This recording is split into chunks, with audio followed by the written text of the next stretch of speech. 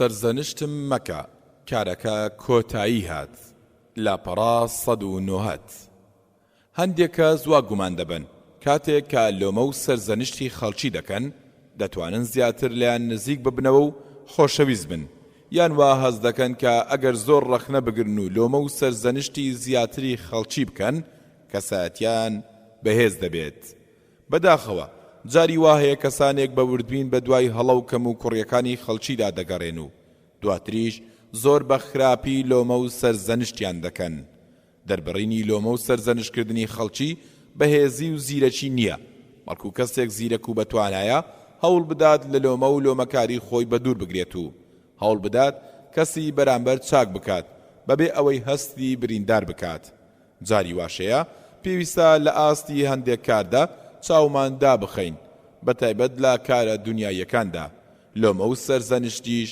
وەکو تیرێکی دیژ وایە و کەسی لۆمەکراو هەز بە کەم و کوڕی دەکات هەروەها هەوڵ بدرێت لە قەرەباڵغی و لە بەرچاوی خەڵکیدا ئامۆژگاری هیچ کەسێک نەکرێت لەبەر ئەوەی ئامۆژگاریکردن لە بەرچاوی خەڵکی بریتیە لە شکاندن و سوکردنی کەسی ئامۆژگاری کراو ئەگەر ناچار بوویت لەناو کۆمەڵ و قەرەباڵغیدا ئامۆژگاری کەسێک یان چەند کەسێک بکەیت ئەوا دەتوانیت بڵێیت کەسانێک هەن فڵانە ڕەوشتیان تێدایە یان فڵانە کاری خراپ ئەنجام دەدەن ئەو کاتە ئەو کەسانەی ئەو ڕەوشت و کارانەیان تێدایە ئامۆژگاریەکانت وەردەگرن و دڵیشیان ناڕەنجێت کەواتە لۆمە و سەرزەنشتکردن وەکو قامچێکی بەهێز وایە و ئازار و ناڕەحەتی لەسەر پشتی کەسی لۆمەکراو یان سەرزەنشتکراو دروست دەکات کەسانێکن خەڵکی لە خۆیان دەتۆرێنن جا بەهۆی زۆر دەربڕینی لۆمە و سەرزەنشتەکانیانەوە بێت یان بەهۆی دەربڕینی لۆمە و سەرزەنشتی کارێکەوە بێت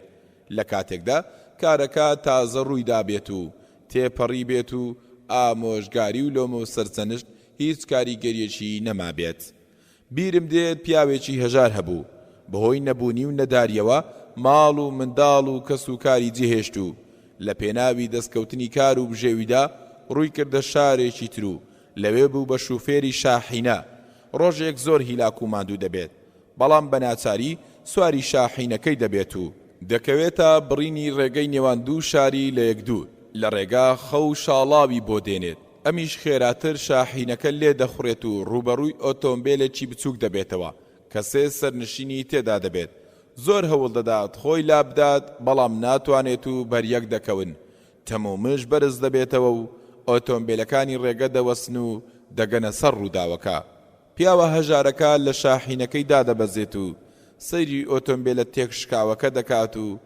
دەبینێت سەرنشینەکان هەموو مردوون خەڵکەکە مردووەکان دەردەهێنن و پەیوەندی بە ئۆتۆمبیلی فریاکەوتنەوە دەکەن پیاوە هەژارەکەش چاوەڕێی هاتنی ئۆتۆمبیلی فریاکەوتن دەکات و بیری لە دوای ڕووداوەکە دەکردەوە بیری لە بەندکردن و بژاردنەوەی خوێنی مردووەکان دەکردەوە بیری لە منداڵە بچووکە بێنازەکانی و هاوسەرە هەژارەکەی دەکردەوە غەم و پەژارە هاوشێوەی هەرەسێنانی کێوێکی گەورە بەسەریدا کەوت بوو ئالەم کاتە ناسکەدا خەڵکی بەلایدا تێدەپەڕین و سەرزەنشتیان دەکرد سەیرە کەی ئێستا کاتی سەرزەنشت و لۆمەکردنە ئایا ناتوانیت ئەو قسە ناخۆشانە کەمێک دوا بخەیت یەشێک دەیوێت بۆ بە خێرایی دەڕۆی ئەوە سزا و سەرنجامی خێراییە یەکێکی تریان دەیوێت بە دڵنیاییەوە خەواڵوو بوویت و لەگەڵ ئەوەشدا لەسەر ڕۆیشتنەکەت بەردەوام بوویت ئەی بۆ نەوەستایت و کەمێک بخەویت کەسێکی تریان دەیوت نمونەی کەسانی هاوشێوەی تۆ نابێت مۆڵەتی شۆفەریان پێ بدرێت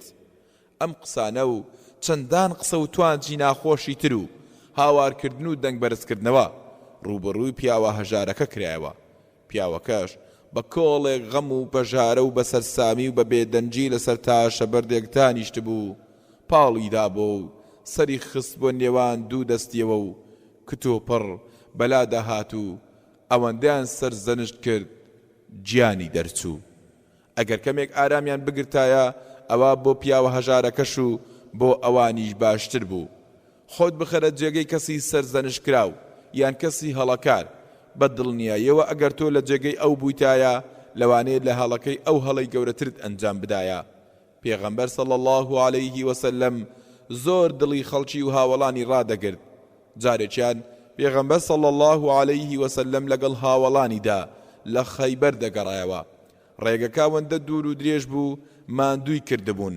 کاتێک شەو داهات لە ڕێگەر لایەندا و بۆ ئەوەی کەمێک بخەون. پێغەمبەر صلی الله علیه وسلم فەرمووی ئەگەر بە خەبەرمان نەبووە چێ بۆ نوێژی بەیانی هەڵمان دەستێنێت. بیلال پەروەردگار لێ ڕازی بێ فەرمووی من ئەی پێغەمبەر صلی الله علیه وسلم بانگتان دەکەم. پێغەمبەریش صلی الله علیه وسلم ڕاکشا و خەڵکەکەش دابەزین و خەوتن.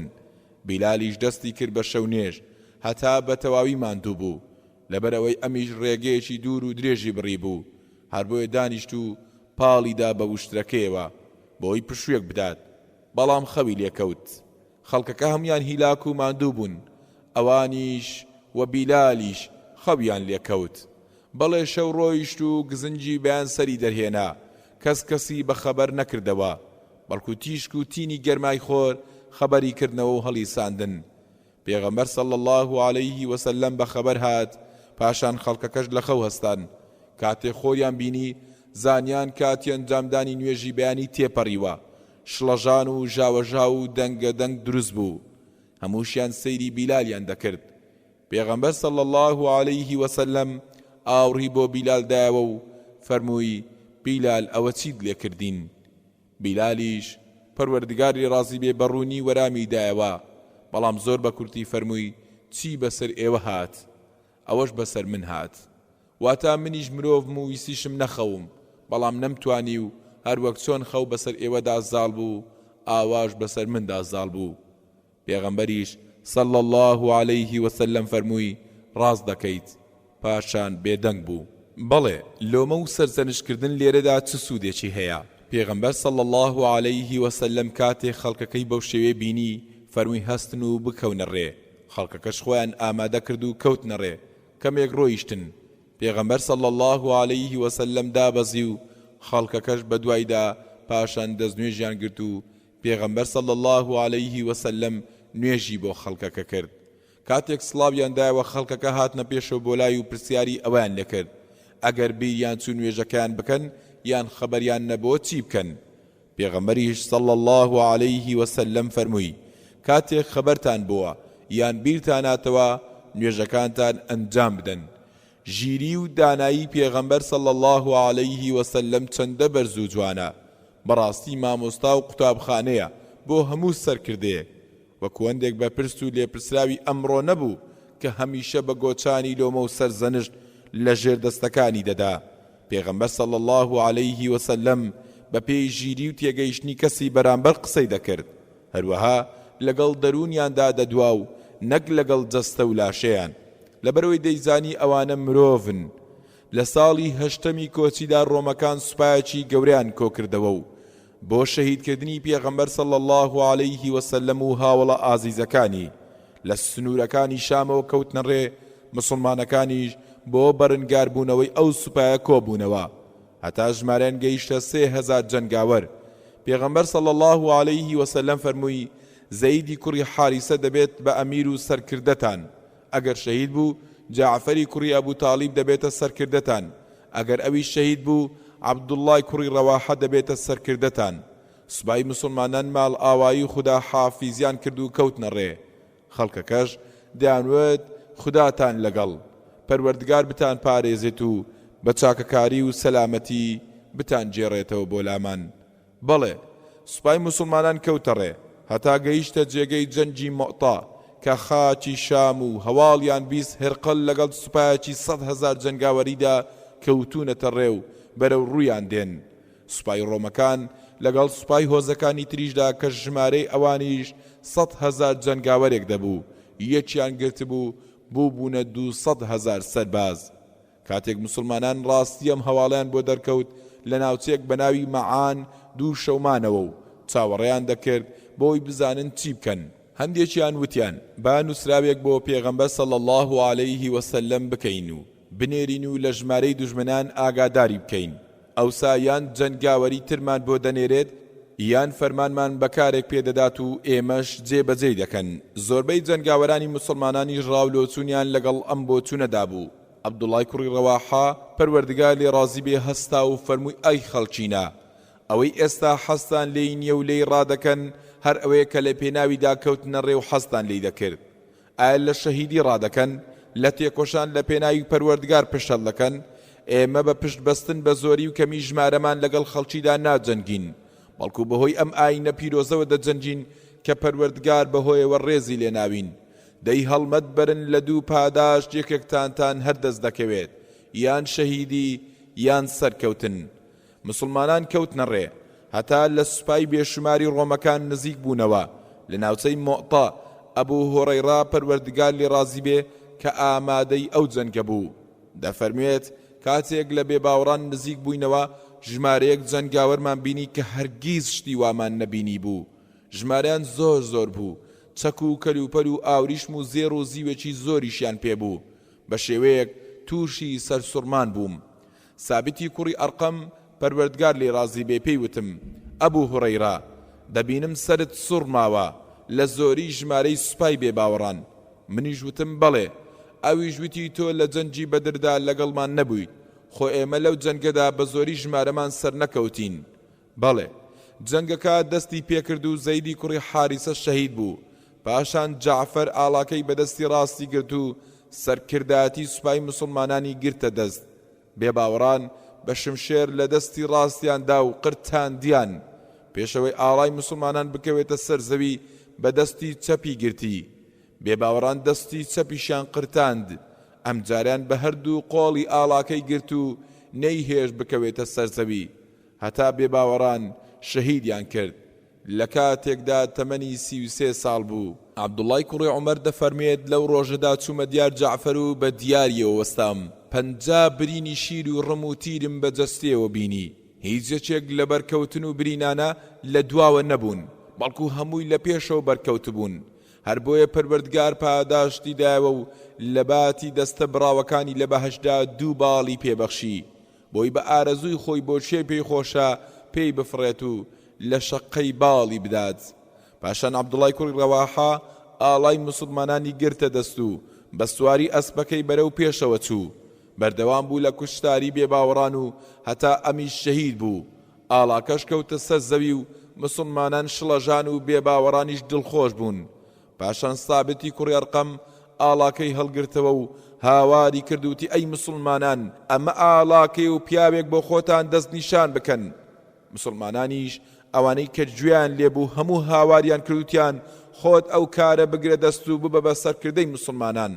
بەڵام سابت ڕەتی کردەوتی: من بەو کارە هەڵناستم. مسلمانان تێکڕا خالیدی کوڕی وەلیدیان دیاری کرد.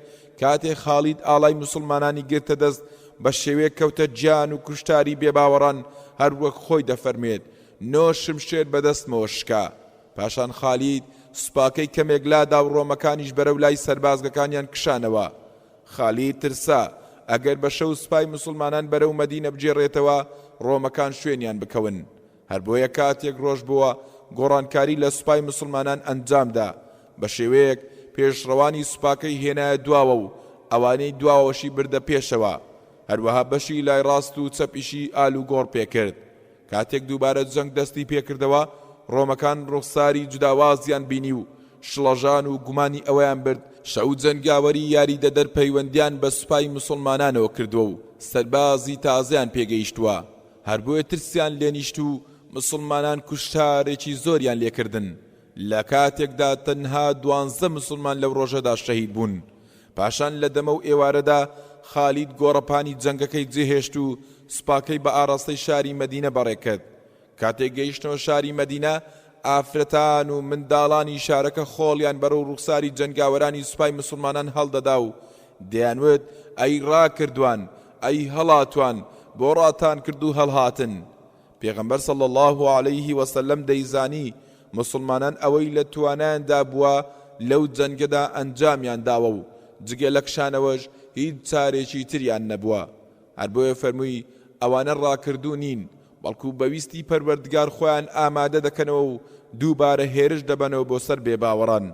بەڵێ، بە کورتی کۆتایی پێهێنا، ئەوانە پاڵەوان بوون، بەڵام لە هەمان کاتیشدا مرۆڤ بوون.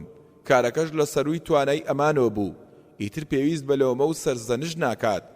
پێغەمبەر صلی الله علیه وسلم بەردەوام بەم شێوەیە هەڵسوکەوتی دەکرد و خۆی لە لۆمە و سەرزەنشت بە دوور دەگرت کاتێک بێباوەڕان هەواڵی ئەویان بیست کە پێغەمبەر صلی الله عليه وسلم خۆی و سوپاکەی بۆ ئازارکردنی شاری مەککە کەوتونەتە ڕێ ترس و دڵەڕاوکەی دایگرتن پێغەمبەر صلی الله عليه وسلم نوێنەرێکی نارد کە پێیان بڵێت هەر کەسێک دەرگای ماڵەکەی لەسەر خۆی پێوە بدات ئەوە پارێزراو دەبێت هەر کەسێکیش بچێتە کەعبەی پیرۆزەوە ئەوە پارێزراو دەبێت هەر کەسێکیش بچێتە ماڵی ئەبوو سوفیانەوە ئەوە پارێزراو دەبێت بەڵام چەند کەسێک لە بێباوەڕان کۆبوونەوە لە شوێنێکدا بە ناوی خەندەمە خۆیان بۆ ڕووبەڕووبوونەوەی سوپای موسڵمانان ئامادە کرد ئەو کەسانەش بریتی بوون لە سەفوانی کوڕی ئومەیە و عیکریمەی کوڕی ئەبوو جەهل و سوهەیلی کوڕی عەمر و حەماسی کوڕی قەیس و هەندێک کەسی تر کاتێک حەماسی کوڕی قەیس خەریکی ئامادەکردنی شمشێر و کەرەستەکانی دەبێت خێزانەکەی پێی دەڵێت ئەوە خۆت بۆچی ئامادە دەکەیت حەماسی کوڕی قەیسیش دەڵێت بۆ گیانی محەممەد و هاوڵەکانی خێزانەکەشی دەنگ و باسی بەهێزی موسڵمانانی بیست بوو هەر بۆیە دەڵێت سوێند بە پەروەردگار وا نابینم هیچ هۆز و کۆمەڵێک بتوانێت ڕوبەڕووی محەممەد و هاوڵانی ببێتەوە حەماسی کوڕی قەیسیش دەڵێت هیوام وایە هەندێکیان لێ بەدیل بگرم و بیان کەم بە خزمەتکاری خۆم پاشان دێتە دەرەوە و بەرەو ئەو ناوچەی کە پێیان دەوت خەندەمە کەوتە ڕێ کاتێک گەیشتەوێ بینی هاوڵەکانی هەموو ئامادەن تەنها ئەوەندە ماوە ڕوبەڕووی موسڵمانان ببنەوە بەڵێ جەنگ و کوشتارەکە ڕوبەڕووی شمشێری پەروەردگار خالیدی کوڕی وەلید بووەوە و لە ساتێکی زۆر کەمدا 12 یان 13 لەو بێباوەڕانە کوژران کاتێک حەماسی کوڕی قەیس ئەمەی بینی ئاوڕی بۆ لای سەفان و عیکرەمەدایەوە و بینیوا بەرەو ماڵەوە ڕادەکەن هەر بۆی ئەمیش لەگەڵ یاندا کەوتە ڕاکردن و هەڵهات و بەپەلە خۆی کرد بە ماڵدا و هاواری لە خێزانەکەی کردووتی دەرگام لەسەردا بخە چونکە ئەوان دەڵێن هەر کەس دەرگای ماڵەکەی لەسەر خۆی پێوە بدات ئەوە پارێزراو دەبێت خێزانەکەشی دەڵێت ئەی تۆ نەدوو تێکیان دەشکێنم و هەندێکیان لێ دەکەم بە خزمەتکار حەماسیش لە وەرامیدا بە چەند دێڵە شەعرێک وەرامی دەداتەوە بەڵێ ڕاستە ئەگەر ئەو ئافرەتە ئامادەی ئەو جەنگە بووایە و بیبینایە چۆن پاڵەوانی وەک سەفوان و عیکرەمە هەڵهاتن و ڕایان کرد ئەوسا زەرزەنشت و گلەیی لە مێردەکەی نەدەکرد ڕۆژێک سواری ئۆتۆمبیلی گەنجێک بووم گەنجەکە لە لێخوڕینی ئۆتۆمبیلدا زۆر شارەزا و لێ هاتووبوو پرسیارم کرد و وتم دەبینم زۆر شارەزا لە لێخوڕینی ئۆتۆمبیلدا ئەی بۆچی و چۆن تووشی ئەو ڕووداوەی پێکدادا نەبوویت گەنجەکەوتی دەبوایە ئەو ڕووداوە هەر ڕووی بدایە وتم سەیرە بۆچی دووبارەوتی دەبوایە ڕووی بدایە لەبەرەوەی کاتێک بەسەر پردێکدا دەڕۆیشتم و زۆریش خێرا بووم ڕێزێک ئۆتۆمبیل لە بەردەممدا وەستا بوون نەمدەزانی بۆ وەستاون بەهۆی ڕوودانی ڕووداوێکەوە بوو یان خاڵی پشکنینی لێبوو نازانم هەر بۆیە کەوتمە نێوان سێ هەڵبژاردنەوە یان دەبوایە لام بدای و لەسەر پردەکە بکەوتمایە خوارەوە یان بە توندی پێم بە ئیستۆپی ئۆتۆمبیلەکەمدا بنایە و ئەو ساش کۆنتڕۆلی ئۆتۆمبیلەکەم لەدەست دەدا و بە ئارەزووی خۆی یاری دەکرد و لە ڕێگە لای دەدا یانەوە تا حاڵەتی سێم هەڵبژاردایە وتم سێمیان چی بوو وتی حاڵەتی سێمەوە بوو لە یەکێک لە ئۆتۆمبیلەکانی بەرامبەرم بدەم هەر بۆی ئەمیان لە دوو حاڵەتەکەی تر کەم زیانتر بوو هەر بۆیە بە حاڵەتی سێم ڕازی بووم و هەڵم بژارد و پێکدادانەکە ڕوویدا بەڵام ئۆتۆمبیلەکەم هێواش کردەوە و هەرزانترین و کۆنترین ئۆتۆمبیلی بەرامبەرم هەڵبژارد و خۆم پیاچێشە پاشان پێکەنی و منیش خستە پێکەنین بیرم کردەوە لە دڵی خۆم داوتم جێگەی گلەی و سەرزەنش نییە لەبەرەوەی هەڵبژاردنەکانی بەرامبەری دیاری کراو بوون کەواتە هەندێک کێشە و گرفتەیە چارەسەری نییە وەک ئەوەی کەسێک باوچێشی تووڕەی هەیە بە چەندان ڕێگە و شێواز ئامۆژگاری کردووە هیچ سوودی نەبووە ئیتر چی بکات لا کردنەوە خۆت لە جێگەی ئەو کەسەدا بنێ کە لۆمە و سەرزەنشتی دەکەیت و وەکو ئەویش بیر بکەرەوە پاشان بڕیاری بەسەردا بدە و لۆمە و سەرزەنشتی بکە خوێنەری بەڕێز ئەم تڕاکە بە کۆتا هات پێش ئامۆژگاری دڵنیابە لە بوونی هەڵا لە پەڕاز 198 کاتێک پەیوەندی پێوەکردم تووڕەیی بە دەنجیەوە دیار بوو بەڵام هەوڵی دەدا بە گوێرەی توانە تووڕەیەکەی بشارێتەوە و دەری نەخات ئەم شێوازە قسەکردنەی ئێستای زۆر جوداواز بوو لەو شێوازەی کە لەسەری ڕاهات بوو گومانم برد شتێکی لەلا دروست بوو بێت. لە سەرەتای قسەکانیدا باسی کێشە و ناکۆچی و دووبەرەچی کرد لە نێوان خەڵکیدا. پاشان بە دەنگێکی زبر و بەرز چەند جارێک ئەم موشانەی دووبارە کردەوە. تۆ لای خۆی بانخوازیت، هەروە فێرخوازی زانست و زانیاریت، کردەوە و هەڵسوکەوت و گفتارت جێگەی سەرنجی خەڵکییە. کاتێک ژێم لە موشانە بوو وتم خۆزگە ڕاستە و خۆ بچیتایەتە ناو بابەتەکەوە، لە مەبەستت تێناگەم. لە وەرامدا وتی مەبەستم لەو وتارەیە کە لە ڕۆژی لە فڵانە جێگە پێشکەشت کرد. سرم سۆڕما و سەرسام بووم. وتم ئەمە کەی؟ وتی 3 هەفتە لەمە پێش. وتم ساڵێک زیاترە نەچوم بۆ جێگەی کە باسی دەکەیت. وتی با چوویت و دەربارەی ئەو بابەتەش وتارت دابوو. پاشان بۆم ڕوون بووە ئەم دۆستەم هەندێک پرۆپاگەندەی دەربارەی من بیستووە و یەکسەر بەڕاستی زانیوە و لەسەر ئەو بنەمایە ئامۆژگاری منی کرد و بەو شێوێش قسەی لەگەڵ کردم. ڕاستە من ئێستاش خۆشم دەوێت، بەڵام لە جاران کەمتر و لە بەرچاویشم کەمێک گۆڕاوە. لەبەر ئەوەی بۆم دەرکەوت بە خێرایی بڕیار دەدات و لە ئەنجامدانی هەڵات دڵنیانی و ئامۆژگاری خەڵکیش دەکات لە کاتێکدا کەسی ئامۆژگاری کرا و ئاگای لەو هەڵەیە نییە کە کراوە. چەندان ئەو کەسانەی بەهۆی بڵاوبوونەوەی پرۆپاگەندە و هەواڵی ناڕاستەوە هەڵوێز وەردەگرن و لەسەر بنەمای ئەو هەڵە ناڕاستانە ئامۆژگاری خەڵکی دەکەن. پاشان بۆیان ڕوون دەبێتەوە دوای گومان و کۆمەڵە هەواڵێکی ناڕاست کەوتن. بەداخەوە جاری وهەیە ئەو گومان و پرۆپاگەندانە لە دڵ و دەرووندا جێگیر دەبن لە کاتێکدا هیچ بنەمایەکی ڕاستی و دروستیان نییە. جاری وهەیە بڵاو دەبێتەوە کە فڵانە کەس ئەوەی ئەنجام داوە، دەی پێش ئەوەی لەو بارەیە قسە بکەیت لە ڕاست و دروستی هەواڵەکە دڵنیابە. ئەم ڕێڕەوەش ڕێڕەوی پێشەوای مرۆڤایەتیە محەممەد صلی الله عليه وسلم.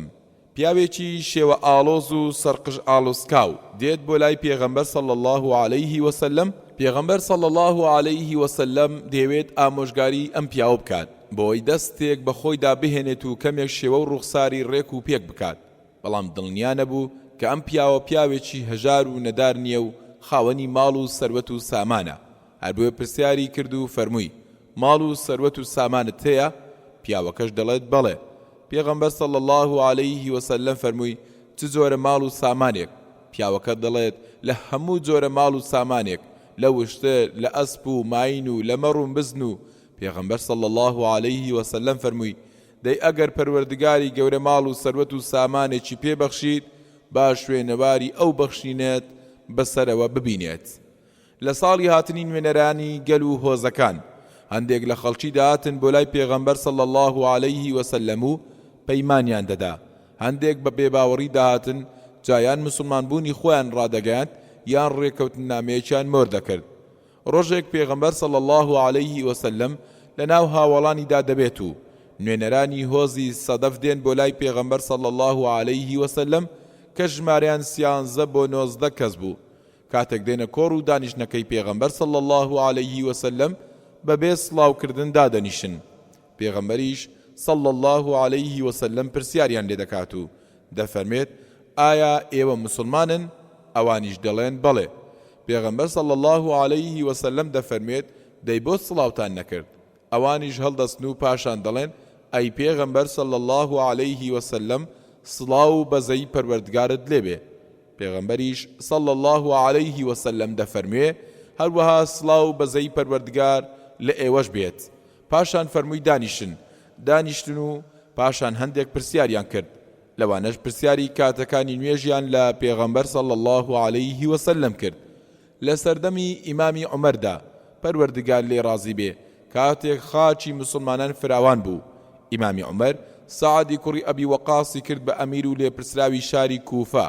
خەڵکی ئەم شارە خەڵکێکی جێرە شێوێن بوون. هەر بۆیە سکاڵە نامەیەکیان لەسەر سەعاد نووسی و ناردیان بۆ لای ئیمامی عومەر کە پڕ بوو لە گلەیی و گازندە هەتا وتبیان نازانێت بە چاچی نوێژەکەشمان بۆ ئەنجام بدات.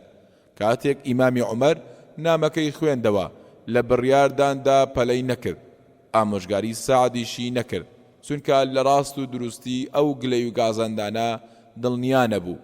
بەڵکو ئێستا بەناردنی محەممەدی کوڕی مەسلەمە بۆ کوفە و نامەیەکیشی پیادا ناردوو بۆ سەعد و داواشی لێکرد لەگەڵ سەعاددا پرسیار لە خەڵکەکە بکەن و لە گلەیەکانیان بکۆڵنەوە. محەممەدی کوڕی مەسلەمە گەیشتە شاری کوفە و سەعدی لە باس و خواستەکە ئاگادار کرد. پاشان لەگەڵ سعددا لە مزگەوتی شاری کوفا نوێژی کرد و پرسیاری دەربارەی سعد لە خەڵکەکە کرد. خەڵکەکەش هەموو جگە لە چاکە هیچیان دەربارەی سعد نەوت. پاشان چوو بۆ مزگەوتی هۆزی عەبەس. محەممەدی کوڕی مەسلەمە تا و دەربارەی سعد پرسیاری لە خەڵکەکە کرد و ئەوانیش زۆر ستایشی سعدیان کرد و هیچ رەخنە و کەم و کوڕیەکیان باز نەکرد. محەممەدی کوڕی مەسلەمەش فەرمووی جگە لە سوپاس و ستایش هیچ شتێکی تریان لەبارەوە نازانن. ئەوانیش وتیان جگە لە چاکە هیچی تری لەبارەوە نازانین.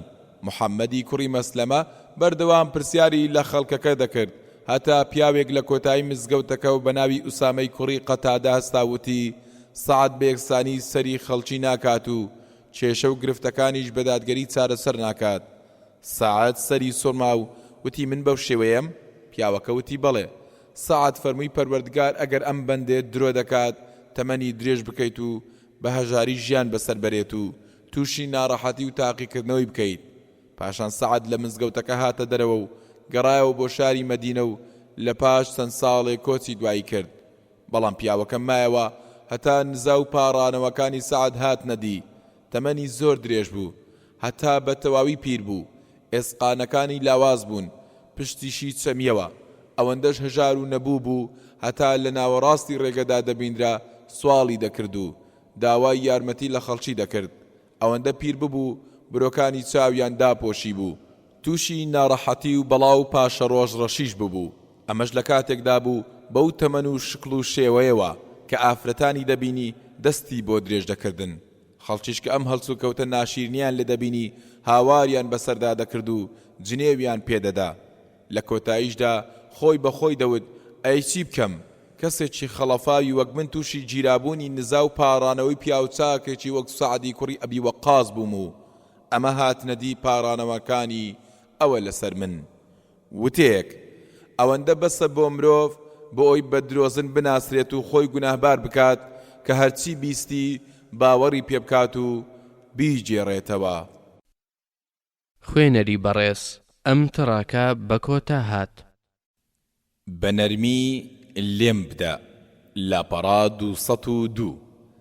مەبەستمان لەو قسانەی کە کردمان ئەوە نییە کە هەرگیز ڕەخنە و پێشنیار و گلەیمان نەبێت. نەخێر، بەڵکو کەسانێکی واهن پێویستیان بەوەیە چەندان جار لۆمە و سەرزەنش بکرێن، وەک کوڕەکەت، هاوسەرەکەت، هاوڕێکەت.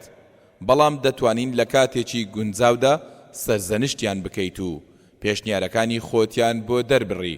یان دەتوانی چەند شێوازێک بەکار بهێنیت وەک کە بریندار و ناڕەحەتیان نەکەیت. واز لە کەسی لۆمەکرا و سەرزەنشکرا و بهێنە و شەرمەزاری مەکە و ئابڕووی مەبە. مسلمانان لە دوای ڕزگارکردنی شاری مەککە لە ناو عەرەبەکاندا بوون بە خاوەن هێز و پلەوپایە. خەڵکانێکی زۆریش بەرەو ئیسلام دەهاتن و مسلمان بوونی خۆیان ڕادەگەیان. پێغەمبەر صلی الله علیه وسلم لەگەڵ مسلماناندا بەشداری جەنگی حونەینیان کرد و ژمارەشیان نزیکەی 12,000 جەنگاوەر بوو. بێباوەڕان لە پێش مسلماناندا خۆیان گەیاند بۆ شی و دۆڵەکانی حونەین و خۆیان تیایدا شاردبووە. هەر لە سەرەتای دەستپێکردنی جەنگەکەوە کاتێک مسلمانان چوونە ناو شی و دۆڵەکانی حونەینەوە، بێباوەڕان لە هەموو لایەکەوە بۆیان دەرپەڕین و هێرشیان هێنا و بە تیر و ڕم و بەربوونە گیانی سوپای مسلمانان. مسلمانانیش شڵەژان و زۆرێکیان هەڵهاتن و بێباوەڕان باڵادەستی خۆیان لە گۆڕەپانی جەنگەکەدا نیشاندا. کاتێک پێغەمبەر صلی الله علیه وسلم ئاوڕی دایەوە و بینی خەڵکەکە وا ڕادەکەن و خوێن جۆگەلەی بەستووە و مسلمانان شڵەژاون، فەرمانی بە عەباسی مامی کرد و پێی فەرموو هاوار بکات و بانجی مسلمانە کۆچکەرەکان و پشتیوانەکان بکات. ئەوانیش بەدەم بانگەوازەکەی پێغەمبەر صلی الله علیه وسلمەوە هاتن. هەتا 80 کەسێک لە دەوری پێغەمبەر صلی الله علیه وسلم کۆبوونەوە و هێرشیان بۆ بێباوەڕان برد و پەروەردگار سەرکەوتنی پێبەخشین و جەنگەکە کۆتایی هات. کاتێک دەستکەوتەکان کۆکرانەوە و لە بەردەستی پێغەمبەر صلی الله علیه وسلم دانران، ئەوانەی کە هەرزوو ڕایان کرد و لا تیر و شیر و ڕم دەترسان یەکەمین کەسێک بوون کە هاتنە پێشەوە و داوای دەستکەوتیان لە پێغەمبەر صلی الله علیه وسلم کرد و دەیانوت بەشی خۆمان لە دەستکەوتەکان بدەرێ. سەیرە ئێوە بەشتان لەکوێ بوو لە کاتێکدا هەڵهاتن و نەجەنگان ئەی پێغەمبەر صلی الله عليه وسلم بانجی نەکردن و وەرامتان نەدایەوە بەڵام پێغەمبەر صلی الله عليه وسلم بەم شێوەیە بیری نەکردەوە و ئەوەندە نەچۆ وردەکاریەوە لەبەرەوەی ماڵ و سەروەت و سامانی دنیا لەلای ئەو هیچ نرخ و بایەخێکی ئەو تۆی نەبوو بەڵێ هەموو هاتنە پێشەوە و دەیانوت بەشی خۆمانمان پێ بدا هەتا ئەوەندە زۆر بوون قەرەباڵغیەکی زۆریان دروست کرد و ڕێگەکەیان تەسک و تەنگ کردەوە ناچار پێغەمبەر صلی الله عليه وسلم خۆی گەیاندە لای درەختێک و لە ئەنجامی قەرەباڵغیەکەدا جلوبەرجی سەرەوەی پێغەمبەر صلی الله عليه وسلم لالقی ئیدارەکە گیر بوو پاشان جلوبەرگەکەی کەوتە خوارەوە و سک و پشتی پیرۆزی بەدەرکەوت بەڵام تووڕە نەبوو بەڵکو زۆر بەهێمنی و لەسەر خۆی ئاوڕیدایەوە و فەرمووی خەڵچینە جلوبەرگەکەم بۆ بجێڕنەوە سوێن بەو پەروەردگارەی کە گیانی منی بەدەستە ئەگەر بە ئەندازەی دارەکانی چێوی توهامە مەڕ و ماڵات و ماڵ و سامانم لەبەردەستدا بێت بەسەرتاندا دابەشی دەکەم پاشان نە بە چروچی و نە بە ترسنۆچی و نە بە درۆزنی نامبینن و ئەم کارانە لە ئاکاری من نین و لە منەوە دوورن بەڵێ ئەگەر چروک و ڕەزیل بوایە ئەوە ئەو سەروەت و سامانانەی بۆ خۆ هەڵدەگرت ئەگەر ترسنۆچیش بوایە لەگەڵ هەڵهاتواندا هەڵدەهات و ڕای دەکرد ئەگەر درۆزنیش بوایە پەنا بە پەروەردگار ئەوە پەروەردگار سەرکەوتنی پێ نەدەبەخشی ڕۆژێک پێغەمبەر صلی الله عليه وسلم لەگەڵ هاوڵانیدا بەلای گۆڕستانێکدا تێدەپەڕێت و ئافرەتێک دەبینێت لەلای گۆڕێک دانیشتووە و دەگریێت پێغەمبەر صلی الله عليه وسلم پێی دەفەرموێ لە پەروەردگار بترسە و ئارام بگرە ئافرەتەکەش بە چاوی فرمێسکاویەوە و بەبێ ئەوەی پێغەمبەر صلی الله عليه وسلم بناسێت دەڵێ دوازم لێ بهێنە تۆ ئاگاد لە من نییە چیم بەسەر هاتووە پێغەمبەریش صلی الله عليه وسلم بێدەنگ بوو وازی لە ئافرەتەکە هێنا و ڕۆیشت لەبەرەوەی هەستی کرد ئافرەتەکە لە حاڵەتێکی ناسکدایە و بە گونجاوی نەزانی لەوە زیاتر ئامۆژگاری بکات هەندێک لە هاوڵان ئاوریان بۆ لای ئافرەتەکەدایەوە و وتیان ئەوە پێغەمبەر صلی الله عليه وسلم بوو ئافرەتەکە لە قسەکانی پەشیمان بۆ و کەوتا شوێن پێغەمبەر صلی الله عليه وسلم هەتا گەیشتە ماڵیان و هیچ دەرگاوانێکی لەبەر دەرگا نەبینی کاتێک ڕۆیشتە ژوورەوە وتی ئەی پێغەمبەر صلی الله عليه وسلم نەمناسیت ئێستا ئارام دەگرم پێغەمبەر صلی الله عليه وسلم لە وەرامدا فەرمووی بە دڵنیاییەوە ئارامگرتن لە سەرەتای بەرکەوتن و ڕوودانی ناڕەحەتیەکەدا دەبێت بە نەرمی پەروەردگار لە هەموو کارێکدا فەرمانی بە چاکە کردووە کاتێک کوشتار ئەنجام دەدەن بە جوانی ئەنجامی بدەن کاتێک ئاژەڵێک سەردەبڕن بە چاچی و بە جوانی سەری ببڕن و چەقۆکەی دەستان تیژ بکەن بۆ ئەوەی سەربڕاوەکە زۆر ئازار نەچێژێت خوێنەری بەڕێز ئەم تڕاکە بە کۆتا هات لا کێشە و گرفتەکان ڕابکە لاپەڕا 205 واگومان دەبەم ئەگەر بچێت بۆ نەخۆشخانە و پشکنینی سەرەتایی بۆ جەستەی ئەنجام بدات دەیان نەخۆشی لێ دەردەکەوێت ئاسانترینیشیان بریتی دەبێت لە نەخۆشیەکانی شەکرە و فشاری خوێن ئەو هەژارە زۆر ئازاری دەرونی خۆی دەدات لەبەرەوەی بەردەوام داوای نمونەیی و ناوازەبوون لە خەڵکی دەکات خۆی لەسەر هاوسەرەکەی تووڕە دەکات لەبەرەوەی یەکێک لە قاپە تازەکان بەدەستیەوە شکا ئەوە لە بیری چوە هۆڵەکە گسک بدات خۆ کاتی وتوکردندا کراسە تازەکەی سوتاندم بە هەمان شێوە لەگەڵ منداڵەکانیشیدا چۆن دەبێت خالی تا ئێستا خشتەی لێکدانی لەبەر نەکرد بێت سعد نەیتوانیوە لە خوێندنەکەیدا بگاتە پلەی نایب سارە و هیندیش ئەوە هەرمە پرسە ئەمە حاڵ و گوزەرانیەتی لە ماڵەوە لە دەرەوەش حاڵ و گوزەرانی زۆر خراپترە و گومانی خراپ بە هاوڵەکانی دەبات عەبدوڵڵا کاتێک باسی ڕەزیلی و چروچی کرد مەبەستی من بوو ئەحمەدی هاوڕێم کاتێک باسی ئۆتۆمبیلی کۆن و ڕزیوی کرد مەبەستی لە ئۆتۆمبیلەکەی من بوو بەڵێ مەبەستی لە ئۆتۆمبیلەکەی من بوو لەبەرەوەی کاتێک کە قسەی دەکرد سەیری منی دەکرد بەڵێ خەیاڵ و بیرکردنەوەی ئەم هەژارە بەم شێوەیە بوو پندێک هەیە دەڵێت ئەگەر ژیان و بارودۆخ ملکەچت نەبوون تۆ ملکەچی بارودۆخ و ژیان بە ناسیاوێکی گوننشینم هەبوو زۆر جار ئەو قسانەی دەکرد کە لە باپیریەوە فێری ببوو یەکێک لەو قسانەژەوە بوو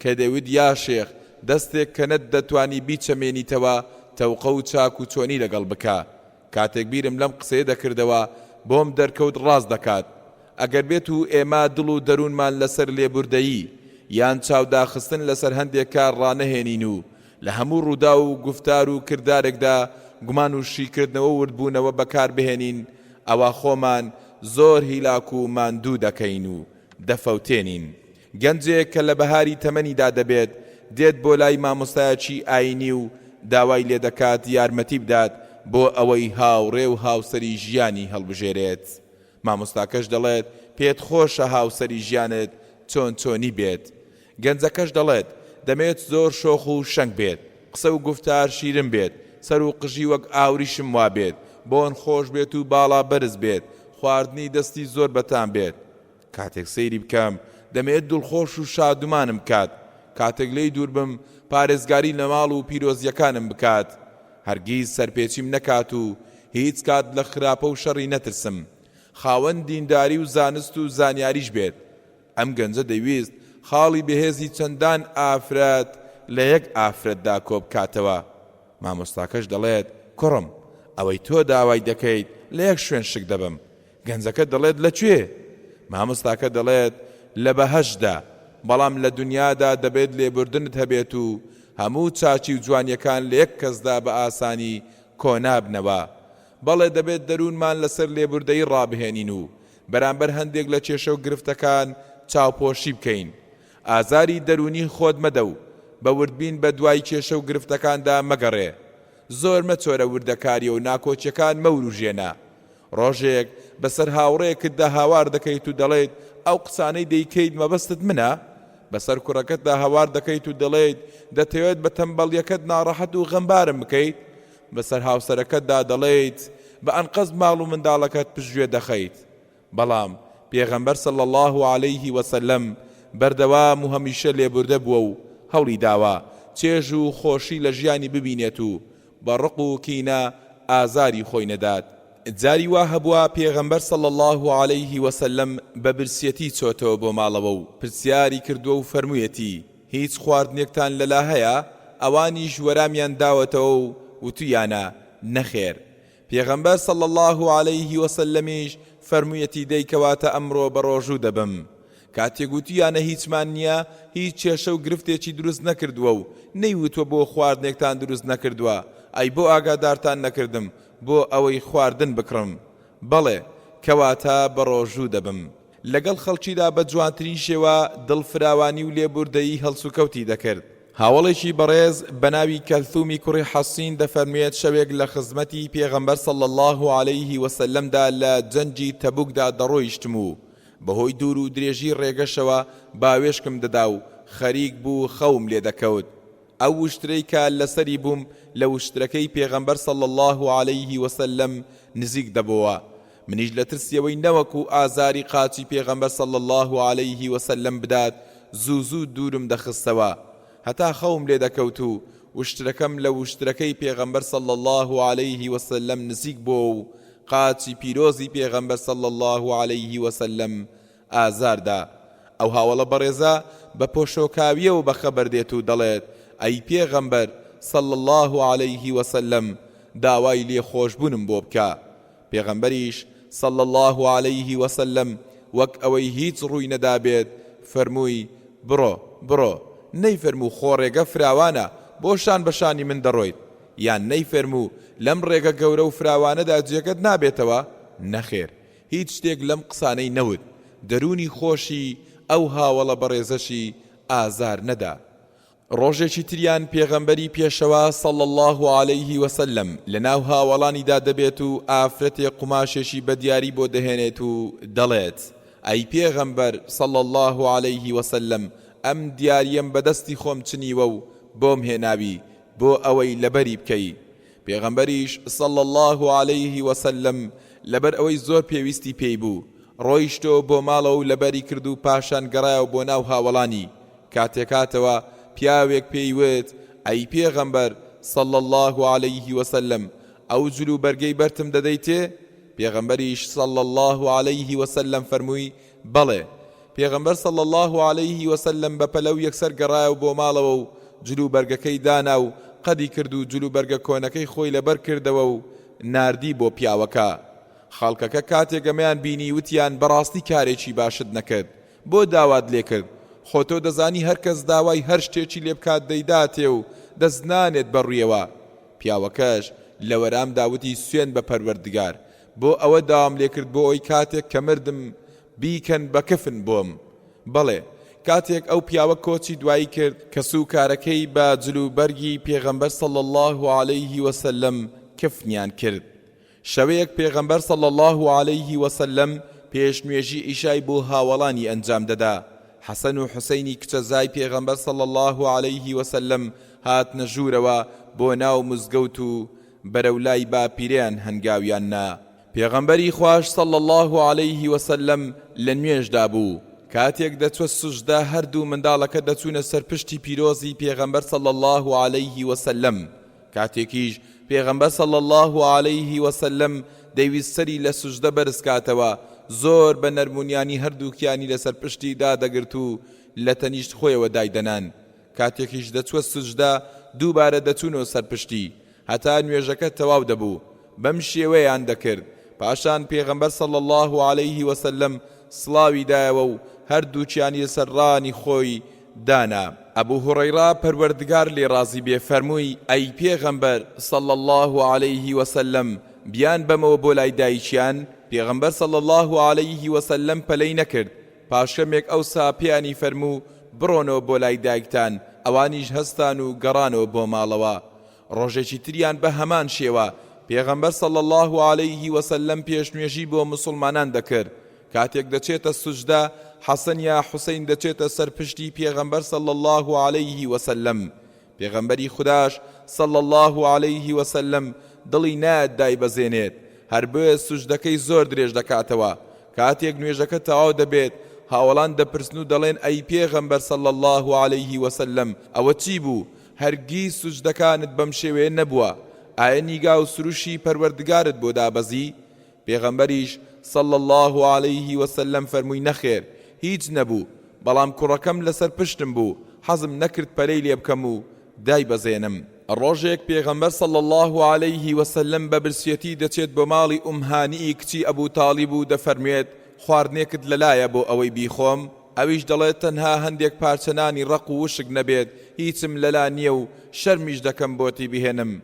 پێغەمبەر صلی الله عليه وسلم دەفەرمێت بچۆ بیهێنە. کاتێک دەیهێنێت پێغەمبەر صلی الله عليه وسلم لەگەڵ ئاودا تێکەڵی دەکات و پاشان لە هانی ئامۆزای دەپرسێت ئایا هیچ پێخۆرێکتان نییە؟ ئەویش دەڵێت تەنها کەمێک سرکەمان هەیە. پێغەمبەر صلی الله عليه وسلم دەفەرمێت بیهێنە. سرکەکە دەهێنێت و دەیکات بەسەر نان و ئاوەکەدا و دەست دەکات بە خواردنی. پاشان سوپاسی پەروەردگار دەکات و دەڵێت سرکە باشترین پێخۆر و خواردنە. بەڵێ پێغەمبەر صلی الله عليه وسلم ئاوا بە سادەی و ساکاری ژیانی بەسەر دەبرد. جارێکی تریان پێغەمبەر صلی الله عليه وسلم لەگەڵ هاوڵانیدا بۆ ئەنجامدانی فەریزەی حەج دەکەوتە ڕێ. کاتێک لە ڕێگە لادەدەن پێغەمبەر صلی الله عليه وسلم دەچێت دەست نوێژ دەگرێت و پاشان دەست دەکات بە نوێژکردن.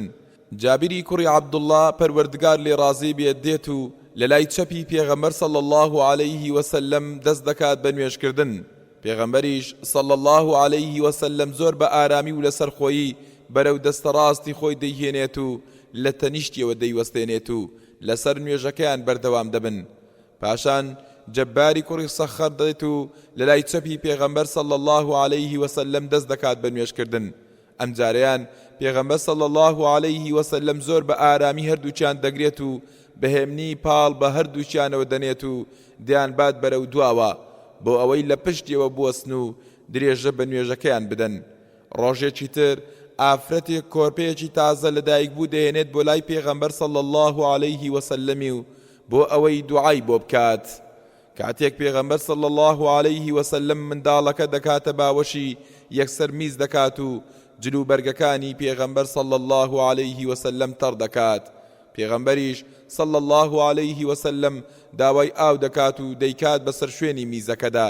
جگە لەمە هیچ کارێکی تر یان هیچ قسەیەکی تری نەکرد تووڕە نەبوو ناوچەوانی نەدا بەیەکدا و خۆی گرژ و مۆن نەکرد و کارەکە کۆتایی هات ئیتر بۆچی دڵ و دەروونمان ئازار بدەین و جێچێک بکەین بەگایەک لەبەرەوەی مەرج نییە هەموو ئەو ڕووداوانەی لە دەوروبەرت ڕوودەدەن لە سەداسەد بە دڵی تۆ بێت و پێیان خۆشحاڵ و ئاسوودە بیت بەڵێ ئەگەر کەم و کوڕیەکت بینی دای پۆشە و گەورەی مەکە لەبەرەوەی تەنها پەروەردگار بێ هەڵە و کەم و کوڕیا هەندێک لە خەڵکی هەندێک باوکو و دایک هەندێک لە مامۆستایان بەهۆی تووڕەیانەوە ئازاری دەرونی خۆیان دەدەن و کێشە بچووکەکان زۆر گەورە دەکەن هەڵە شاراوەکان هەروەها کەم و کوڕیە نادیارەکان دەرمەخە و لێبوردە بە و بادڵ و دەروونت فراوان بێت و پۆزشی بەرامبەر وەربگرا بەتایبەت پۆزشی ئەو کەسانەی کە هیچ بەرژەوەندیەکیان لەگەڵتدا نییە و تەنها لەبەر خۆشەویستی پۆزشت بۆ دەهێننەوە و داوای لێبوردنت لێ دەکەن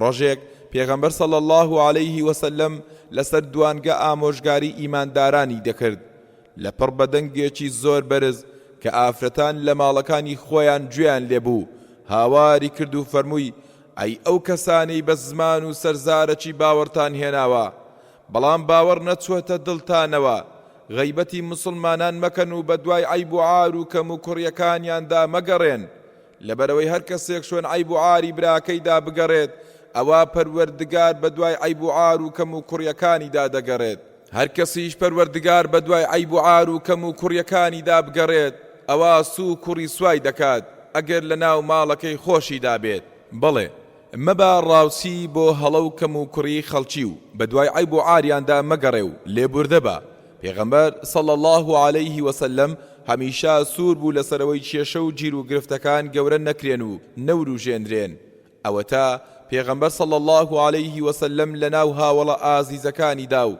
لە کۆڕ و دانیشتن و کەشێکی ئارامدا دانیشتووە و بە هاوڵانی دەفەرمێت کەس لەبارەی هاوڵەکان و قسێکم بۆ نەهێنێت چونکە دەمەوێت بە سنگێکی پاکەوە بێمە ناوتان دەروونت ئازار مەدە ئەو تەپ و تۆزەی لەسەر دڵ و دەروونتا مەیوروژێنە لەبەرەوەی ئارام و جێگیرە ئەگەر وروژە لوتت بگرە بە ئازارت نەدات و چێژ و خۆشیش لە ژیانت ببینە و بەختەوەر بژی خوێنەری بەڕێز ئەم تڕاکە بە کۆتا هات دان بە هەڵەکانتدا بنێ و خۆت بە گەورە مەزانە لاپەڕا 211 چارەسەری زۆرێک لەو کێشە و گرفت و دوژمنایەتیانەی کە بەهۆیەوە ساڵێک یان 2 ساڵ بەڵکو جاری وا هەیە لەوانەیە بە درێژایی هەموو تەمەن درێژە بچێشێت بریتێ لەوەی کە کەسێک بە بەرامبەرەکەی بڵێت من هەڵە بووم و داوای لێبوردنت لێ دەکەم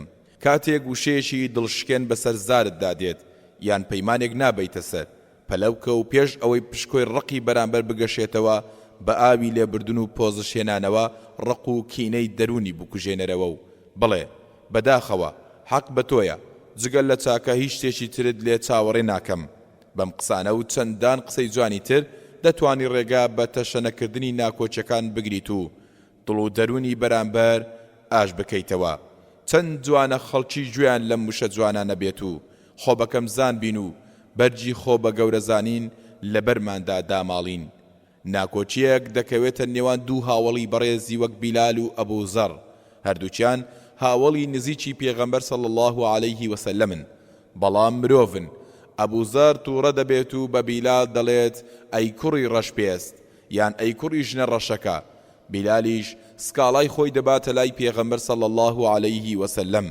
پێغەمبەریش صلی الله عليه وسلم بانجی ئەبوو زەڕ دەکات و پێی دەفەرمێت ئایا ئەو قسێت بە بیلال وتووە ئەبوو زەڕیش دەڵێت بەڵێ پێغەمبەر صلی الله عليه وسلم دەفەرمێت ئەی بۆ ناوی دایکی تێنا ئەبوو زەڕ لە وەرامدا دەڵێت ئەی پێغەمبەر صلی الله عليه وسلم کاتێک کەسێک قسە و گوێن بە کەسێک دەدات باسی باوک و دایکیشی دەکات و ئەوانیش دەهێنێتە نێو ناوانەوە پێغەمبەر صلی الله عليه وسلم پێی دەفەرمێت تۆ کەسێکی هێشتا نەریت و دەماری نەفامی تێدا ماوە ئەبوو زەڕ ڕەنجی دەگۆڕێت و دەڵێت تا ئێستاش خۆ بە گەورە زانینم تیادایە پێغەمبەریش صلی الله عليه وسلم دەفەرمێت بەڵێ پاشان پێغەمبەر صلی الله عليه وسلم بەرنامەیەکی زۆر بە نرخی پێشکەشکردن بۆ ئەوەی پابەند بن پێوەی و پەیڕەوی بکەن هەر بۆیە فەرمووی بەدڵنیاییەوە و کەسانەی کە پەروەردگار خستوویە تێژێر دەستانەوە براتانن. هەر کەسێک برایەکی لەژێر دەستدا بوو لەو خواردنەی دەرخوارد بدات کە خۆی دەیخوات، لەو جلو بەرگەشی لەبەر بکات کە خۆی لەبەری دەکات، با کارێکیشی پێ نەکات کە لە توانایدا نییە، ئەگەرنا با خۆشی یارمەتی بدات. ئەی ئەبوو زەر لە دوای ئەو ڕووداوە چی کرد؟ بەڵێ ئەبوو زەر کەوتە ڕێ هەتا گەیشت بە بیلال و داوای لێبوردنی لێکردو. لە بەردەستی بیلالدا دانیشت، پاشان لە زەویەکە نزیک بووە هەتا ڕوومەتی خستە سەر زەوی وتی دەی بیلال قاچت بخەرە سەر ڕوومەتم.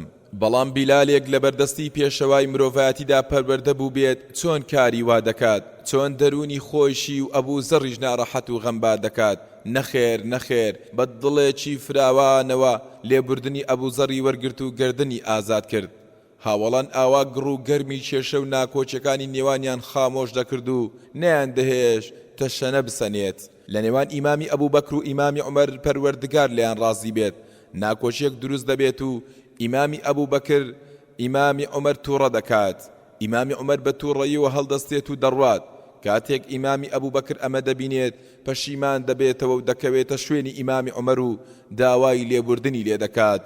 بەڵام ئیمامی عومەر ئاور ناداتەوە. ئیمامی ئەبوو بەکریش هەر بە دوایدا دەڕوات و بەردەوام داوای لێبوردنی لێ دەکات هەتا دەگەنە بەر دەرگای ماڵی ئیمامی عومەر. ئیمامی عومەر دەچێتە ژوورەوە و دەرگاکە بەڕووی ئیمامی ئەبوو بەکر دادەخات. ئیمامی ئەبوو بەکر بەرەو لای پێغەمبەر صلی الله علیه وسلم دەکەوێتە ڕێ و پاشان بە بێدەنجی دادەنیشێت و پاشکەمێک ئیمامی عومەریش پەشیمان دەبێتەوە و بە دڵێکی سپی و پاکەوە بەرەو کۆڕ و منزڵی پێغەمبەر صلی الله علیه وسلم دەکەوێتە ڕێ. کاتێک دەگاتە لای پێغەمبەر صلی الله علیه وسلم و هاوڵانی سڵاو دەکات و لە تەنیش پێغەمبەر صلی الله علیه وسلم دادەنیشێت و ڕووداوەکەی بۆ دەجێڕێتەوە و باسی ئەوەش دەکات کە چۆن ئیمامی ئەبوو بەکر داوای لێبوردن و لێخۆشبوونی کردووە، بەڵام ئەم پشتی تێکردووە و ڕازی نەبووە. پێغەمبەر صلی الله علیه وسلم کاتێک گوێی لەم قسانە دەبێت تووڕە دەبێت. ئیمامی ئەبوو بەکریش کاتێک تووڕەبوونی پێغەمبەر صلی الله علیه وسلم دەبینێت دەڵێت ئەی پێغەمبەر صلی الله علیه وسلم سوێن بە پەروەردگار من ستەمم لەو کرد و خەتای من بوو. بەردەوام بەرگری لە ئیمامی عومەر دەکرد و پۆزشی بۆ دەهێنایەوە. پاشان پێغەمبەر صلی الله علیه وسلم فەرمووی ئایا واز لە هاوڵەکەم ناهێنن؟ کاتێک بە خەڵکی وت من پێغەمبەر و ڕەوانەکراوی پەروەردگارم هەمووتان پێتان وتم درۆ دەکەیت، بەڵام تەنها ئەبوو بەکر وتی ڕاز دەکەیت و باوەڕی پێهێنام. ئاگادار بە لەو کەسانە نەبیت کە هەوڵی چاکسازی خەڵکی دەدەن بەڵام خۆیان لە دەستی دەدەن. ئەگەر هاتوو کەسێک بووی لەو کەسانەی کە ئامۆژگاری خەڵکی دەکەن یان خەڵکی شوێن گفتار و ڕەفتارەکانیان دەکەون وەک مامۆستا بۆ قوتابیەکانی یان وەک باوک و دایک بۆ منداڵەکانیان، ئەوە بزانە تۆ لە ژێر چاودێری دایت و خەڵکی هەڵسوکەوت و کردار و گفتارەکانت بە هەند وەردەگرن. دەی تۆش بە گوێرەی توانات هەتا پێت دەکرێت ئاگاد لە خۆت و لە ئاکار و گفتارەکانت بێت. ئیمامی عومەر پەروەردگار لێ ڕازی بێت ڕۆژێک جلو بەرجی بەسەر خەڵکیدا دابەش دەکرد و هەر کەسێک یەک پارچەی بەرکەوت، پاشان چۆ سەر دوانگە بۆ ئەوەی وتاری هەینی پێشکەشی مسلمانان بکات و سەرەتای وتارەکەی بەوە دەست پێ کرد و فەرمووی پەروەردگار لەسەری پێویست کردوون کە ملکەچی و گوێڕایەلیم بکەن. پیاوێک لە ئامادەبووان هەستا وتی نە ملکەچی دەکەین و نە گوێڕایەلیشت دەبین. ئیمامی عومەر پەروەردگار لێ ڕازی بێ فەرمووی بۆچی؟ پیاوەکە وتی لەبەر ئەوەی تەنها یەک پارچە جلو بەرگتدا بە ئێمە کەچی خۆ دوو پارچە جلو بەرگت لە بەردایە. ئیمامی عومەر چاوی بە ئامادەبواندا جێڕا وەک ئەوەی بە دوای کەسێکدا بگەڕێت. کاتێک عەبدوڵای کوڕی بینی فەرمووی ئایا پارچە جلو بەرگەکەی خۆت نەدا بە من بۆ ئەوەی ئامادەی وتاری هەینی بم پێی؟ عەبدوڵا فەرمووی بەڵێ بەشە جلو بەرگەکەی خۆمم پێدایت. پیاوەکە کاتێک گوێی لەم قسێ بوو دانیشتی وتی ئێستا ملکەت و گوێڕایەل دەبین. کێشە و گرفت و گومانەکەش کۆتایی هات و گەورە نەکرا. خۆشەویستەکەم پەلەم لێ مەکە، منیش لەگەڵ تۆی بەڕێزدا هاوڕام لەسەرەوەی شێوازی دەربڕینی ناڕەزایی ئەو پیاوە بەرامبەر ئیمامی عومەر پەروەردگار لێ ڕازی بێ گونجاو و شیاو نەبوو. بەڵام سنگ فراوانی ئیمامی عومەر پەروەردگار لێ ڕازی بێ و بە ئاسایی وەرگرتنی ئەو هەڵوێستا جێگای سەرسوڕمان و سەرسامیە. بڕوانە چۆن چۆنی ئاوی بە ئاگری گوماندا کرد و کۆتایی بە کێشەکە هێنا. ئەگەر دەتەوێت خەڵکی پێشنیار و ئامۆژگاریەکانت وەربگرن جا ئەو کەسانە هاوسەر یان منداڵ یان دۆست و هاوڕێ و خوشک و برابن یان هەر کەسێکی تر بن دەبێت تۆش ئامۆژگاری و پێشنیاری خەڵکی پەسند بکەیت و هەرگیز خۆت بە گەورە نەزانیت کاتێک کەسێک زۆر بە هاوسەرەکەی دەڵێت زیاتر گرنگی بە منداڵەکان بدا نان و چێشت و خواردن با چاکتر بێت ژوورەکان ڕێک و پێک بکەوتا دوایی لە بەرامبەریشدا هاوسەرەکەی بەم وتە جوانانە وەران بداتەوە بڵێت بەسەر چاو بەبیستی پەروەردگار فەرمانی بەڕێستە و تا دوایی بەڵام ئەم جاریان و لە ڕۆژێکی تردا بە مێردەکەی بڵێت منداڵەکان کاتی تاقیکردنەوەیانە و زیاتر پێویستیان بەوە هەیە لە ناویاندا ئامادەیی هەبێت هەوڵ بدە کاتێک لەگەڵ هاوڵانتدا دەچیتە دەرەوە زۆر دوان نەکەویت بەڵام مێردەکەی کاتێک گوێی لەم ئامۆژگاریە جوانانە دەبێت هاوار بکات و بڵێت دوا دەکەوم یان نا ئەوە کاری تۆ نییە و خۆت لە ئیشی من هەڵمەقورتێنە پرسیارت لێ دەکەم و پێت دەڵێم ئایا ئەو هاوسەرە بەڕێزا جارێکی تر بە هاوشێوەی جارەکانی پێشوو ئامادەیی تێدا دەبێت ئامۆژگاری و پێشنیارەکانی مێردەکەی وەربگرێت و جێبەجیان بکات بە دڵنیاییەوە نەخێر کەسی وریا و زیرەک ئەو کەسەیەک کەلێن و کەلەبەر و بۆشایی دیوارەکانی ماڵەکەی بگرێت بۆ ئەوەی بوار نەدات خەڵکی شک و گومانی بۆ دروست بکەن و بە کێشە و گرفتەکانی بزانن بۆ ئەوەی نەبێت بە بنێشتە خۆشەی سەرزاری خەڵکی بیرم دێت یەکێک لە ڕێکخراوە بانخوازیەکان بانگشتی هەندێک بانخوازی کرد بۆ کۆبوونەوە و پێشکەشکردنی وتار و ئامۆژگاری لە وڵاتی ئەلبانیا سەرۆکی ڕێکخراوە بانخوازیەکانی ئەلبانیاش ئامادەی کۆبوونەوەکە بوو کاتێک بینیمان سەرمان سوڕما لەبەرەوەی تەنها تاڵەمویەک بە ڕوخساریەوە نەبوو بەسەر سامیەوە سەیری یەکترمان دەکرد لەبەرەوەی ئەو کەسانەی کە نوێنەراتی بانخوازان دەکەن وا باوە کە ڕیشیان هەبێت کاتێک ئەم سەرۆکی ڕێکخراوە بانخوازیەکانیش بوو کاتێک کۆبوونەوە و کۆنفرانسەکە دەستی پێکرد بە پێکەنینەوەتی ئامادەبووان من کەسێکی کۆسەم و بە هیچ شێوەیەک ڕیشم نییە با ئاگادار بن کاتێک گوێمان لە وتەکەی بوو بەدەمی و پێکەنین و سپاسمان کرد لەبەر ئەوەی شک و گومانەکەی لە دڵ دەرکردین پێغەمبەر صلی الله عليه وسلم لە شەوەکانی مانجی ڕەمەزاندا لە مزگەوتە پیرۆزەکەیدا دەمایەوە و خۆی بۆ بەندایەتی یەکلایی دەکردەوە یەکێک لە هاوسەرەکانی دێت بۆ لای و کەمێک دەمێنێتەوە و پاشان هەڵدەستێت بۆ ئەوەی بگەڕێتەوە بۆ ماڵەوە بەڵام پێغەمبەر صلی الله عليه وسلم پێی خۆش نەبوو بەو شەوە تاریکا بەتەنها بینێرێتەوە بۆ ماڵەوە هەر بۆ ئێستا و لەگەڵیدا کەوتەڕێ بۆ ئەوەی بیباتەوە بۆ ماڵەوە کاتێک لە ڕێگەت دەڕۆیشتن دوو پیا و بەلایاندا تێپەڕین دوو پیاوەکەش کاتێک پێغەمبەر صلی الله عليه وسلم یان بینی ئافرەتێکی لەگەڵدایە ڕۆیشتنەکەیان خێراتر کرد پێغەمبەریش صلی الله عليه وسلم بۆی نێڵێت گومان لە دڵ و دەرونی ئەو دوو پیاوەدا دروست بێت پێی فەرموون ئەوە فڵانە کەسی هاوسەرمە لەگەڵمدا دوو پیاوەکەش وتیان سبحان الله ئەی پێغەمبەر صلی الله عليه وسلم ئایا ئێمە گومان لەوە دەکەین کە ئافرەتی نامەحرەمت لەگەڵدا بێت پێغەمبەریش صلی الله عليه وسلم فەرمووی شەیطان بە هەموو ئەو شوێنانەی مرۆڤدا دەڕوات کە خوێنیان تێدا هات و چۆ دەکات و لەوە ترسام گومانی خراپ بخاتە دڵتانەوە ئازایەتی ئەوە نییە لەسەر هەڵەکانت سوور بیت بەڵکو ئازایەتی ئەوەیە دان بە هەڵەکانتدا بنیت و هەوڵ بدەیت دووبارەیان نەکەیتەوە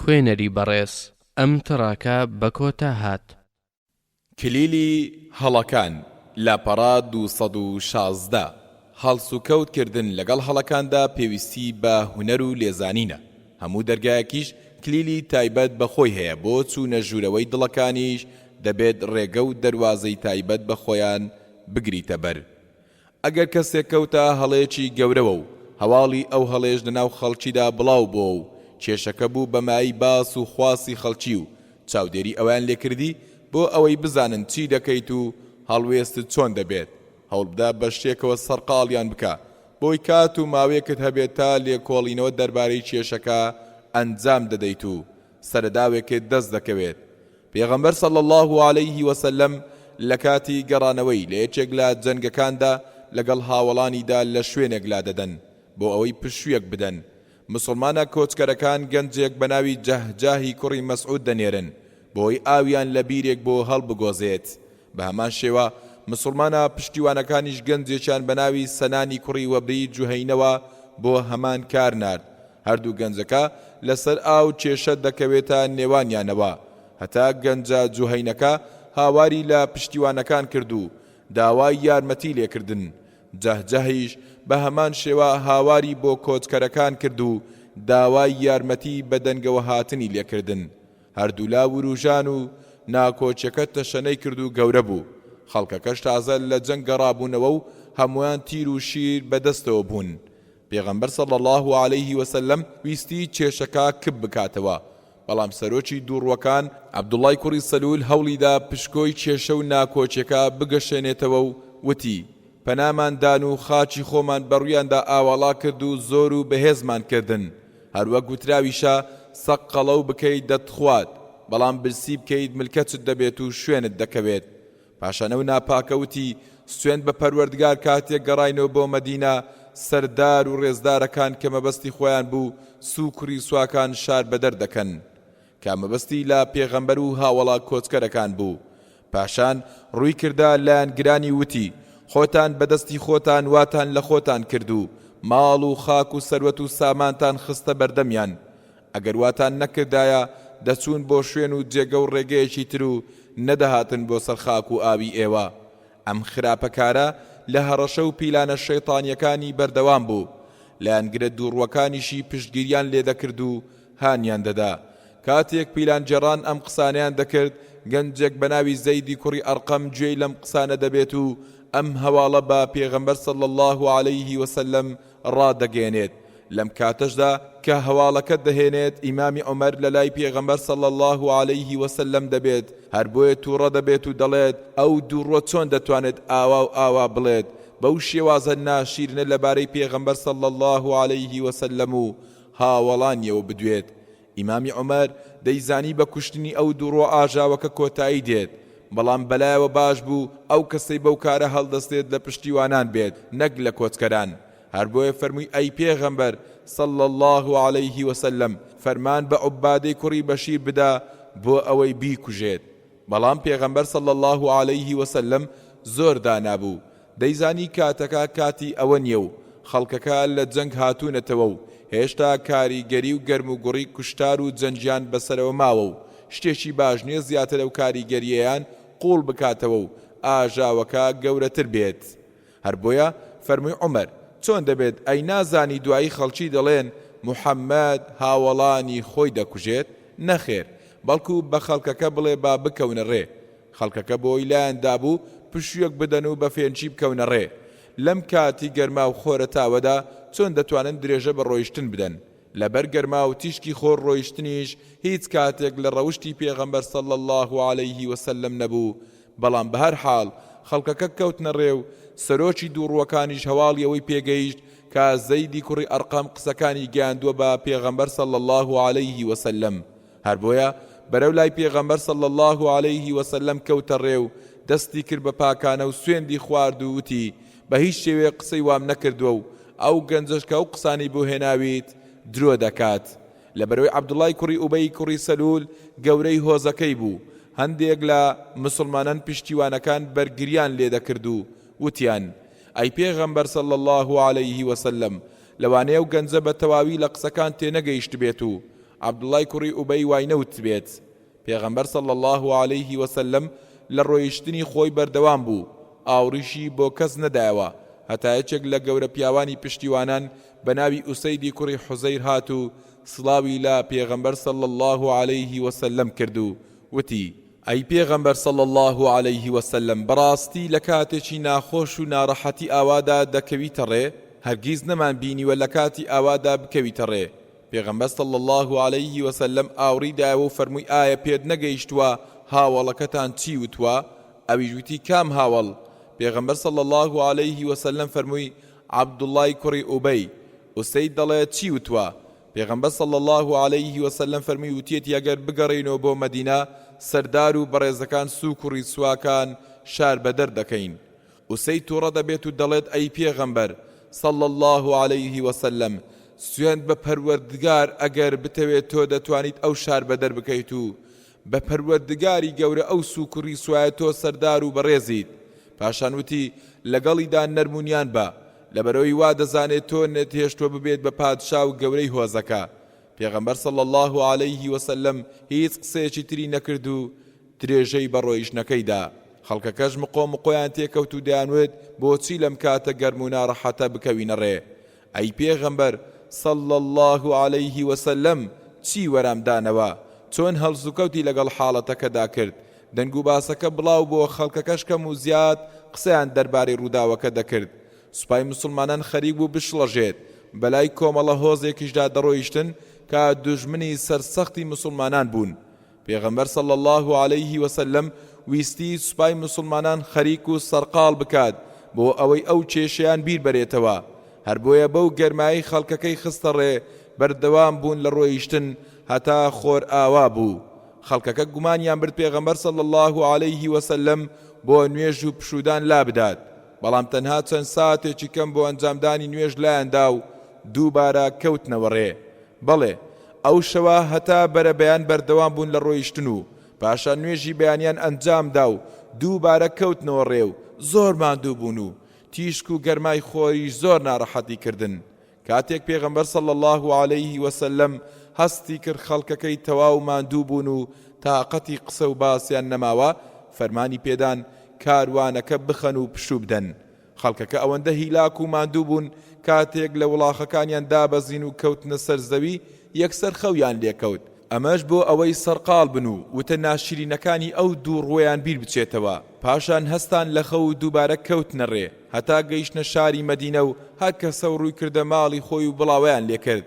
لە دوای گەڕانەوەیان بۆ شاری مەدینە پەروەردگار لەو بارەیەوە ئەم ئاەتە پیرۆزەی دابەزاند کە لە سوڕەی المنافقون ئاەتی 7 و 8 کە دەفەرموێت: هم الذين يقولون لا تنفقوا على من عند رسول الله حتى ينفضوا ولله خزائن السماوات والأرض ولكن المنافقين لا يفقهون يقولون لئن رجعنا إلى المدينة ليخرجن الأعز منها الأذل ولله العزة ولرسوله وللمؤمنين ولكن المنافقين لا يعلمون. واتا ئەوانە کەسانێکن دەڵێن بە خەڵکی ماڵ و سامان مەبەخشن بەو کەسانەی کە لە دەوری پێغەمبەر صلی الله عليه وسلم دان تا بڵاوەی لێ بکەن. مەبەستیان هەژارانی کۆچبەرانە، ئەی نازانن هەرچی گەنجینەکان هەیە لە ئاسمانەکان و زەویدا هەر پەروەردگار خاوەنیانە، بەڵام دووڕوەکان ئەم ڕاستیە تێناگەن و لە نهێنیەکان سەر دەرناکەن. ئەو دووڕوانە دەڵێن سوێن بە پەروەردگار ئەگەر گەڕاینەوە بۆ مەدینە دیارە کە بەو حاڵەشەوە بەشداری غەزایان کردووە بە ناچاری یان بۆ تەماع و ئاشوبنانەوە. دەبێتەوەی کە دەسەڵاتدار و بەڕێز و پیا و ماقوڵە ئەوە دەربکات لە شار کە بێڕێز و بێدەسەڵاتە. ئەو دووڕوانە نازانن کە عیزەت و دەسەڵات و پایداری هەر شایستەی پەروەردگار و پێغەمبەرەکەی و ئیماندارانە. پێغەمبەر صلی الله عليه وسلم ئەم ئاەتە پیرۆزانەی خوێندەوە و پاشان گوێچکەی زەیدی کوڕی ئەرقەمی گرت و فەرمووی زەید ئەو پەیمان و قسەی بردەسەر کە بە هەردوو گوێی خۆی جێی لێبوو. ئیتر خەڵکەکە کەوتنە لۆمە و سەرزەنشتی عەبدوڵای کوڕی ئوبەی. پێغەمبەر صلی الله عليه وسلمیش ڕووی کردە ئیمامی عومەر و فەرمووی دەبینی عومەر ئەو ڕۆژە بتکوشتایە چەندین خوێن دەڕژا، ئەم ڕۆژ ئەگەر فەرمان بدەم دەتوانی بیکوژی. پاشان بێدەنگ بوو هیچیشی بەسەر خۆی نەهێنا و هیچ کارێکیشی نەکرد ببێتە هۆی خوێن ڕشتن و ناکۆچی. جاری وا هەیە کاتێک کەسێک هەڵەیەک ئەنجام دەدات ئەگەر لە بەرچاوی خەڵکیش بێت پێویست دەکات ئامۆژگاری بکەیت و پێی بڵێت ئەو کارت هەڵەیە، بەڵام بە شێوازێکی جوان و گونجاو.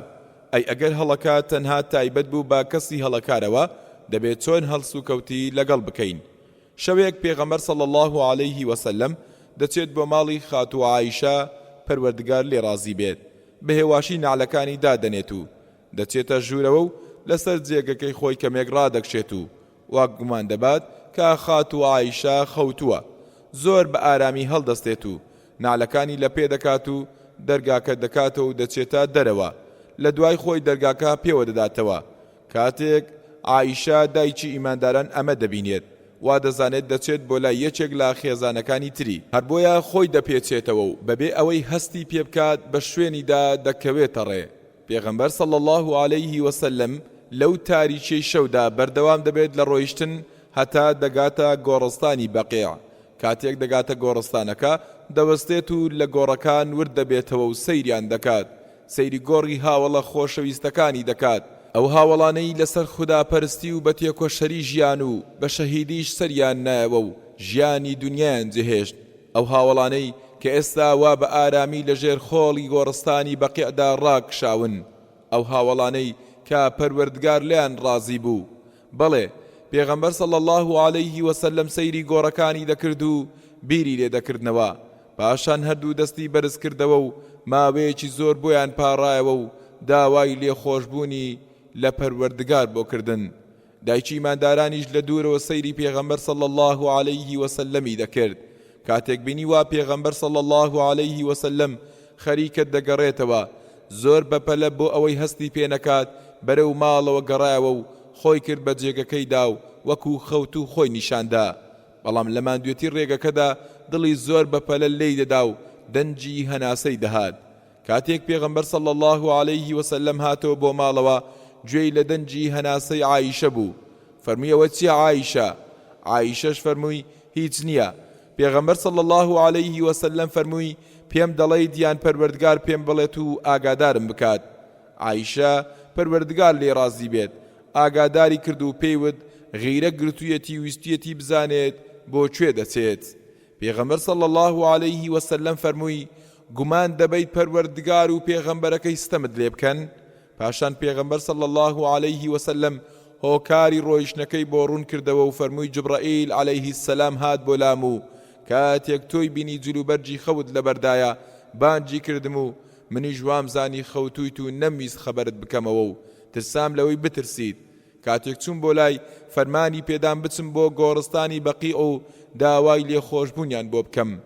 بەڵێ پێغەمبەر صلی الله عليه وسلم کەسێکی زۆر نەرمونیان و لەسەرخۆ بووە و هەرگیز هەڵەکانی گەورە نەکردووە و کەسێکی لێبوردە بووە و لێخۆشبوو بووە و زۆر جار دووبارەی دەکردەوە دەیفەرموو هیچ مێردێک نابێت هاوسەرەکەی لەلا بێڕێز و سووک بێت لەبەرەوەی ئەگەر ڕەوشتێکی ناشرینی تێدا بێت ئەوە چەندان ڕەوشتی جوانی تێدایە کە جێگەی ڕەزامەندی مێردەکەی بێت. بەڵێ نابێت لەبەر ڕەوشتێکی ناشرین بە تەواوی ڕقمان لە هاوسەرەکانمان بێتەوە، چونکە ئەگەر هەندێک ڕەوشتی ناشرینیان هەبێت خاوەنی چەندان ڕەوشتی جوانیشن. کاتێک هەڵەیەکیان لێ دەبینین با کارە جوانەکانیان بهێنینەوە بە چاومان، ئەو کاتە هەرگیز لیان بێزار نابین و ڕقمان لیان نابێت و ناکۆچی و دووبەرەچی دروست نابێت. ڕۆشنایی ئەو کەسە جێگەی سەرزەنش نییە کە ئامۆژگاری وەرناگرێت و پەسەندی ناکات، بەڵکو ئەو کەسە جێگەی سەرزەنشتە کە ئامۆژگاریەکە بە شێوازێکی جوان و گونجاو پێشکەش ناکات. خوێنەری بەڕێز ئەم تڕاکە بە کۆتا هات. یەک ئامۆژگاریان بکە. لاپەڕا 222. ئەگەر هەڵەیەک لەلایەن کۆمەڵێک کەسەوە ئەنجام درابوو ئەوە لە بنەڕەتدا وا پێویستە هەمویان پێکەوە ئامۆژگاری بکەیت و لە هەڵەکەیان ئاگاداریان بکەیتەوە، بەڵام جاری وا هەیە وا پێویست دەکات هەر یەکیان بە تەنها ئامۆژگاری بکەیت و هەڵە و کەم و کوڕیەکەیان بۆ ڕوون بکەیتەوە. بۆ نمونە کاتێک دەچیتەوە بۆ ماڵەوە دەبینی برایەکت لەگەڵ هەندێک لە هاوڵانیدا خەریکی گفتوگۆکردنە دەربارەی گەشتکردنیان بۆ یەکێک لە وڵاتان. ئەو وڵاتەش یەکێکە لەو وڵاتانەی کەم کەسەیە گەشتی بۆ بکات و تووشی خراپە و کاری ناڕەوا نەبێت. تۆش دەتەوێت ئامۆژگاریان بکەیت، بەڵام چۆنی دەتوانیت بچیتە لایەن و بە 2-3 وشە ئامۆژگاریان بکەیت و بیتە دەرەوە، بەڵام زۆر ئەگەری ئەوەی نییە کە بەگوێت بکەن و واز لە گەشتەکان بهێنن. بەڵام ئەگەر بێت و بە جیا ئامۆژگاریان بکەیت زیاتر ئەگەری ئەوەی هەیە ئامۆژگاریەکانت جێگەی خۆی بگرێت. کاتێک هەڵدەستن و لێک جیا دەبنەوە دەتوانیت لەگەڵ ئەو کەسەیاندا قسە بکەیت کە لەگەڵ هەمویان بەژیرتر و داناتری دادەنیت و پێی بڵێت فڵانە کەس بیستومە بە تەمان بچن بۆ فڵانە وڵات، منیش تۆ لە هەمویان بەژیرتر دەزانم، خۆشت باش دەزانیت ئەو وڵاتی کە ئێوە بە تەمای گەشتی بۆ بکەن پڕە لە بەڵاو تاقیکردنەوە و لەوانەیە ئێوەش تووشی ئەو جێژاوی خراپە و تاوانە نەببن پێچۆنە تووشی پاداشتێکی گەورە بیت ئەمەش بەوەی داوا لە هاوڕێکانت بکەیت و پێشنیاری ئەوە بکەیت کە گەشتەکەتان بگۆڕن بۆ وڵاتێکی تر و کاتەکانتان لەگەڵ دەریا و ڕووبارەکاندا بەسەر بەرن و بە دووریش بن لە گوناه و تاوان و خراپە بە دڵنیایی و وتەکانت تا ڕادێ کاریگەریان لەسەری دەبێت و پاشان بچۆ بۆ لای یەکێکی تریان و بە هەمان شێوە ئامۆژگاری بکە پاشان بچۆ بۆ لای کەسی سێم و ئامۆژگاری ئەویش بکە بەبێ ئەوەی هەست بە یەکتر بکەن بەم شێوەیە کاتێک کۆ دەبنەوە یەکێکیان پێشنیاری ئەوە دەکات کە گەشتەکەیان بگۆڕن بۆ وڵاتێکی تر دەبینیت هەموو ئەوانەی تریش پشتگیری دەکەن و تۆش بە شێوازێکی گونجاو توانیت بەسەر ئەو کێشێدا سەرکەویت و ئامۆژگاریەکانت جێگەی خۆی بگرێت یاخود ڕۆژێک دەبینیت منداڵەکانت هەموو کۆبوونەتەوە یان لەگەڵ چەند هاوڕەیەکیاندا سەیری دیمەنێکی ڤیدیۆیی خراپ دەکەن یان بە مۆبایلەکانیان سەیری وێنەی خراپ دەکەن لەم کاتەدا پێویستە هەر یەکیان بە جیا و بە تەنها ئامۆژگاری بکەیت لەبەرەوەی ئەو تاوان و خراپەیەیان لەلا ئاسایی نەبێتەوە و شەرمیان لێی نەشکێت ئایا هاوشێوەی ئەم نمونانە لە ڕێژینی پێغەمبەر صلی الله عليه وسلم بوونیان هەیە بەڵێ بوونیان هەیە کاتێک ناکۆچەکانی نێوان پێغەمبەر صلی الله عليه وسلم و قوڕەیش زیادی کرد قوڕەیشیەکان کۆبوونەوە و بڕیاری دەنگدا بڕینیان لەگەڵ مسلماناندا ڕاگەیاند و نووسراوێکیان نووسی و ڕایان گەیاند کە نابێت کڕین و فرۆشن و ژن و ژنخوازی لەگەڵ مسلمانان بکرێت بەڵێ پێغەمبەر صلی الله عليه وسلم و هاوڵانی لە دۆڵێکی وشک و برنگدا گەمارۆ دران و ئەوەندە برسی و تینوکران گەڵای داریان دەخوارد تەنانەت ڕۆژێک یەکێک لە هاوڵان دەچێت دەست بە ئاو بگێنێت کاتێک دەست بە ئاو دەگەنێت میزەکەی بەر شتێک دەکەوێت و دەنجێک دروست دەکات کاتێک هەڵی دەگرێتەوە دەمینێت پارچێک پێستەی وشترە لەگەڵ خۆیدا دەیباتۆ لە دوای شۆرین و پاکردنەوەی بە ئاگر دەیبژێنێت پاشان پارچەی دەکات و دەیخاتە ئاوەوە و خواردنی سێ ڕۆژی پێبەڕێ دەکات مسلمانان چەندان مانگ بەو شێوەیە بەسەر دەبن و تووشی ناڕەحەتێکی زۆر دەبن هەتا پێغەمبەر صلی الله عليه وسلم بە مامەی ڕادەگەێنێت و دەفەرمێت مۆرانە نووسرا و پەیمان نامەکەی قوڕەیش هەمووی خواردووە تەنها ئەم دێڕە نەبێت کە نووسراوە بە ناوی پەروەردگار ئەبوو تاڵیبی مامەشی سەرسام دەبێت و دەڵێت ئایا پەروەردگارەکەت ئەم هەواڵەی پێڕاگەیاندووی پێغەمبەر صلی الله عليه وسلمیش دەفەرمێت بەڵێ ئەبوو تاڵیب دەکەوێتە ڕێو دەچێت هەواڵەکە بە بێباوەڕانی قوڕەیش دەدات و دەڵێت ئەی قوڕەیش برازاکەم هەواڵی پێداوم کە مۆرانە نووسراوەکەتانی خواردووە ئەگەر وابوو ئەوە کۆتایی بەدەنگدا بڕین و گەمارۆکەتان بهێنن ئەگەر واش نەبوو ئەوە برازاکەم دەدەمە دەستان چی لێ دەکەن بیکەن بێباوەڕانی قوڕەیشیش وتیان ئێمە ڕازین کاتێک نووسراوەکەیان هێنا پێغەمبەر صلی الله عليه وسلم چی فەرموو بوو هەروا بوو هەروە کاتێک ئەو هەواڵە ڕاستەی پێغەمبەر صلی الله عليه وسلم یان بیست ڕق و کینیان زیاتر پەرەیسەند و تووڕەبوون و گڕیان تێبەر بوو بەڵێ پەیمان و بەڵێنەکەیان نەبردە سەر و ڕاستیان نەکرد و گەمارۆی سەر موسڵمانانیشیان هەر بەردەوام بوو هەتا نزیک بوو هەموو مسلمانان تیا بچن لەناو بێباوەڕانی قوڕەیشدا کەسانێکی بەبەزەیی هەبوون لەوانەش هیشامی کوڕی عەمر کە کەسێکی بەڕێزی هۆزەکەی بوو ئەم پیاوە بارە وشتری پڕ لە خواردنی بەشەو دەبرد بۆ مسلمانان و کاتێک لە دۆڵەکە نزیک دەبەوە ڕێشمەی وشترەکەی دەکردەوە و بەرەو ڕووی دۆڵەکە بەرەڵای دەکرد ڕۆژەکان تێپەڕین و هیشام سەیری کرد و ڕوانی ناتوانێت هەموو شەوێک خواردن بۆ مسلمانە گەمار و دراوەکان بنێرێت لەبەر ئەوەی مسلمانەکان زۆر بوون هەر بۆیە بڕیاریدا هەوڵ بدات بۆ ئەوەی نووسراوە پڕجەور و ستەمەکە هەڵبوەشێنێتەوە هەرچەندە دەیزانی نووسراوەکە لەلایەن هەموو قوڕەیشەوە ڕەزامەندی لەسەر دراوە و هەڵوەشاندنەوەی ئاسان نییە هەر بۆیە هەوڵیدا بە جیا و یەک لەگەڵ هەندێک لە گەورە بێباوەڕانی قوڕەیشدا گفتوگۆ بکات هیشام هەستا و چوو بۆ لای زوهەیری کوڕی ئەبی ئومەیە و پێیوت ئەی زوهەیر ئایا ڕازی دەبیت بۆ خۆت خواردنی خۆش بخۆیت و جلوبەرگی جوان لەبەر بکەیت و ژن بهێنیت بەڵام خاڵوەکانیشت بەو شێوەیە بژین کە دەبینیت و دەیزانیت سوێن بە پەروەردگار ئەگەر خاڵوانەکانی ئەبوو جەهل بەو شێوە ژیانیان بەسەر ببردایە ئەوە ئەبوو جەهل هەرگیز بەو حاڵە ڕازی نەدەبوو سوهەیی سۆزی جولاوتی ئەی هاوار هیشام چی بکەم باشە من بەتەنهام و هەرخۆمم سوێن بە پەروەردگار ئەگەر پیاوێکی ترم لەگەڵدا بوایە هەوڵی هەڵوەشاندنەوەیم دەدا. هیشامیش لە وەرامدا وتی دەی منیش دووەم کەسم. زوهەیریش دەڵێت دەی کەسی سێمیش پەیدا بکە. هیشام دەڵێت دەی با ئەم کارە بەنهێنی بمێنێتەوە. پاشان دەچێت بۆ لای مطعمی کوڕی عەدی کە پیاوێکی ژیر و دانا بوو. کاتێک دەچێتە لای پێی دەڵێت ئەی مطعم، ئایا تۆ ڕازی دەبیت پشتگیر و پشتیوانی ئەو زوڵم و ستەمەی قوڕەیش بیت؟ مطعمیش دەڵێت ئەی هاوار، من هەر خۆمم و بەتەنها چی بکەم؟ هیشام دەڵێت منیش دووەم کەسم. ئەویش دەڵێت دەی کەسی سێمیش پەیدا بکە. هیشام دەڵێت زوهەیری کوڕی ئەبی ئومەیەش کەسی سێمە. ئەم جارە مطعم دەڵێت دەی بە دوای کەسی چوارەمدا بگەڕێ. زوهەیریش دەڵێت دەی با ئەم کارە نهێنی بێت و کەس نەزانێت. پاشان دەچێت بۆ لای ئەبوو بوختەری کوڕی هیشام و ئەوەی بە دوو هاوڵەکەی پێشووی وت بەویش دەڵێت. ئەویش هەست و سۆزی دەجوڵێت و دەڵێت بۆ ئەم کارە کەسی تر هەیە پشتگیری مام بکات؟ هیشام دەڵێت بەڵێ، من و سێ کەسی تر هەین و ناوەکانیان پێ دەڵێت. ئەویش دەڵێت دەی کەسی پێنجەمیش پەیدا بکە.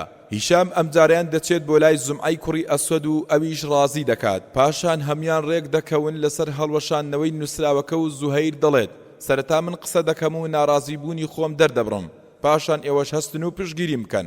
بەڵێ، هەمیان دەچن بۆ کۆڕ و دانیشتنی بێباوەڕان لە نزیک کەعبە.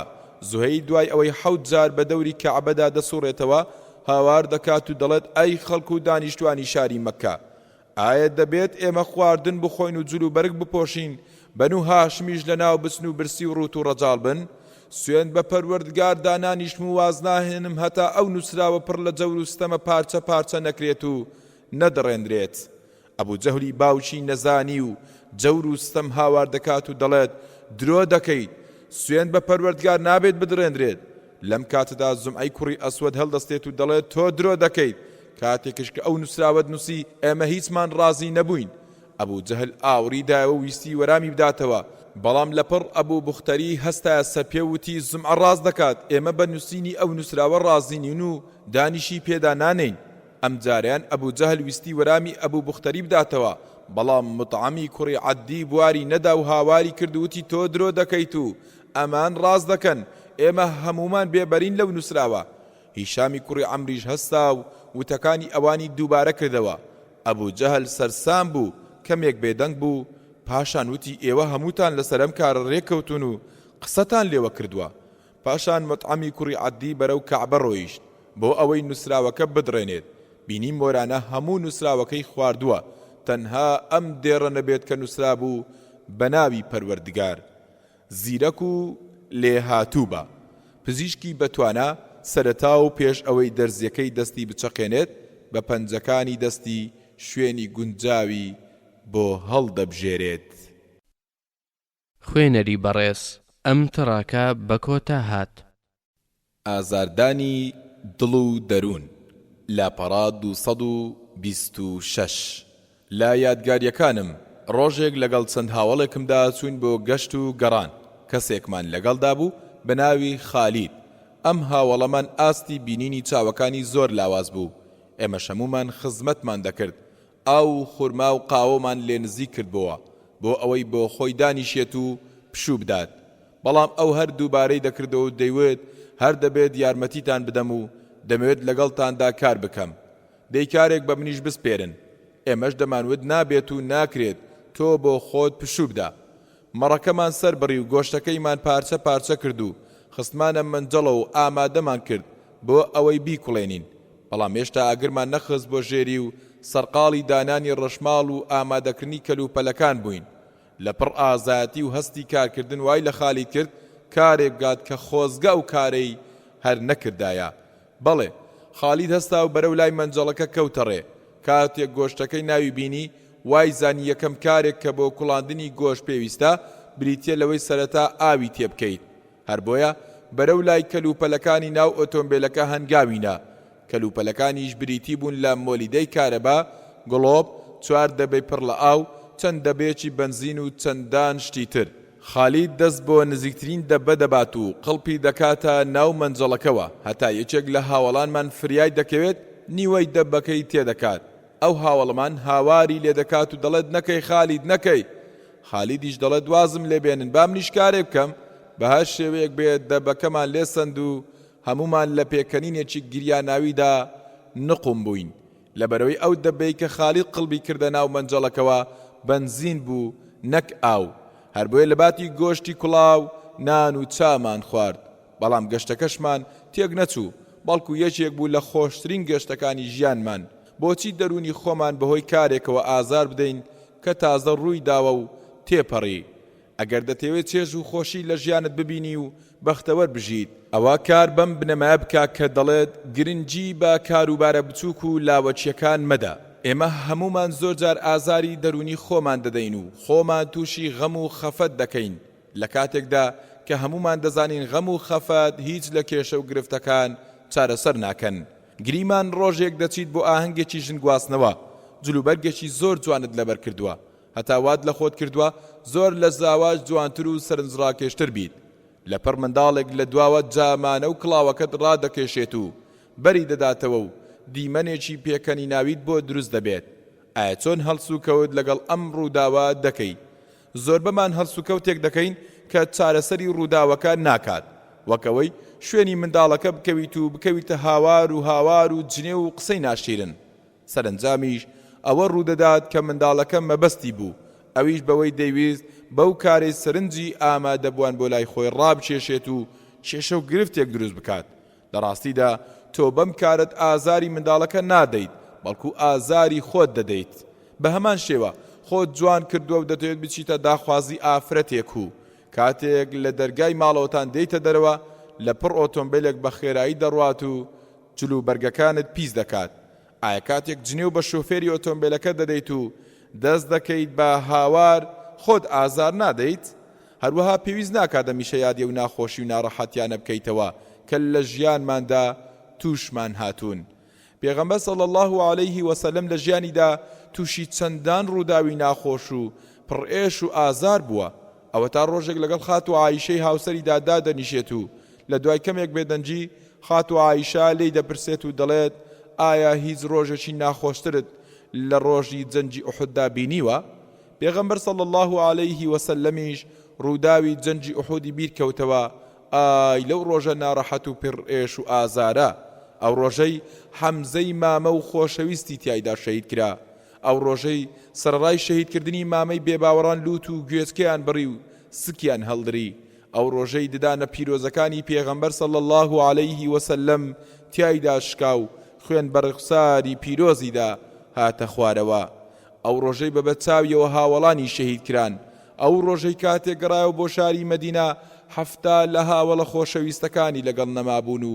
شەهید کرابوون ئەو ڕۆژەی کاتێک گەڕایەوە بۆ شاری مەدینە بینیوە منداڵە بێباوکەکان و ئافرەتە مێرد شەهید کراوەکان بە دوای خۆشەویستەکانیاندا دەگەڕێن بەڕاستی ڕۆژێکی دژوار و ناڕەحەت بوو عایشە پەروەردگار لێ ڕازی بێت چاوەڕێی وەرامی پرسیارەکەی دەکرد پێغەمبەر صلی الله علیه وسلم دوای ڕامانێک وەرامی دا و فەرمووی ئەوەی لەلایەن هۆزەکەتەوە تووشم هات لە ڕۆژی پەیمانی عەقەبە ناڕەحەت و ناخۆشتر بوو لە جەنجی ئوحود پاشان باسی ڕووداوی تائیفی بۆ کرد ئەو ڕووداوەی کاتێک پێغەمبەر صلی الله علیه وسلم پەنای بۆ خەڵکی تائیف برد و داوای کۆمەکی و پشتیوانی لێکردن بەڵام ئەوان بە درۆیان خستەوە و کەوتنە بەردبارانکردنی پێغەمبەر صلی الله علیه وسلم لەگەڵەوەی تووشی چەندان ڕووداوی پڕئێش و ئازاری تریش ببووە بەڵام لە هەمان کاتدا چێژ و خۆشیشی لە ژیان دەبینی لەبەرەوەی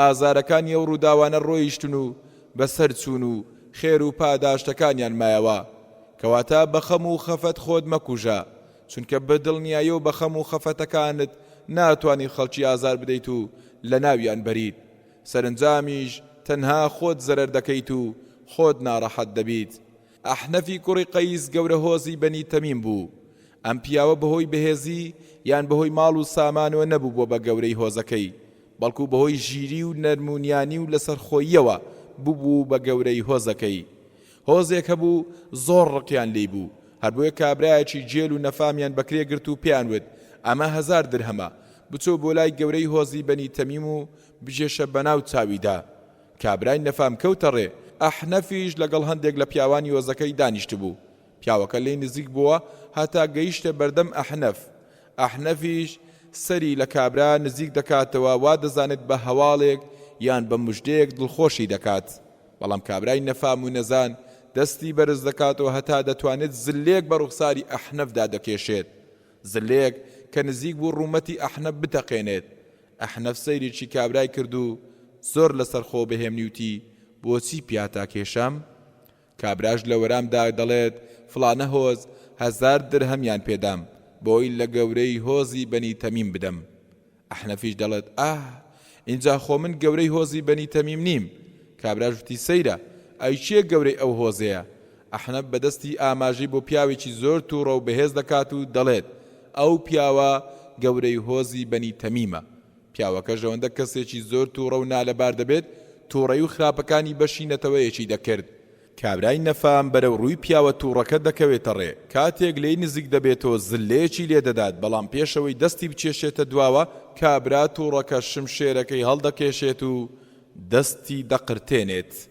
لە کۆنیشدا وتراوە سەرکەوتووە و کەسێک کە لە کۆتاییدا پێدەکەنێت و دڵخۆش دەبێت.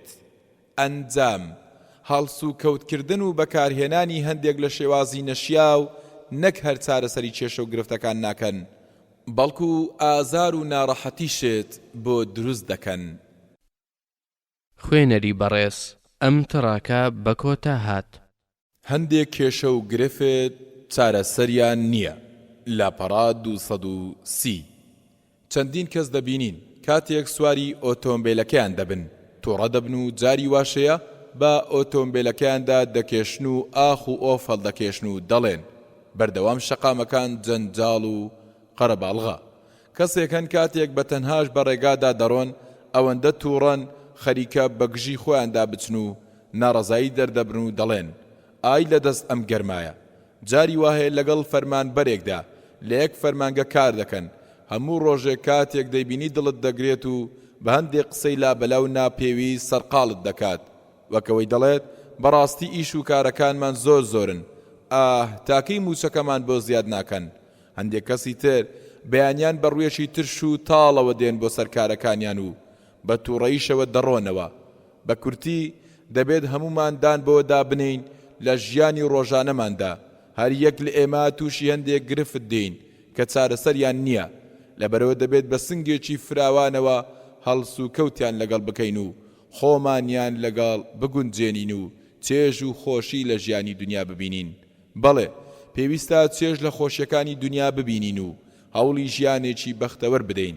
ئاگادار بە وریا بە بارودۆخی ژیانت کاریگەری لەسەر هەڵس و کەوتت کە لەسەر ئیش و کارت لەسەر هاوڕێ و هاوسەر و منداڵەکانت دروست دەکەن.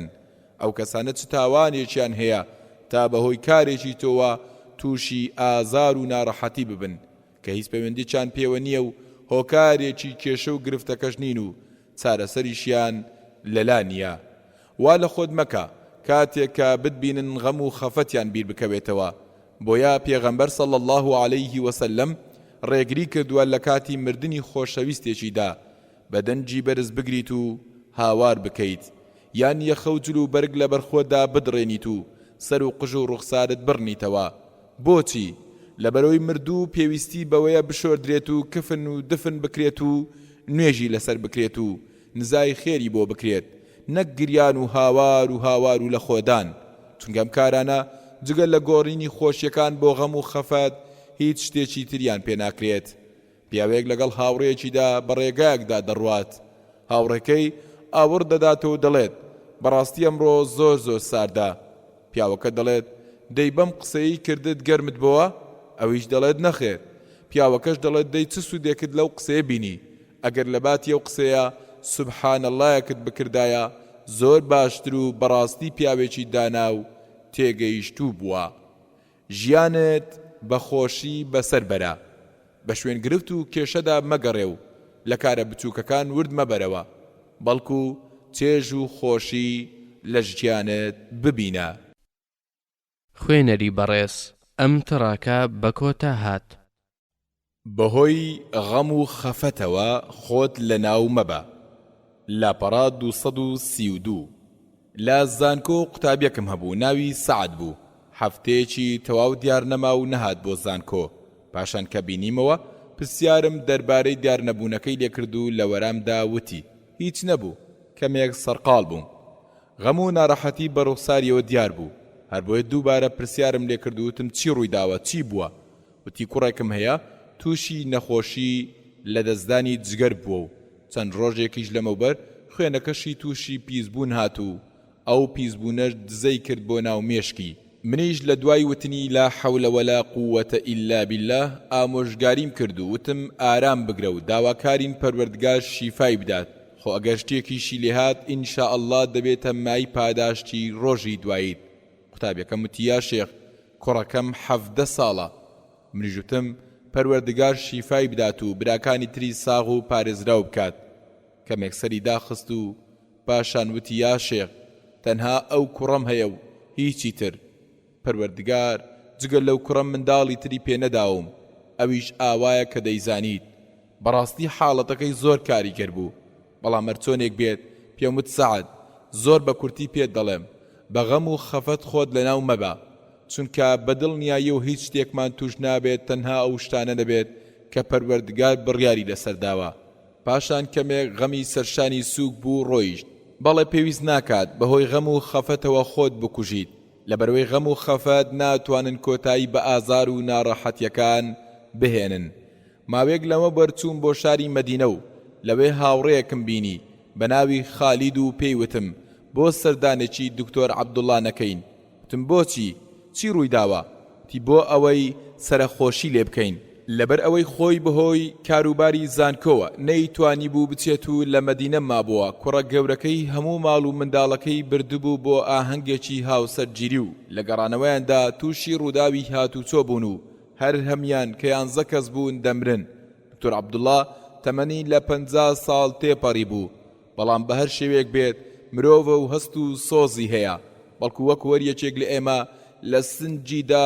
دڵێک و دووچاوی هەیە کە دەتوانن بگرین و فرمێسکیش بڕێژن خاوەنی دەروونێکی شاخۆشی و ناخۆشی ڕووی تێدەکات کاتێکم هەواڵە دڵتەزێنەی پێدەگات نوێژیان لەسەر دەکات و بەدەستی خۆی دەیان خاتە گۆڕەوە و دەیان نێژێت 11 کەسی خانەوادەیەک بەڕاستی کەم نییە ئێستا بەتەنها لە ماڵەکەیدا دێت و دەچێت یاری منداڵەکانی دەبینێت پەرش و بڵاو بوونەتەوە لەبەرەوەی دوو کچەکەی نەماون تا یاریان پێ بکەن کاتێک سەیری جێگەی خەوەکەی دەکرد ڕێک نەخرابوون لەبەرەوەی هاوسەرە بە سۆزەکەی نەمابوو تا ڕێکیان بخات پاسکیلی کوڕەکەی دەبینی بێجوڵە وەستا بوو لەبەرەوەی یاسری کوڕی نەمابوو تا لێی بخورێت و سواری بێت بە هەمان شێوە سەردانی ژووری کچ و کوڕە گەورەکانی دەکرد و کەلوپەلەکانیانی بە بێنازی دەبینی پاک و بێگەردی بۆ پەروەردگاری تاک و تەنها و بەدەسەڵات بەڕاستی پیاوێکی ئارامگر بوو کاتێک میوانان و ئەو کەسانەی کە بۆ سەرخۆشی داهاتن وات دەزانی ئەمیش یەکێکە لەو کەسانە و لەوە دەچوو کە هیچ ناڕەحەتێکی بەسەر نەهات بێت و هەمیشە وتەی سەر زمانی بریتی بوو لا ئینا لله وئینا ئیلەیه ڕاجعون تەمەن و بوون و ژیان و مردن هەر لە لای پەروەردگارە بەڕاستی کەسێکی زۆر ژیر بوو خۆ ئەگەر بەم شێوەیە لەگەڵ ئەو کارە ساتەدا هەڵسو کەوتی نەکردایە ئەوە بە غەم و خەفەت خۆی لە ناو دەبرد و نەی دەتوانی درێژە بە ژیان بدات کەسێک دەناسم هەمیشە بە دڵخۆشی و کامەرانی دەیبینیم کاتێک لە ژیان گوزەرانی ورد بوومەوە بینیم خاوەنی کارێکی زۆر ئاسایی بوو لە خانوێکی بچووکی کرێژدا دەژیا و ئۆتۆمبیلێکی کۆنیشی هەبوو خاوەنی کۆمەڵێک منداڵی زۆریش بوو لەگەڵ هەموو ئەمانەشدا هەمیشە دەم بە خەندە بوو کاتێک دەتبینی خۆشت دەویست و بە بەختەوەری دەژیا و خۆشی لە ژیان دەبینی بەڵێ پێت دەڵێم بەهۆی غەم و خەفەتەوە خۆت مەکوژە زۆر سکاڵا دەرمەبڕە و خەڵکی تووشی بێهیوایی و تارمایی مەکە وەک چۆن پیاوێک منداڵێکی کەم ئەندامی هەبێت و هەر کاتێک بتبینێت غەمبارت بکات و بڵێت منداڵەکەم ناساغا دڵم زۆر بۆی تەنگە ئای کە منداڵێکی هەژار و داماوە کەسانی واهەن ئەوەندە غەم و ناڕەحەتیەکانیان دووبارە دەکەنەوە بە تۆ بێت حەز دەکەیت هاوار بکەیت و بڵێ باشە باشە تێگەیشتم بیبڕەوە یان ئافرەتی وا دەبینی بەردەوام سکاڵا لە لای مێردەکەی دەکات و دەڵێت خانوەکەمان زۆر کۆنە ئۆتۆمبیلەکەمان کەڵکی نەماوە جلوبەرگەکانیشمان هەموو کۆن و ڕزیون ئەم سکاڵایانە جگەل لە زیادکردنی غەم و ئازارەکان چ سوودێکی تریان هەیە کەواتە تەمەنت بە ئاه و حەسرەت و غەم لەناو مەبا ڕۆشنایی بۆ ئەوەی بەختەوەر بژیت بە ئەندازەی بەڕەکەی خۆت پێدڕاکێشە. خوێنەری بەڕێز ئەم تڕاکە بە کۆتا هات. بە بەشی پەروەردگار ڕازی بە لە پەڕا 235 لە گەشتێکمدا بۆ یەکێک لە وڵاتەکان بۆ ئەوەی چەند وتار و ئامۆژگاریەک پێشکەش بکەم. ئەو وڵاتانش بەناوبانگ بوو بەوەی کە چارەخانەی زۆر گەورەی تێدایە بۆ نەخۆشیە دەرونیەکان، ئەو نەخۆشیانەی کە خەڵکی بەشێتی ناوی دەبن.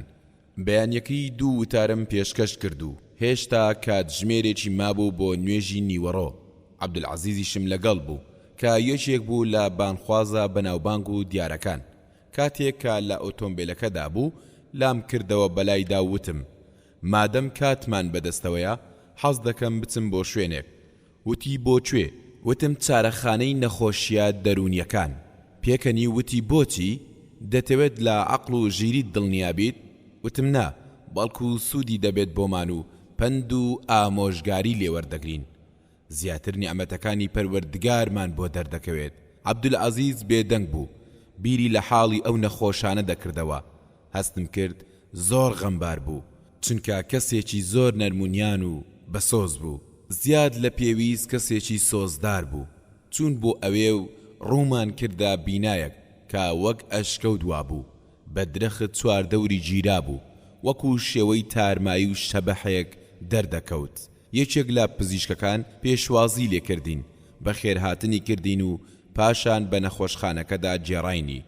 پزیشکەکە دەربارەی ناڕەحەتی و ناخۆشی نەخۆشەکان دەستی بە قسەکردن کرد و وتی ئەوەی من بۆتانی باز دەکەم وەک ئەوە نییە کە بە چاوی خۆتان بیبینن. پاشان بردمانی بۆ یەکێ لە ڕاڕاوەکان. لێرە و لەوێ گوێبیستی چەندان هاوار و دەنگە دەنگ دەبووین. ژووری نەخۆشخانەکان بەمبەر و ئەوبەری ڕاڕاوەکەدا دابەش کرابوون. لە لای ڕاستی بەلای ژوورێکدا ڕۆیشتین. سەیرێکی ژوورەکەم کرد و بینیم زیاتر لە 10 جێگەی چۆڵی تێدایە. تەنها جێگەیەک نەبێت کە پیاوێکی لەسەر ڕاکشا بوو. پیاوەکە دەست و قاچی دەجوڵاند. ڕوم کردە پزیشکەکە و لێم پرسی ئەوە چییە؟ وتی شێتە، تووشی پەرکەمیش دێت. لە ماوەی 5 یان 6 کاتژمێردا پەرکەم لێی دەدات. وتم لا حەولە وەلا قووەتە ئیلا بیلله. لەکەیەوە بەم شێوەیە؟ وتی 10 ساڵ زیاترە. هەست و سۆزم لە دەروونمدا شاردەوە و بە بێدەنجی هەنگاوم ناو ڕۆیشتم. لە دوای چەند هەنگاوێک بەلای ژوورێکی تردا ڕۆیشتین کە دەرگاکە داخرا بوو. لە دەرگای ژوورەکەدا کرانەوەیەک یان پەنجەرەیەکی بچووکە بوو. پیاوێک لە ژوورەوە دیار بوو. هەندێک ئاماژەی بۆ کردین، بەڵام لی تێنەگەیشتین. چاوم بە ژوورەکەدا جێڕا، زەوی و دیوارەکانی ڕەنگێکی کاڵیان هەبوو. پرسیارم کرد ئەوەیان چییە؟ وتی شێتە. وتم دەزانم شێتە، ئەگەر شێت نەبوایە لێرە نەمان دەبینی. چیرۆک و بەسەرهاتی ئەوەیان چییە؟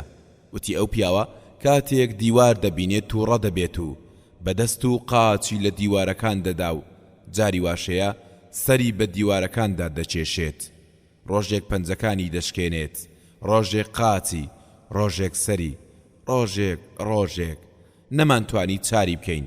هەر بۆیە هەر وەک دەیبینی لەم ژوورەدا بەندمان کردووە. زەوی دیوارەکانیشمان بە ئیسفەنجدا پۆشیوە، چۆن دەیەوێت بە دیوارەکاندا بیچێشێت. پاشان پزیشکەکە بە بێدەنجی لە پێشمانەوە ڕۆیشت. من و عەبدولعەزیزیش وەستا بووین و لەبەر خۆمانەوە قسەمان دەکرد و دەمانوت الحەمد لله الذي عافانا مما ابتلاك به. پاشان ڕۆیشتین هەتا گەیشتینە ژوورێک کە زیاتر لە 30 پیاوی تێدا بوو. هەریەکە بە شێوازێک هەیان بوو بانجی دەدا، هەیان بوو گۆرانی دەوت، ئەوی تریان سەمای دەکرد، ئەوی تر هەر ئاوڕی دەدایەوە. لە نێوانیاندا 3 کەسە بوون کە لەسەر کورسی دانیشاندبوون و دەست و قاچیان بەسترا بوونەوە و سەیری ئەملاو ئەولایان دەکرد و هەوڵی کردنەوەی خۆیان دەدا و نەیان دەتوانی. سەرم سوڕما و لە پزیشکەکەم پرسی ئەمانە چین؟ بۆچی تەنها ئەمستیانە بەستراونەتەوە؟ وتی ئەمانە هەر شتێک لە پێشیانەوە بێت لێی دەدەن، پەنجەرە و دەرگا دەشکێنن. لەبەر ئەوە هەر لە بەیانیەوە تا ئێوارە بەم شێوەیە دەیان بەستینەوە. وتم ماوەی چەندێکە بەم شێوەیان؟ وتی ئەوەیان 10 ساڵە، ئەوەی تر 7 ساڵە، ئەوەی تریان تازەیە 5 ساڵە. هەر بیرم دەکردەوە سوپاس بۆ ئەو پەروەردگارەی کە ئێمەی پاراستووە لەوەی کە ئەوان تووشی بوون. پرسیارم کرد و وتم دەرگای چوونە دەرەوە لە نەخۆشخانە لەکوێوەیە؟ وتی ژوورێک ماوە، پند و ئامۆژگاری زۆری تێدایە. وەرە دەستی گرتم و بردمی. سەرەتا ئەوەی بینیم هاوشێوەی ژوورەکانی تر بوون، چەند نەخۆشێک هەر یەکەی بە شێوازێک، بەڵام ئەوەی جێگەی سەرسوڕمان بوو پیاوێک بوو، تەمەنی زیاتر لە 50 ساڵ دەبوو، سەری سپی ببوو، باچیچکانەوە لەسەر زەوی دانیشت بوو، خۆی کوروش کردبەوە، بە تیلەی چاو سەیری دەکردین، بە ترس و لەرزەوە ئاوری دەدایەوە. ئەمانە هەمووی ئاسایی بوون، بەڵام ئەوەی ترساندمی و بە تەواوی وروژاندمی بەلامەوە نامۆ بوو ئەوە بوو کە پیاوەکە ڕوت و قوت بوو، هیچ جلو بەرگێکی لە بەردانە بوو، تەنانەت عەوڕەتیشی بەدەرەوە بوو. ڕەنگم گۆڕا و یەکسەر لام کردەوە بەلای پزیشکەکەدا. کاتێک بینیمی چاوم سوور هەڵگەڕاوە پێیوتم ئارام بە، بۆت باز دەکەم بۆچی ئاوایە. ئەم پیاوە هەر کاتێک جلو بەرگمان لەبەر دەکرد بە ددانەکانی دەیدڕاند و دەیویست قوتیان بدات. ڕۆژانە زیاتر لە 10 دەستە جلو بەرگمان لەبەر دەکرد، بەڵام دەیدڕاندن و بەم شێوەیە دەمایەوە کە دەیبینی. ئێمەش بە هاوین و زستان بەم شێوازە وازمان لێهێناوە. ئەو کەسانش کە بە دەوریەوەن شێتن و عەقڵیان پێناشکێت کە بۆچی ئاوایە. هاتمە دەرەوە، نەمتوانی زیاتر ئارام بگرم. با پزیشکەکەم وت دەرگاکەم پیشان بدە بۆ ئەوەی بچمە دەرەوە. وتی هەندێک بەشی تر ماوە. وتم ئەوەی بینیمان بەسە. پزیشکەکە ڕۆیشت و منیش لە تەنیشتیەوە بە بێدەنجی دەڕۆیشتین. لە پڕلای کردەوە بەلامدا وەک ئەوەی بیری شتێکی بکەوێتەوە کە بیری چوو بێت و وتی یا شێخ، لێرە پیاوێک هەیە بازرگانێکی گەورەیە، 100 ملیۆن پارەی هەیە، تووشی نەخۆشیێکی عەقڵی بووە، ماوەی 2 ساڵە منداڵەکانی هێناویانە بۆ ئێرە، پیاوێکی تری لێیە ئەندازیارە لە کۆمپانیای فڵان، کەسێکی تری لێیە بە هەمان جۆرە دەیژماردن و دەڕۆیش تا دوایی. پزیشکەکە بەدەم ڕێگەوە هەر قسەی بۆ دەکردین دەربارەی هەندێک کەس بۆمان دەدوا کە زەلیل بوون لە دوای ئەوەی خاوەن پلە و پایە بوون، هەندێکی تر لە دوای دەوڵەمەندی هەژار کەوت بوون. دەڕۆیشتم، هەر بیرم دەکردەوە پاک و بێگەردی بۆ پەروەردگار کە ڕزق و ڕۆزی لە نێوان بەندەکانیدا دابەش کردووە، بەوەی کە بیەوێت دەیبەخشێت و یان لێی دەگرێتەوە پێی نابەخشێت. هەندێک جار پەروەردگاری گەورە ماڵ و سەروەت و سامان و پلە و پایە و ناوبانگ بە کەسێک دەبەخشێت، بەڵام ژیری و عەقڵی لێوەردەگرێتەوە. دەبینیت لە زۆربەی کەس دەوڵەمەندترە، لە زۆربەی کەس جەستەی بەهێزترە، بەڵام لە نەخۆشخانەی دەرونی یان لە شێتخانە بەند کراوە. کەسی واش هەیە پلە و پایی بەرزی هەیە، ماڵ و سامانی زۆر، عەقڵ و ژیریەکی گەورە، بەڵام لەش ساغ نییە و نەخۆشە. کەسانێک دەبینی 20 ساڵ یان 30 ساڵە لەسەر جێگە کەوتون، بەبێ ئەوەی ماڵ و سامان و پلە و پایە هیچ سوودێکیان پێ بگێنن. هەروەکو پەروەردگار لە سوڕەی ئەلقەسەس ئایەتی 68 دەفەرمێت: وربك يخلق ما يشاء ويختار ما كان لهم الخيرة سبحان الله وتعالى عما يشركون. واتا هەر پەروەردگاری تۆیە هەرچی بووێت دروستی دەکات و هەڵی دەبژێرێت. خەڵکی ئەو دەسەڵاتیان نییە و سەرپشک نەکراون. پاچی و بێگەردی و بڵندی بۆ پەروەردگار لە بەرامبەر ئەو شتانەی کە نەفامان دەیکەن و بە شەریک و هاوڵت. هەر بۆیە ئەو کەسانی کە تووشی تاقیکردنەوە بەڵایە کاتون زۆر بە خێرایی پێویستە بزانن کە لەلایەن پەروەردگار و دیاریەکیان پێبەخشراوە. ئەگەر ماڵ و سامانی زۆری پێ نەبەخشیبووی بە دڵنیاییەوە لەش ساغی پێبەخشیوی، ئەگەر لەش ساغی پێ نەبەخشیوی بە دڵنیاییەوە ژیری پێبەخشیوی. لە هەموو نیعمەتەکانیش گەورەتر ئەوەیە کە باوەڕ و ئیمانی پێبەخشیوی دەی پیرۆزت بێت و خۆشی بۆ خۆت کە لە ژێرسایی ئیسلامدا دەژیت و لە ژێرسایی ئیسلامیشدا دەمریت دەی پڕ بە دەنگ و بە بەرزی هاوار بکە و بڵێ سوپاس بۆ پەروەردگار سوپاس بۆ پەروەردگار پێغەمبەر صلی الله عليه وسلم عەمری کوڕی عاس بە سەرکردایەتی سوپایەک نارد بۆ شام کاتێک مسلمانان گەیشتنە شام بینیان ژمارەی سوپای دوژمنان زۆر زۆرە هەر بۆیە داوای کۆمەکی و پشتیوانیان لە پێغەمبەر صلی الله عليه وسلم کرد پێغەمبەریش صلی الله عليه وسلم ئەبوو عوبەیدەی کوڕی جەڕاحی نارد و کردی بە سەرکردەی ئەو جەنگاوەرانەی کە بۆ کۆمەچی و پشتیوانی ناردنی بۆ شام سوپاکەی ئەبوو عوبەیدە زۆربەی ئەو مسلمانە کۆچکەرانە بوون کە لە سەرەتای هاتنی ئیسلامدا مسلمان ببوون ئیمامی ئەبوو بەکر و ئیمامی عومەریش پەروەردگار لەیان ڕازی بێت لە ڕیزی ئەو سوپایەدا بوون کاتێک سوپاکەی ئەبوو عوبەیدە کەوتە ڕێ پێغەمبەر صلی الله عليه وسلم ڕووی تێکرد و فەرمووی لەگەڵ عەمردا با ناکۆچی و جوداوازی نەکەوێتە نێوانتانەوە کاتێک ئەبوو عوبەیدە بە خۆی و سوپاکەیەوە گەیشتە شام عەمر پێی فەرموو تۆ بۆ کۆمەچی و پشتیوانی سوپایەک نێردراوی کە من سەرکردەیم ئەبوو عوبەیدەش لە وەرامدا دەفەرمێت نەخێر تۆ سەرکردەی سوپای خۆت بە و منیش سەرکردەی سوپای خۆم دەبم ئەبوو عوبەیدە کەسێکی نەرمونیان و لەسەرخۆ بوو حەزی نەدەکرد لە پێناو ژیانی دنیادا کێشە و گرفت دروست بکات ئەم جارەشیان عەمر فەرمووی تۆ بۆ کۆمەچی و پشتیوانی من نێردراویت ئەبوو عوبەیدەش فەرمووی ئەی عەمر پێغەمبەر صلی الله عليه وسلم پێی فەرمووم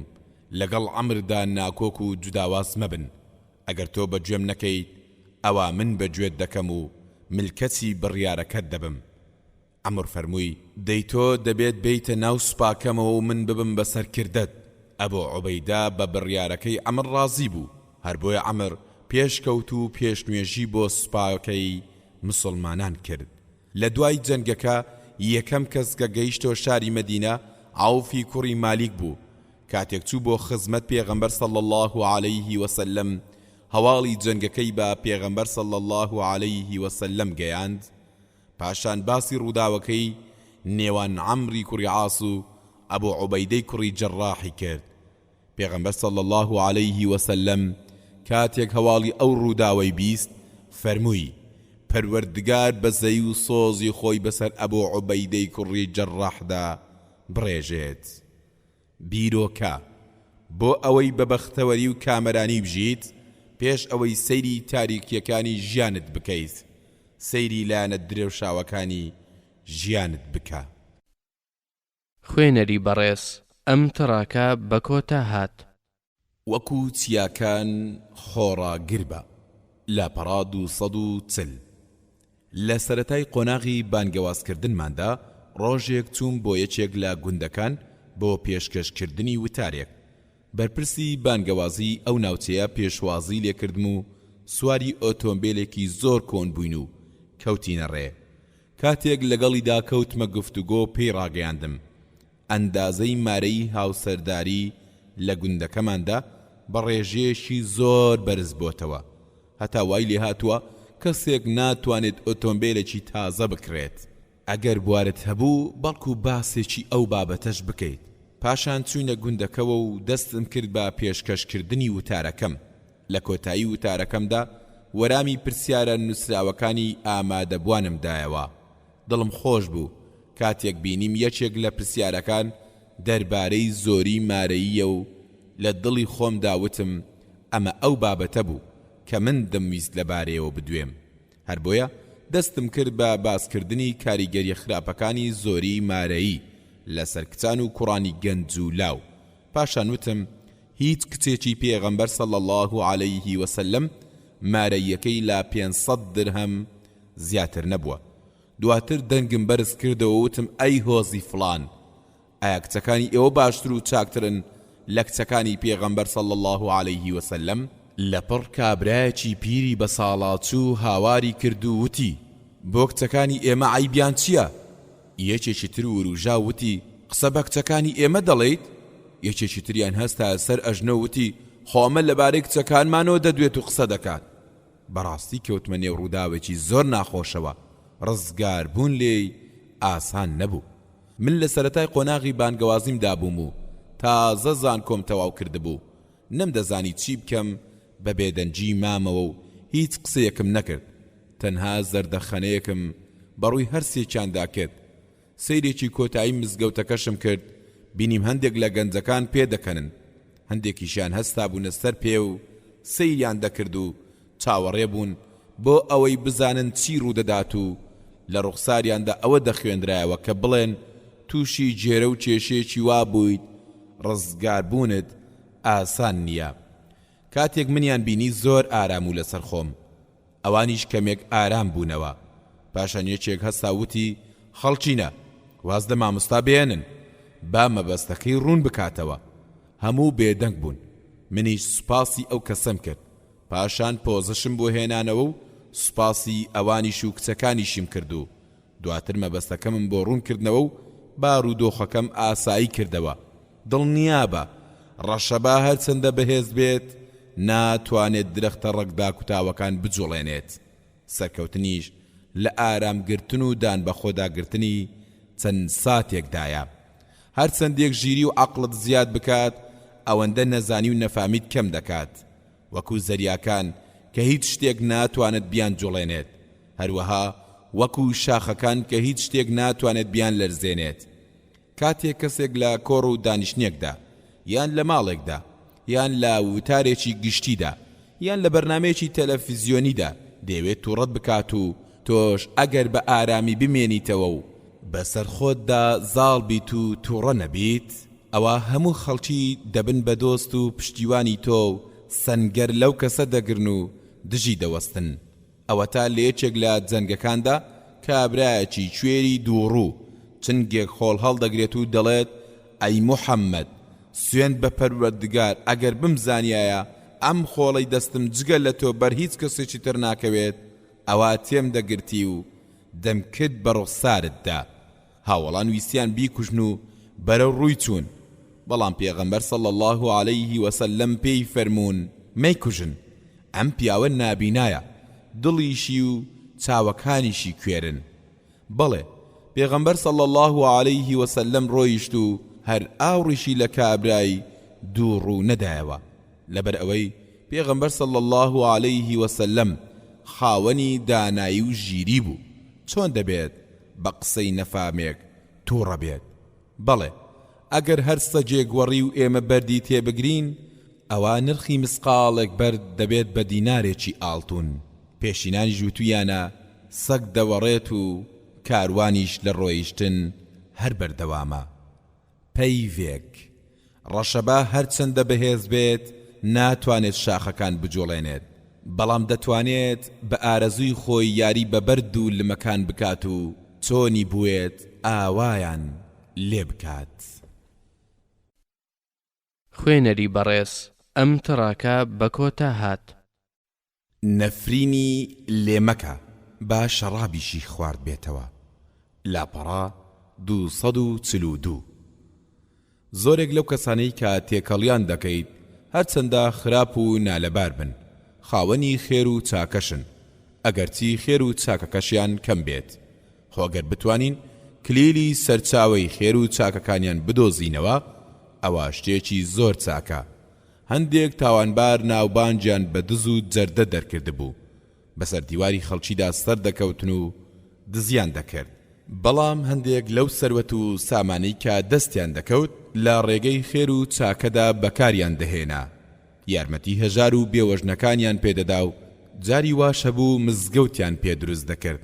یان وەک ئەو ئافرەتەی کاتێک بێباوکێکی ڕوت و برسی دەبینی کاری بە ڕەوشتی و داوێن پیسی ئەنجام دەدا بۆ ئەوەی پارە و پولێکی دەست بکەوێت و ئەو بێباوکەی پێتێر بکات.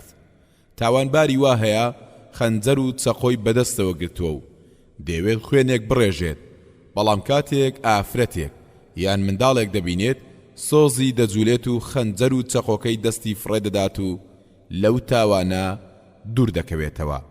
کەواتە خەڵکی هەموو کەم و زۆر خێریان تێدایە، پێشەوەی گومانی خراپیان پێبەریت گومانی چاچیان پێبەرە. ئەوەتا پێغەمبەر صلی الله عليه وسلم پۆزش و بیانووی گوناهباران و ئەو کەسانەی وەردەگرت کە لە جەنگەکاندا دوا دەکەوتن و گومانی باشی پێدەبردن کاتێک کەسێک تاوانێکی ئەنجام دەدا. پێغەمبەر صلی الله عليه وسلم لە پێشدا سەیری لانە ئیمانیەکانی ئەو کەسەی دەکرد، نەک لانی گوناه و تاوان و ئارەزوەکانی. گومانی خراپی بە کەس نەدەبرد، خەڵکی با کوڕ و برای خۆی دەزانی و بە جوانترین شێوە هەڵس و کەوتی لەگەڵ دەکردن. لە سەردەمی پێغەمبەر صلی الله عليه وسلم پیاوێک جیرۆدەی خواردنەوەی مەیی ببوو. ڕۆژێکینان بۆ لای پێغەمبەر صلی الله عليه وسلم و پێغەمبەریش صلی الله عليه وسلم فەرمانیدا دارکاری بکەن. پاش چەند جارێکی تر عەرەقی دەرخوارد و دەیانهێنایەوە بۆ لای پێغەمبەر صلی الله عليه وسلم و دارکاریان دەکردەوە. جارێک لەو جارانە و لە دوای دارکاریکردنەکەی پیاوەکە دەڕوات و پاشان یەکێک لە هاوڵان پێی دەڵێت نەفرینی پەروەردگارت لێبێت.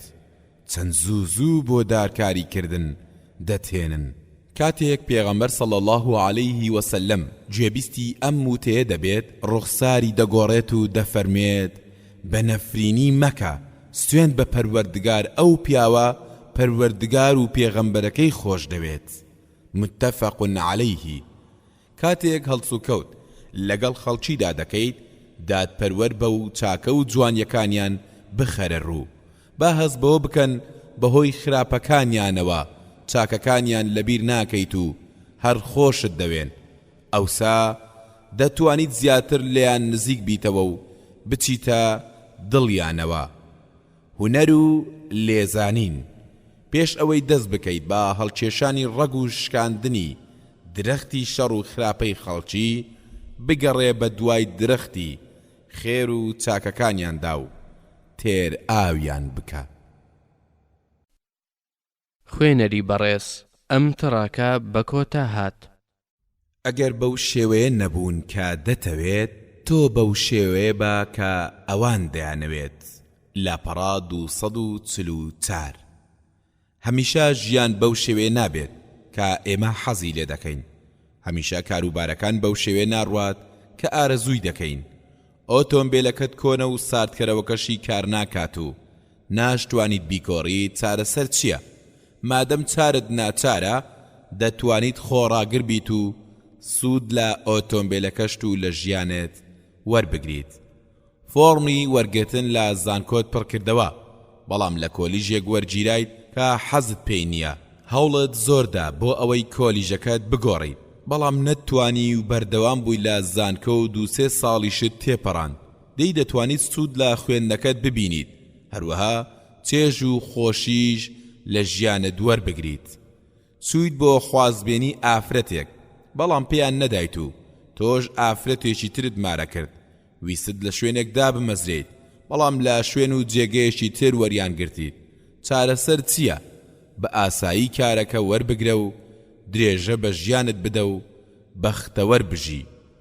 زۆرێک لە خەڵکی کاتێک تووشی یەکێک لە گرفتەکانی سەرەوە دەبن، دەیکەن بە کێشەیەکی زۆر گەورە و بەردەوام بیری لێ دەکەنەوە و ئاخ و ئۆف بۆ ڕابردوو هەڵدەکێشن و لە لای دۆست و دوژمن سکاڵای حاڵی خۆیان دەکەن. هەموو ئەم ناڕەزاییانەش ناتوانن کارێک بۆ سکاڵاکار بکەن یان شتێکی لە دەستووی بۆ بجێرنەوە. ئەی چارەسەر چییە؟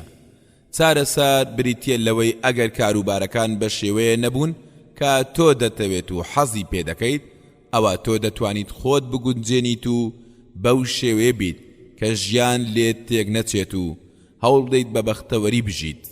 کەسی ژیر و دانا ئەو کەسەیە کاتێک دەزانیت بارودۆخێکی بۆ ناگۆڕدرێت لەگەڵیدا هەڵ بکات و خۆی بگونجێنێت. هاوڕێکم سەرپەرشتی دروستکردنی مزگەوتێکی دەکرد. کاتێک پارەیان لێبڕا، چوون بۆ لای یەکێک لە بازرگانەکان بۆ ئەوەی لە تەواوکردنی مزگەوتەکەدا یارمەتیان بدات. بازرگانەکە دەرگای لێکردنەوە و کەمێک لە لای دانیشتن و چەندێکی لە توانایدا بوو یارمەتیدان. پاشکەمێک بازرگانەکە حەبێکی لە جیرفان دەرهێنا و خواردی.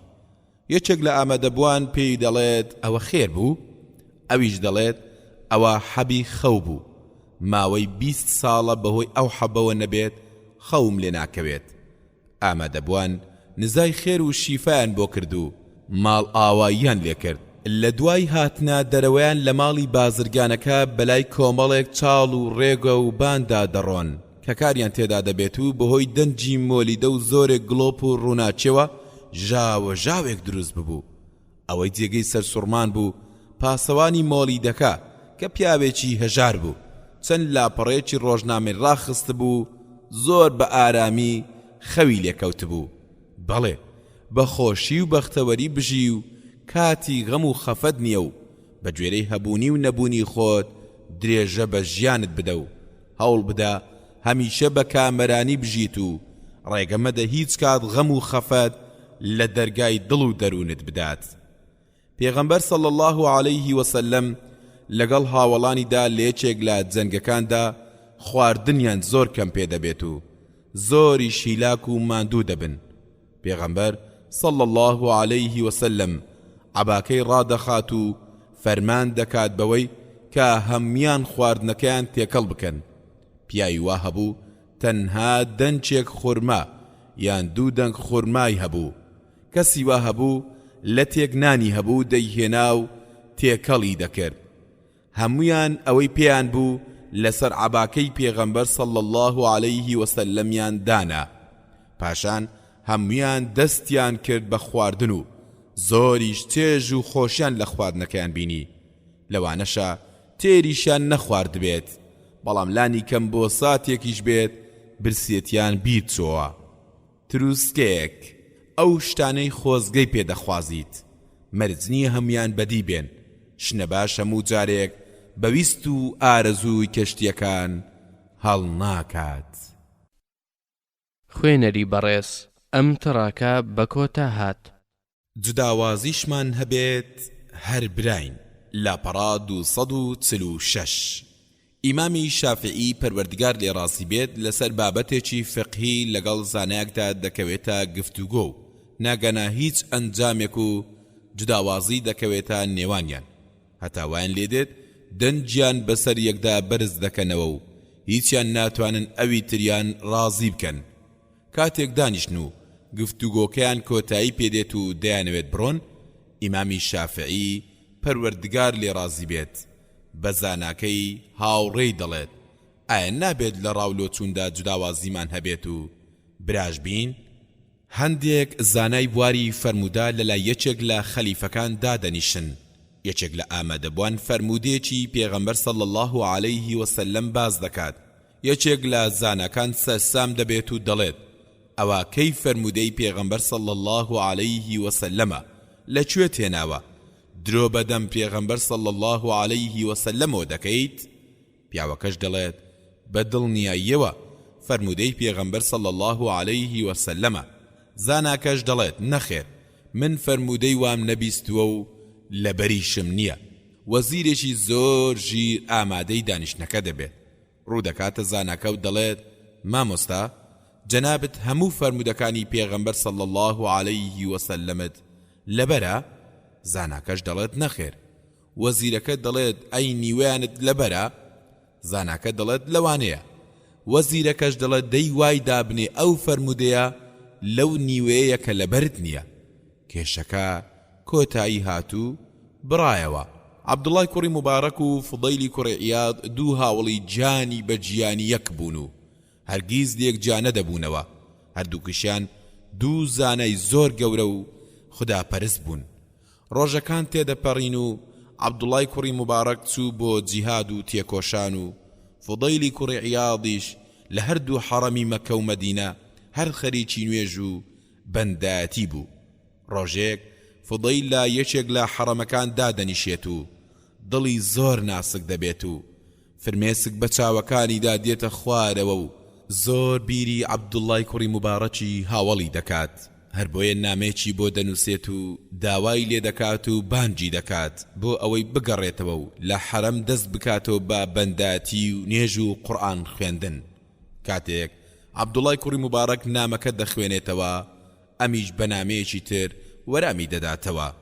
بەڵێ بە هۆندراوەیەک باسی فەزڵ و گەورەی جیهاد و تێکۆشانی کرد و پەیامێکی جوانیشی ئاراستەی هاوڵەکەی کرد و تیایدا نووسی بووی کە ئەوەی تۆ دەیکەیت لە چاوتێکۆشانی ئێمەوە وەکو یاری وایە و ئەگەر تۆ بە فرمێسک گۆناکانت تەڕ دەکەیت ئەوە ئێمە گردنیشمان خوێنی لێ دەچۆڕێ کاتێکیش ئەسپ و ماینەکەت لە کاری ئاساندا ماندوو دەکەیت ئەوە ئێمە ئەسپ و ماینەکانمان لە جیهاد و تێکۆشان دەپێکرێن و ماندوو دەبن کاتێک خۆت بۆن خۆش دەکەیت بە بۆنی خۆشی ئێمە تۆز و خۆڵی ڕێگەی تێکۆشانە پێغەمبەر صلى الله عليه وسلميش لو تێکدا کە هیچ گومانێکی تێدا نیە دەفەرمێت تۆز و خۆڵی جیهادی هیچ کەسێک لەگەڵ دووکەڵ و بڵێسەی ئاگری دۆزەخدا کۆنابنەوە و پەروەردگاریش لە قورئانەکەیدا بە شەهیدی نەمر ناوی بردووە و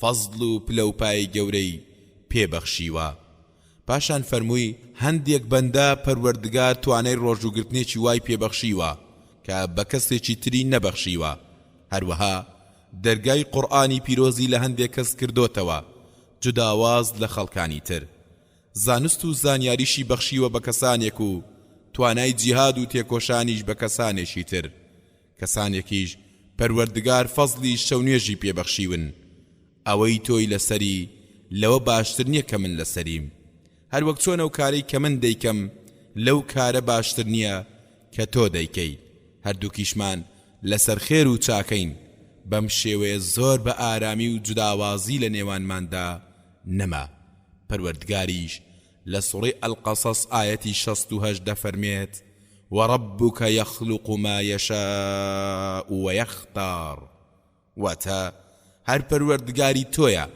هەرچیەکی بوێت دروستی دەکات و هەڵی دەبژێرێت دوای ئەوەی پەروەردگار لە جەنگی خەندەقدا بەهۆی ڕەشەبایەکی بەهێزەوە شکستی بە بێباوەڕان هێنا و بەسەری شۆڕەوە گەڕانەوە پشتیان هەڵکرد مسلمانانیش گەڕانەوە بۆ ماڵەکانیان و شمشێر و کەرەسەکانی جەنگیان دانا پێغەمبەریش صلى الله عليه وسلم گەڕایەوە بۆ ماڵەوە و خۆی شۆری کاتێک نزیک نیوەڕۆ بۆوە جوبرائیل عليه السلام هاتو لە دەرەوەی ماڵەوە بانگی پێغەمبەر صلى الله عليه وسلمی کرد پێغەمبەریش صلى الله عليه وسلم ترسی لێدەنیشێت جبرائیل عليه السلام دەفەرمێت ئەی پێغەمبەر صلى الله عليه وسلم ئەوە چەکی جەنگتان داناوە پێغەمبەریش صلى الله عليه وسلم دەفەرمێت بەڵێ جبرائیل عليه السلام دەفەرمێت دەی فریشتەکان هێشتا چەکەکانیان دانەناوە و تا ئێستاش بە دوای بێباوەڕانەوەن و ڕاویان دەنێن و خەریکن لە شاری مەدینە دووریان دەخەنەوە پاشان فەرمووی پەروەردگار فەرمانت پێدەکات بەرەو لای جوولەکەکانی بەنو قوڕەیزە بکەویتە ڕێ پێغەمبەریش صلى الله عليه وسلم بانجی خەڵکەکەی کرد و پێی فەرموون هەر کەسێک گوێڕایەل و ملکە چابانوێژی عەسر لە بەنو قوڕەیزە ئەنجام بدات خەڵکەکە هەموو چەکەکانیان هەڵگرت و کەوتنە ڕێ هەتا کاتی نوێژی عەسر هات و هێشتاش لە ڕۆیشتن بەردەوام بوون هەندێکیان وتیان تا نەگەینە بەنو قوڕەیزە نوێژی عەسر ناکەین بەڵام هەندێکی تریان وتیان نوێژەکەی عەسرمان دەکەین لەبەر ئەوەی پێغەمبەر صلى الله عليه وسلم مەبەستی لەو قسەی ئەوە بوو کە پەلە بکەین و زوو بکەوینە ڕێ هەر بۆیە نوێژی عەسریان ئەنجام دا و پاشان کەوتنە ڕێ ئەوانی تریان نوێژەکەیان دواخست و کاتێک گەیشتنە بەنو قوڕەیزە نوێژەکەیان ئەنجامدا کاتێک ڕووداوەکەیان بۆ پێغەمبەر صلى الله عليه وسلم جێڕایەوە ڕایخنەی لە هیچ یەکێک لەو دوو کۆمەڵە نەگرت پاشان گەماروی جوولەکەکانی بەنو قوڕەیزیاندا و پەروەردگار سەرکەوتنی بە مسلمانان بەخشی سەیرکە ئەوانە کاتێک لە ڕاولۆچوونەکاندا جوداواز بوون بەڵام هەر برا بوون بەهۆی جوداوازی ڕاولۆچوونەکانیانەوە کێشە و گرفتیان نەدەسازاند بەڕاستی ئەگەر بەم شێوەیە لەگەڵ خەڵکیدا هەڵس و کەوت بکەیت لەگەڵیاندا هێمن و لەسەر خۆ بیت و بەرامبەر ڕاولۆچوونەکانیان سنگ فراوان بیت بە دڵنیاییەوە لەلایەن خۆشەویست دەبیت و زۆر بە ئاسانی و بەبێ لە دەرگادان دەتوانیت بچیتە دڵیانەوە لە پێش خەڵکیشدا لە لای پەروەردگار خۆشەویست دەبیت و بشزانە ناکۆچی و دووبەرەکی جگەل لە شەڕ و خراپە هیچ سوودێکیان نییە تێڕوانین مەبەست ئەوە نییە هەموو کاتێک ڕێک و تەبابین بەڵکو مەبەست ئەوەیە ناکۆک و جوداواز نەبین. خوێنەری بەڕێز ئەم تڕاکە بە کۆتا هات. نەرمونیانی مایەی جوانیە لە پەڕا 250 کاتێک با یەکێک سەرسام دەبین و دەمانێت پیایدا هەڵبدەین دەڵێن فڵانە کەس ڕێک و پێکە یان قورس و گرانە یان مەنگ و بێدەنگە. کاتێکیش دەمانەوێت سەرزەنشتی کەسێک بکەین دەڵێن فڵانە کەس زۆر سووک و ڕیسوایە یان فڵانە کەس زۆر چروکە یان زۆر چەتونە. پێغەمبەر صلی الله علیه وسلم دەفەرمێت نەرمونیانی لە هەر شتێکدا هەبێت جوانی دەکات و دەیڕازێنێتەوە، هەر شتێکیش نەرمونیانی تێدا نەمێنێت ناشیرن و بێزراو دەبێت. ئایا دەتوانیت تەنێک ئاسن بە پەنجێک بجوڵێنیت؟ بەڵێ، ئەگەر بەرزکرەوەیەکت لەلا بێت دەتوانیت تەنە ئاسنەکە بە جوانی ببەستیتەوە و پاشان بە بچووکترین پەنجەت دەتوانیت پەنجە بە دوگمەکانی بەرزکەرەوەکە دابنیت و زۆر بە ئاسانی بەرزی بکەیتەوە. پێغەمبەر صلی الله علیه وسلم دەفەرمێت پەروەردگار ویستی خێر و چاکەی بە هەر کۆمەڵ و خانەوادەیەک هەبێت ئەوان نەرمونیانیان دەکات. ئەگەر پەروەردگار ویستی شەڕ و ناڕەحەتیش بە هەر کۆمەڵ و خانەوادەیەک هەبێت ئەوە نەرمونیانیان لە ناودا ناهێڵێت. نەرمونیانی ڕەوشتێکە خەڵکی خۆشیان دەبێت و دڵیان پێی ئارام و ئاسوودە دەبێت و هەر کەسێک خاوەنی ئەم کارە جوانە بێت دەبێتە جێگەی متمانە و باوەڕی خەڵکی. ئەبو یوسفی قازی بەناوبانگترین قوتابی ئەبوو حەنیفە دەبێت. ئەم ئەبوو یوسفە لە منداڵیدا کەسێکی زۆر هەژار و نەدار دەبێت، هەر بۆیە باوکی ڕێگری دەکات ئامادەی وانەکانی ئەبوو حەنیفە ببێت و فەرمانی پێدەکات بچێت بۆ بازار کار بکات و بژێوی خۆی بەدەست بهێنێت. ئەبوو حەنیفە سوور دەبێت لەسەر ئەوەی دەبێت ئەبوو یوسف ئامادەی وانەکانی بێت و ئەگەر دیار نەبوایە سەرزەنشتی دەکرد. ڕۆژێک ئەبوو یوسف سکاڵای باوکی لەلای ئەبوو حەنیفە دەکات و حاڵی خۆی تێدەگەێنێت. ئەبوو حەنیفەش پەروەردگار لێ ڕازی بێت بانجی باوکی ئەبوو یوسف دەکات و پێی دەڵێت ئەم کوڕەت ڕۆژانە چەندێک پەیدا دەکات. باوکیشی دەڵێت 2 درهم. ئەبوو حەنیفە پێی دەڵێت من ڕۆژی 2 درهمت دەدەمێ و واز لە کوڕەکەت بهێنە با خەریکی فێربوونی زانست و زانیاری بێت. ئیتر لەو کاتەوە تا چەندین ساڵ ئەبوو یوسف لە خزمەتی ئەبوو حەنیفەدا خەریکی خوێندن دەبێت و زانست و زانیاریەکی باش لێوەردەگرێت. بەڵێ، ئەبوو یوسف دەبێتە گەنجێکی لێهاتوو، زانست و زانیاریەکی باشیش بەدەست دەهێنێت. ڕۆژێک نەخۆش دەکەوێت و لە ماڵەوە دەکەوێت، نەخۆشیەکەی تینی بۆ دەهێنێت و زۆر کاری تێدەکات. کاتێک ئەبوو حەنیفە سەردانی دەکات و دەبینێت زۆر بۆی دڵگران دەبێت و دەترسێت بمرێت. پاشان ئەبوو حەنیفە دێتە دەرەوە و لە بەرخۆیەوە دەڵێت ئای ئەبوو یوسف، هیواخواز بووم لە دوای من شوێن و جێگەم بگریتەوە. ئەبوو حەنیفە بە کۆمەڵی غەم و خەفەتەوە دەچێتەوە بۆ لای قوتابیەکانی و لە دوای 2 ڕۆژ پەروەردگاری گەورە شیفای بۆ ئەبوو یوسف دەنێرێت و چاک دەبێتەوە. ئەبوو یوسف خۆی دەشوات و پاشان خۆی دەگۆڕێت بۆ ئەوەی بچێت بۆ لای مامۆستاکەی و درێژە بەوانەکانی بدات. کاتێک هەڵدەستێت بڕوات ئەو کەسانەی لە دەوری بەری دەبن پێی دەڵێن ئەوە بۆ کوێ دەچیت؟ ئەویش دەڵێت دەچم بۆ خوێندنی وانەکانم. ئەوانیش دەڵێن تا ئێستاش هەر دەچیت بۆ خوێندن؟ بەس نییە؟ ئەی نازانیت ئەبوو حەنیفە لەبارەی تۆوە چی وتووە؟ ئەبوو یوسفیش دەڵێت چی وتووە؟ ئەوانیش دەڵێن وتوویەتی هیوادارم لە دوای خۆم لەناو خەڵکیدا جێگەم بگرێتەوە. دەیکەواتە مەبەستی ئەوەیە هەموو زانست و زانیاریەکانی ئەبوو حەنیفەت بەدەستێناوە و ئەگەر مردیش دەتوانیت بچیتە جێگەکەی و شوێنەکەی پڕ بکەیتەوە.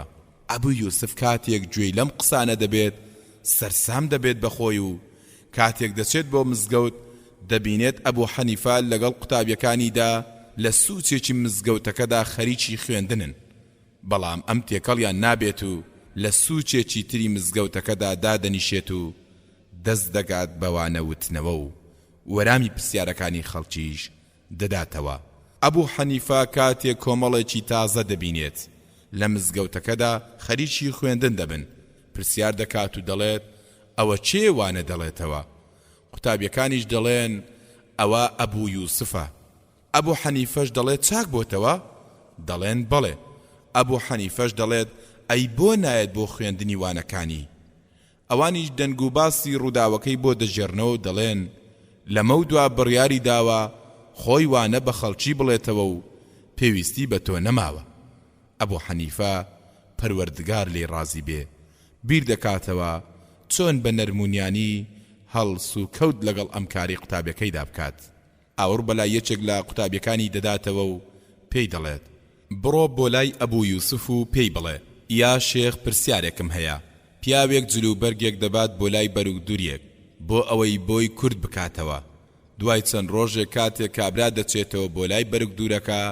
بۆ ئەوەی جلوبەرگەکەی وەربگرێتەوە بەرگ دوورەکەش نکۆڵی لەوە دەکات کە هیچ جلوبەرگێکی لەلا بێت پیاوەکەش پەنا دەباتە بەر پیاوانی پۆلیس و لە دوای گەڕان و بە دواداچوون جلوبەرگەکە لە دوکانی بەرگ دوورەکەدا دەدۆزنەوە پرسیارەکە لێرەدا ئەوەیە ئایا بەرگ دوورەکە مافی وەرگرتنی کرێی کورکردنەوەی جلوبەرگەکەی هەیە یان نا ئەگەر وەرامی دایەوە وتی بەڵێ ئەوە پێی بڵێ هەڵات کرد ئەگەر وتیشی نەخێر مافی وەرگرتنی کرێی کورکردنەوەی جلوبەرگەکەی نییە دووبارە پێی بڵێ هەڵات کرد قوتابیەکە بەم پرسیارە ئالۆزە دڵخۆش دەبێت و دەچێت بۆ لای ئەبوو یوسف و پرسیارەکەی لێ دەکات ئەبوو یوسفیش بە خێرایی وەرام دەداتەوە دەڵێت بەڵێ مادەم کارەکەی خۆی جێبەجێ کردووە مافی خۆیتی کرێی وەرگرتنی کاری کورکردنەوەی جلوبەرگەکە وەربگرێت قوتابیەکەش دەڵێت وەرامەکەت هەڵەیە ئەبوو یوسف سەرسام دەبێت و زیاتر لە پرسیارەکە ورد دەبێتەوە و پاشان دەڵێت نەخێر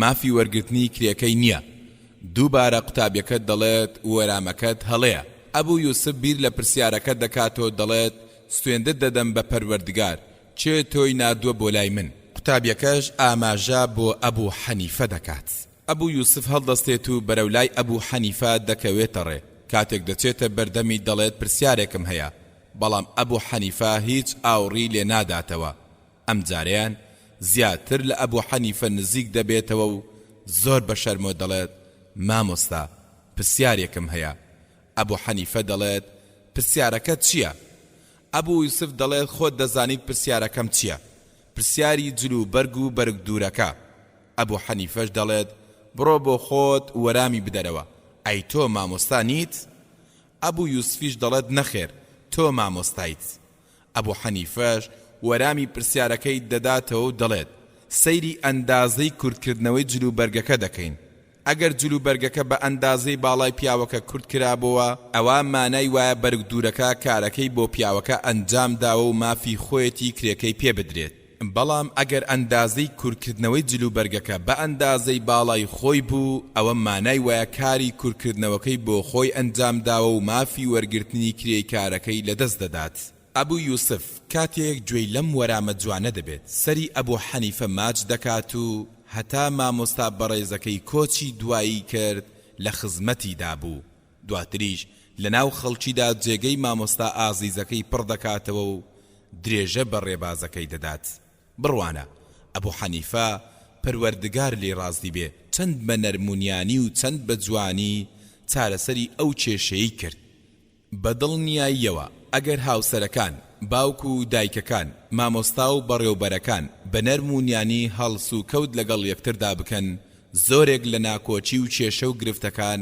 چارەسەر دەبن کۆتاییان پێدێ ئێمەی مرۆڤ هەمیشە داوای نەرمونیانی دەکەین لە کڕین و فرۆشتندا لە لێخۆڕینی ئۆتۆمبیلدا لە خوێندن و فێرکردندا دەی با هەمومان هەوڵ بدەین بە نەرمونیانی هەڵس و کەوت لەگەڵ یەکتردا بکەین و خۆمان لا تووڕەبوون بە دوور بگرین پێغەمبەر صلی الله علیه وسلم هەرگیز لەبەر خاتری خۆی لە کەس تووڕە نەبووە کاتێک تووڕە دەبوو کە بێفەرمانیەکی پەروەردگار بکرایە یاخود سنوورێک لە سنوورەکانی ئیسلام بشکێندرایە ڕۆژێک ئیمامی عومەر پەڕێک لە تەورات بەدەست جوولەکەیەکەوە دەبینێت و پێی سەرسام دەبێت و دانێکی لەبەر دەنووسێتەوە پاشان دەچێت بۆ لای پێغەمبەر صلی الله علیه وسلم و بۆی دەخوێنێتەوە پێغەمبەر صلى الله عليه وسلم تێبینی کرد ئیمامی عومەر سەرسامە بەو نووسراوەی تەورات دەشی زانی ئەگەر بوار بۆ ئەم کارە بڕەخسێنێت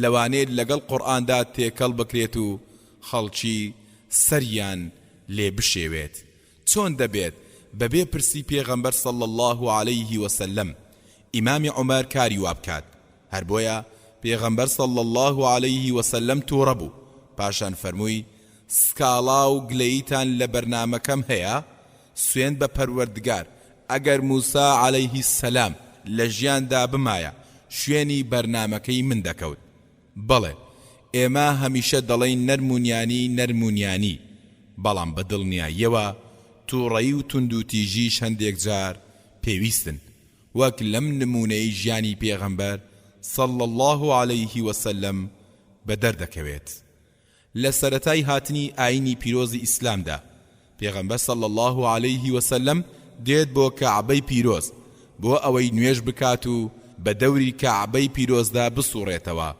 بێباوەڕانی قوڕەیشیش لەو نزیکە دەبن و کۆڕ و دانیشتنیان گەرم دەبێت بێباوەڕان بە چەندان شێوازی جوداواز ئازاری پێغەمبەر صلى الله عليه وسلمیان دەدا کەچی پێغەمبەر صلى الله عليه وسلم هەر ئارامی دەگرت بەڵێ پیاوە بەناوبانگەکانیان لە نزیک کەعبە کۆبوونەوە و وتیان بەڕاستی ئەوەندەی لەسەر محەممەد صلى الله عليه وسلم ئارامگر بووین لەسەر هیچ کەسێک ئەوەندە ئاراممان نەگرتووە محەممەد جنێوی بە باوک و باپیرانماندا ڕەخنە و عەیب و عاری لە ئاینەکەمان گرت ناکۆچی خستە نێوانمان سوکایەتی بە خوداکانمان کرد لەو قسانەدا بوون پێغەمبەر صلى الله عليه وسلم هات بۆ کەعبەی پیرۆز و دەستی کرد بە سوڕانەوە بە دەوری کەعبەدا و بێباوەڕانیش دەستیان کرد بە قسەی ناخۆش و کرچ و کاڵ پێغەمبەر صلى الله عليه وسلم ڕوخساری تێکچوو بەڵام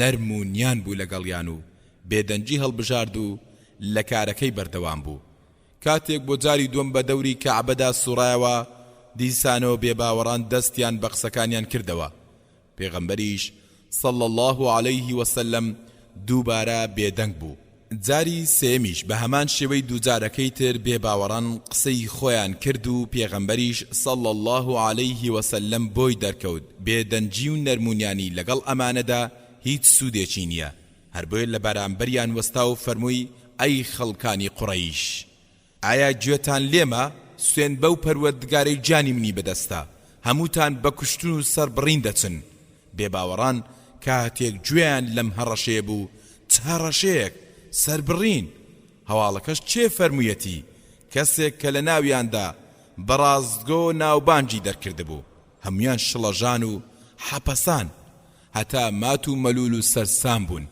وەک ئەوەی باڵندە بە سەرسەریانەوە نیشتی بێتەوە پاشان لە ناو خۆیان داوتیان واز لە محەممەد بهێنن و پێغەمبەریش صلى الله عليه وسلم لێیان دوور کەوتەوە نەرمونیانی و ئارامگریش کات و جێگەی خۆی هەیە نەرمونیانی و بێدەنجی و لەسەرخۆیی ئەگەر لە غەیری کات و شوێنی خۆیدا بەکارهێنرا ئەوە نیشانەی نەزانی و ترسنۆ چییە ئەگەر سەیری ژیانی پێغەمبەر صلى الله عليه وسلم بکەین لە هەموو حاڵەتا پێویستەکاندا نەرمونیانی بەکارهێناوە نەک ترسنۆچی و لاوازی نمونەیەک لە نەرمونیانی دوای مانچێک لە ڕوودانی جەنگی بەدر ئەبوو عاسی هاوسەری زەینەبی کچی پێغەمبەر صلى الله عليه وسلم ویستی زەینەبی خێزانی بنێرێت بۆ مەدینە بۆ لای باوچی پێغەمبەریش صلى الله عليه وسلم بۆ ئەو مەبەستا زەیدی کوڕی حاریسە و هاوڵێکی تری نار بۆ ئەوەی لە نزیک مەککە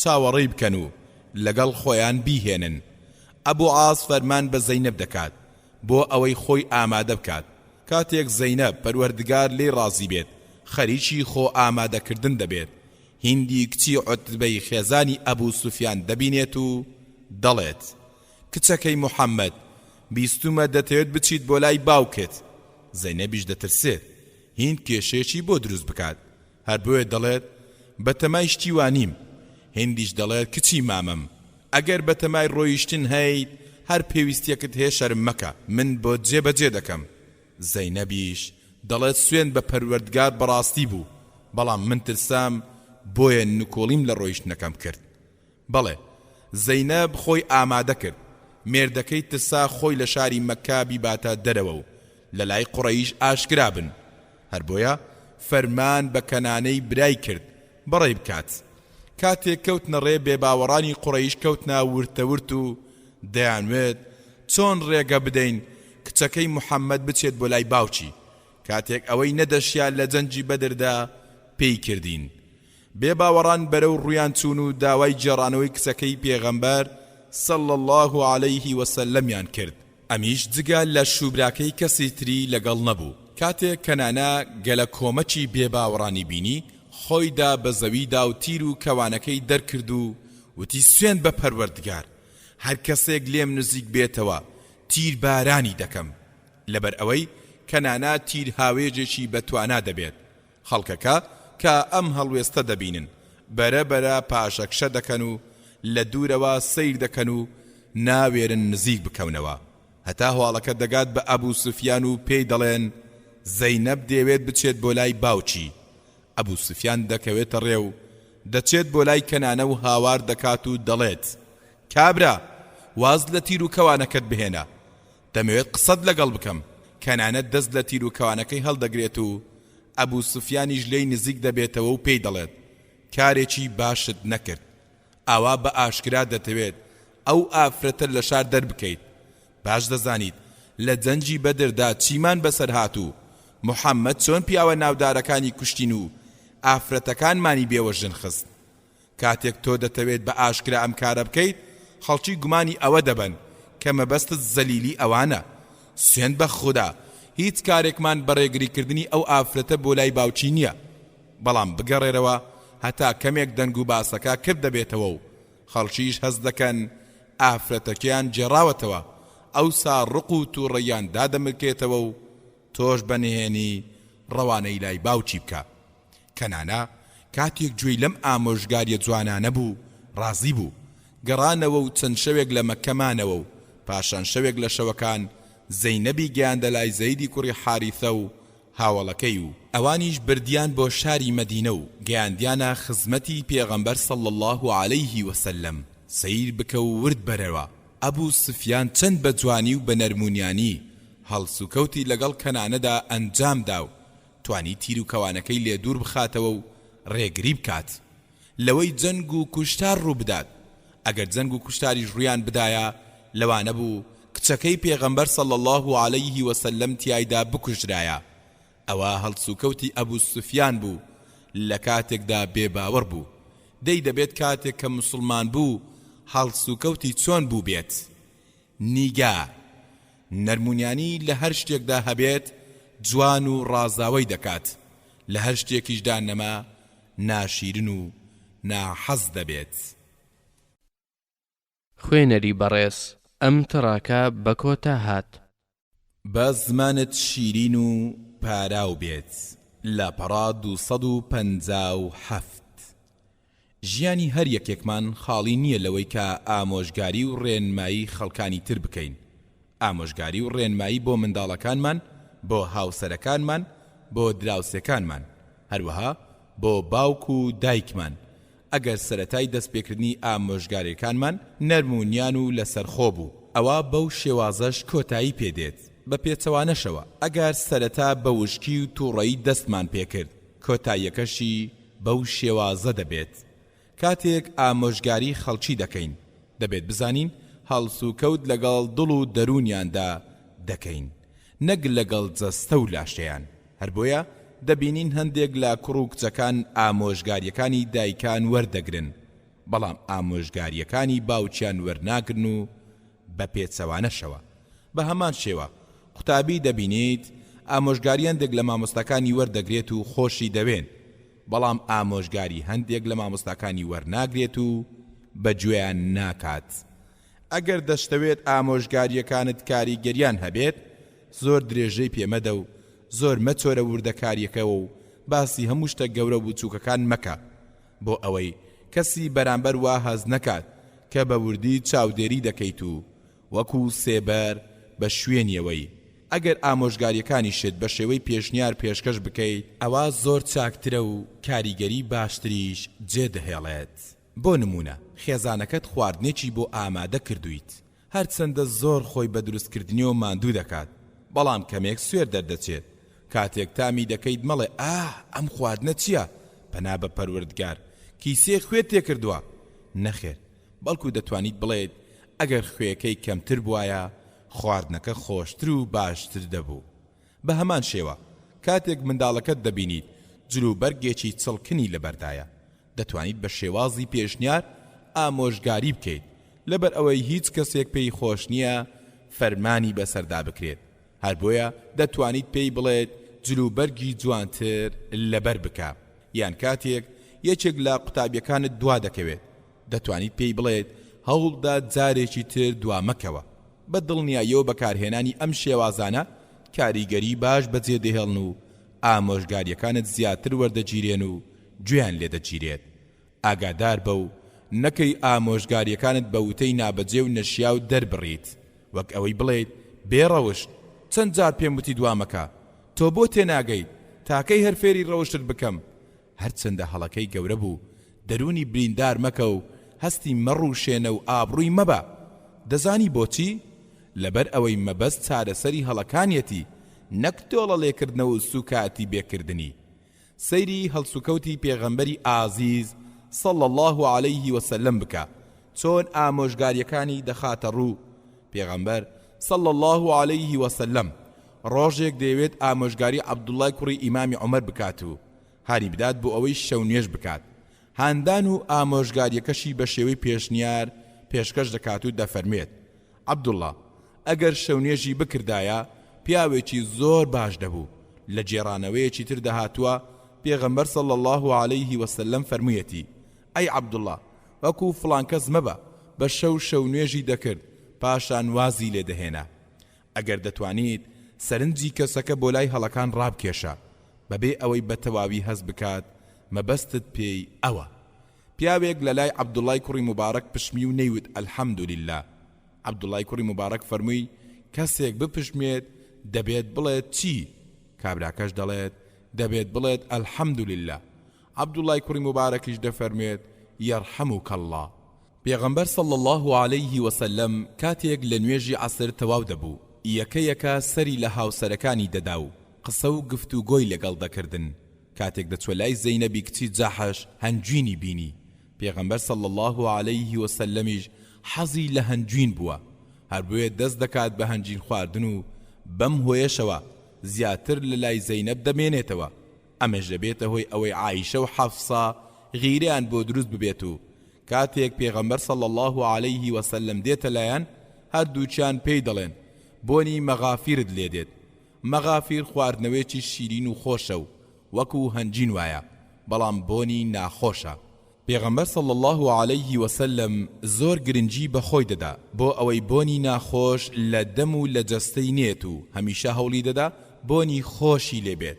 لەبەر ئەوەی جوبرائیل عليه السلام و خەڵکیش بێزار نەکات کاتێک دەچیتە لای حەفسا پەروەردگار لێی ڕازی بێ لێی دەپرسێت و دەڵێت چیت خواردووە پێغەمبەریش صلى الله عليه وسلم دەفەرمێت لە لای زەینەب هەنجوینم خواردووە حەفسەش دەڵێت بەڵام من بۆنی مەغافیرت لێ دەکەم پێغەمبەر صلى الله عليه وسلم دەفەرمێت نا هەنجوینم خواردو و جارێکی تر هەنجوین ناخۆم پاشان هەڵدەستێت و دەچێت بۆ لای عایشە و عایشەش هەمان قسە دەکات لەبەرەوەی پێشتر هەردووچیان لەسەر ئەوە ڕێک کەوتون ئەگەر پێغەمبەر صلى الله عليه وسلم بێت بۆ سەردانیان ئەو قسەی پێ بڵێن دوای چەند ڕۆژێک پەروەردگار نهێنی کارەکانی ئاشکرا کرد و حەفسەش دانی پێدانا ڕۆژێک پێغەمبەر صلى الله عليه وسلم سەردانی حەفسە دەکات و دەبینێت شیفای کچی عەبدوڵای لەلایە شیفا ئافرەتێک بوو شارەزای لە کاری پزیشکی و چارەسەرکردنی خەڵکیدا هەبوو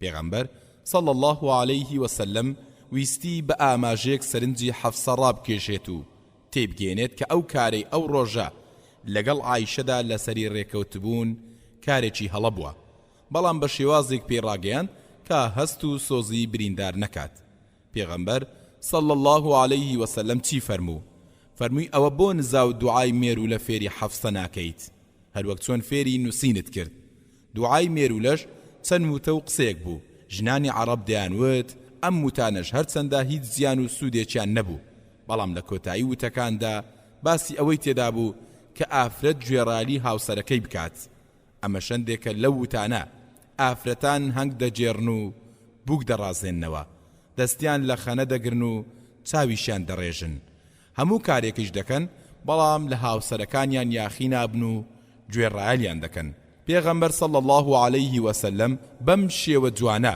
لە ڕێگەی ئەو وتێوە کە دەڵێت بەڵام لە هاوسەرەکانیان یاخی نابن و گوێڕایەلیان دەکەن ویستی ئامۆژگاری حەفسەی خێزانی بکات بەڕاستی شێوازێکی جوانی بەکارهێنا بۆ ئەوەی وا لە بەرامبەرەکەی بکات هەست بە هەڵەکەی بکات و بە خۆشیدا بچێتەوە پیاوێک پەرتووکێک لە پیاوێکی تر دەخوازێت دوای چەند ڕۆژێک پەرتووکەکە دەجێڕێتەوە و خاوەنی پەرتووکەکەش شوێنەواری خواردن بەسەر پەرتووکەکەیەوە دەبینێت بەڵام بێدەنگ دەبێت و هیچ قسەیەک ناکات پاش چەند ڕۆژێک پیاوەکە دووبارە دێتەوە بۆ ئەوەی پەرتووکێکی تر بخوازێت خاوەن پەرتووکەکەش پەرتووکەکە دەخاتە سەر سینیەک و دەیداتێت پیاوەکە سەرسام دەبێت و دەڵێت من داوای پەرتووکم کرد نەک سینی خاوەن پەرتووکەکەش دەڵێت پەرتووکەکە بخوێنەرەوە و سنیەکەش نانی لەسەر بخۆ پیاوەکە پەرتووکەکە وەردەگرێت و لە پەیامی خاوەن پەرتووکەکەش تێدەگات پیاوێکە بوو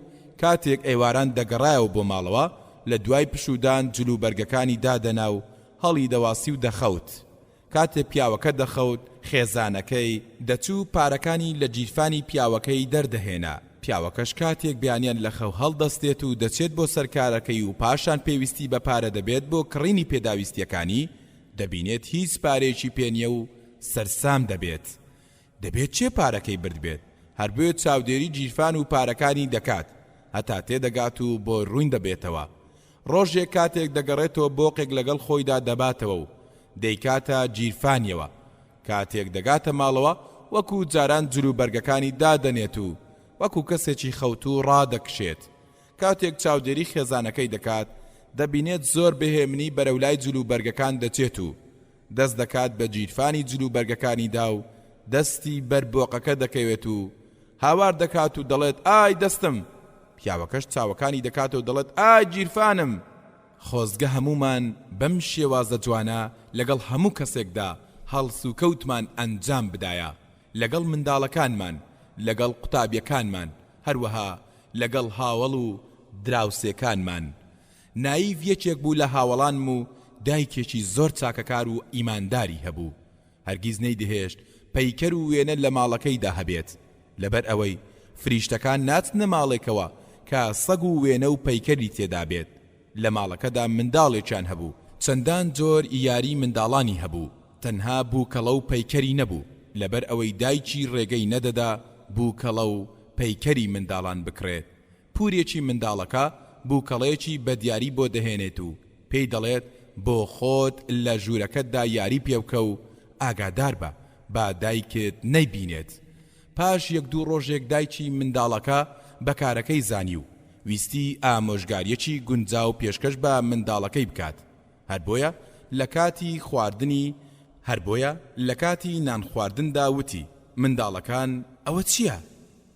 یەک دوو ڕۆژە هەست دەکەم ماڵەکەمان فریشتەی تێدا نییە نازانم چی فریشتەکانی دەرکردووە کچە بچکۆڵەکەش بە بێدەنجی گوێی گرتبوو لە دوای نان خواردن دەچێت بۆ ژوورەکەی و بووکەڵەکە دەهێنێت بۆ لای دایکی و دەڵێت دایەجان ئەمە فریشتەکانی دەرکردووە فەرموو چی لێ دەکەیت لێی بکە بەڕاستی بە شێوازێکی زۆر جوان ئامۆژگاری منداڵەکەی کرد و بە هیچ شێوەیەک کارەکەی لەسەر قرس و گران نەکرد و نەیشکاند و زیزی نەکرد و دڵی نەڕەنجاند بەڵێ دەتوانیت هەنجوین بخۆیت و شانەکەشی نەشکێنیت بە شێوازێک ئامۆژگاری کەسی بەرامبەر مەکە وەک ئەوەی وا بزانێت بەهۆی ئەو هەڵەیەوە بێباوەڕ بوو بێت بەڵکو گومانی باشی پێبەرە و وای دابنێ بە مەبەست و بە ئەنقەس هەڵەکەی ئەنجام نەداوە و نەیزانیوە لە سەرەتای هاتنی ئاینی ئیسلامدا عراق قەدەغە و حرام نەبوو پاشان بە چەند قۆناغی قەدەغە کرا لە قۆناغی یەکەمدا پەروەردگار دەربارەی عراق لە سوورەی ئەلبەقەرە ئایەتی 219 دەفەرمێت يسألونك عن الخمر والميسر قل فيهما إثم كبير ومنافع للناس وإثمهما أكبر من نفعهما ويسألونك ماذا ينفقون قل العفو. واتە پرسیارت لێ دەکەن دەربارەی عەرەق و قومار، پێیان بڵێ لەو دوانەدا تاوان و گوناهێکی گەورە هەیە، هەرچەندە چەند سوودێکیشیان تێدایە بۆ خەڵکانێک. پاشان لە قۆناغی دووەمدا لە سوڕەی ئەننیسا ئایەتی 43 دەفەرمێت: يا أيها الذين آمنوا لا تقربوا الصلاة وأنتم سكارى حتى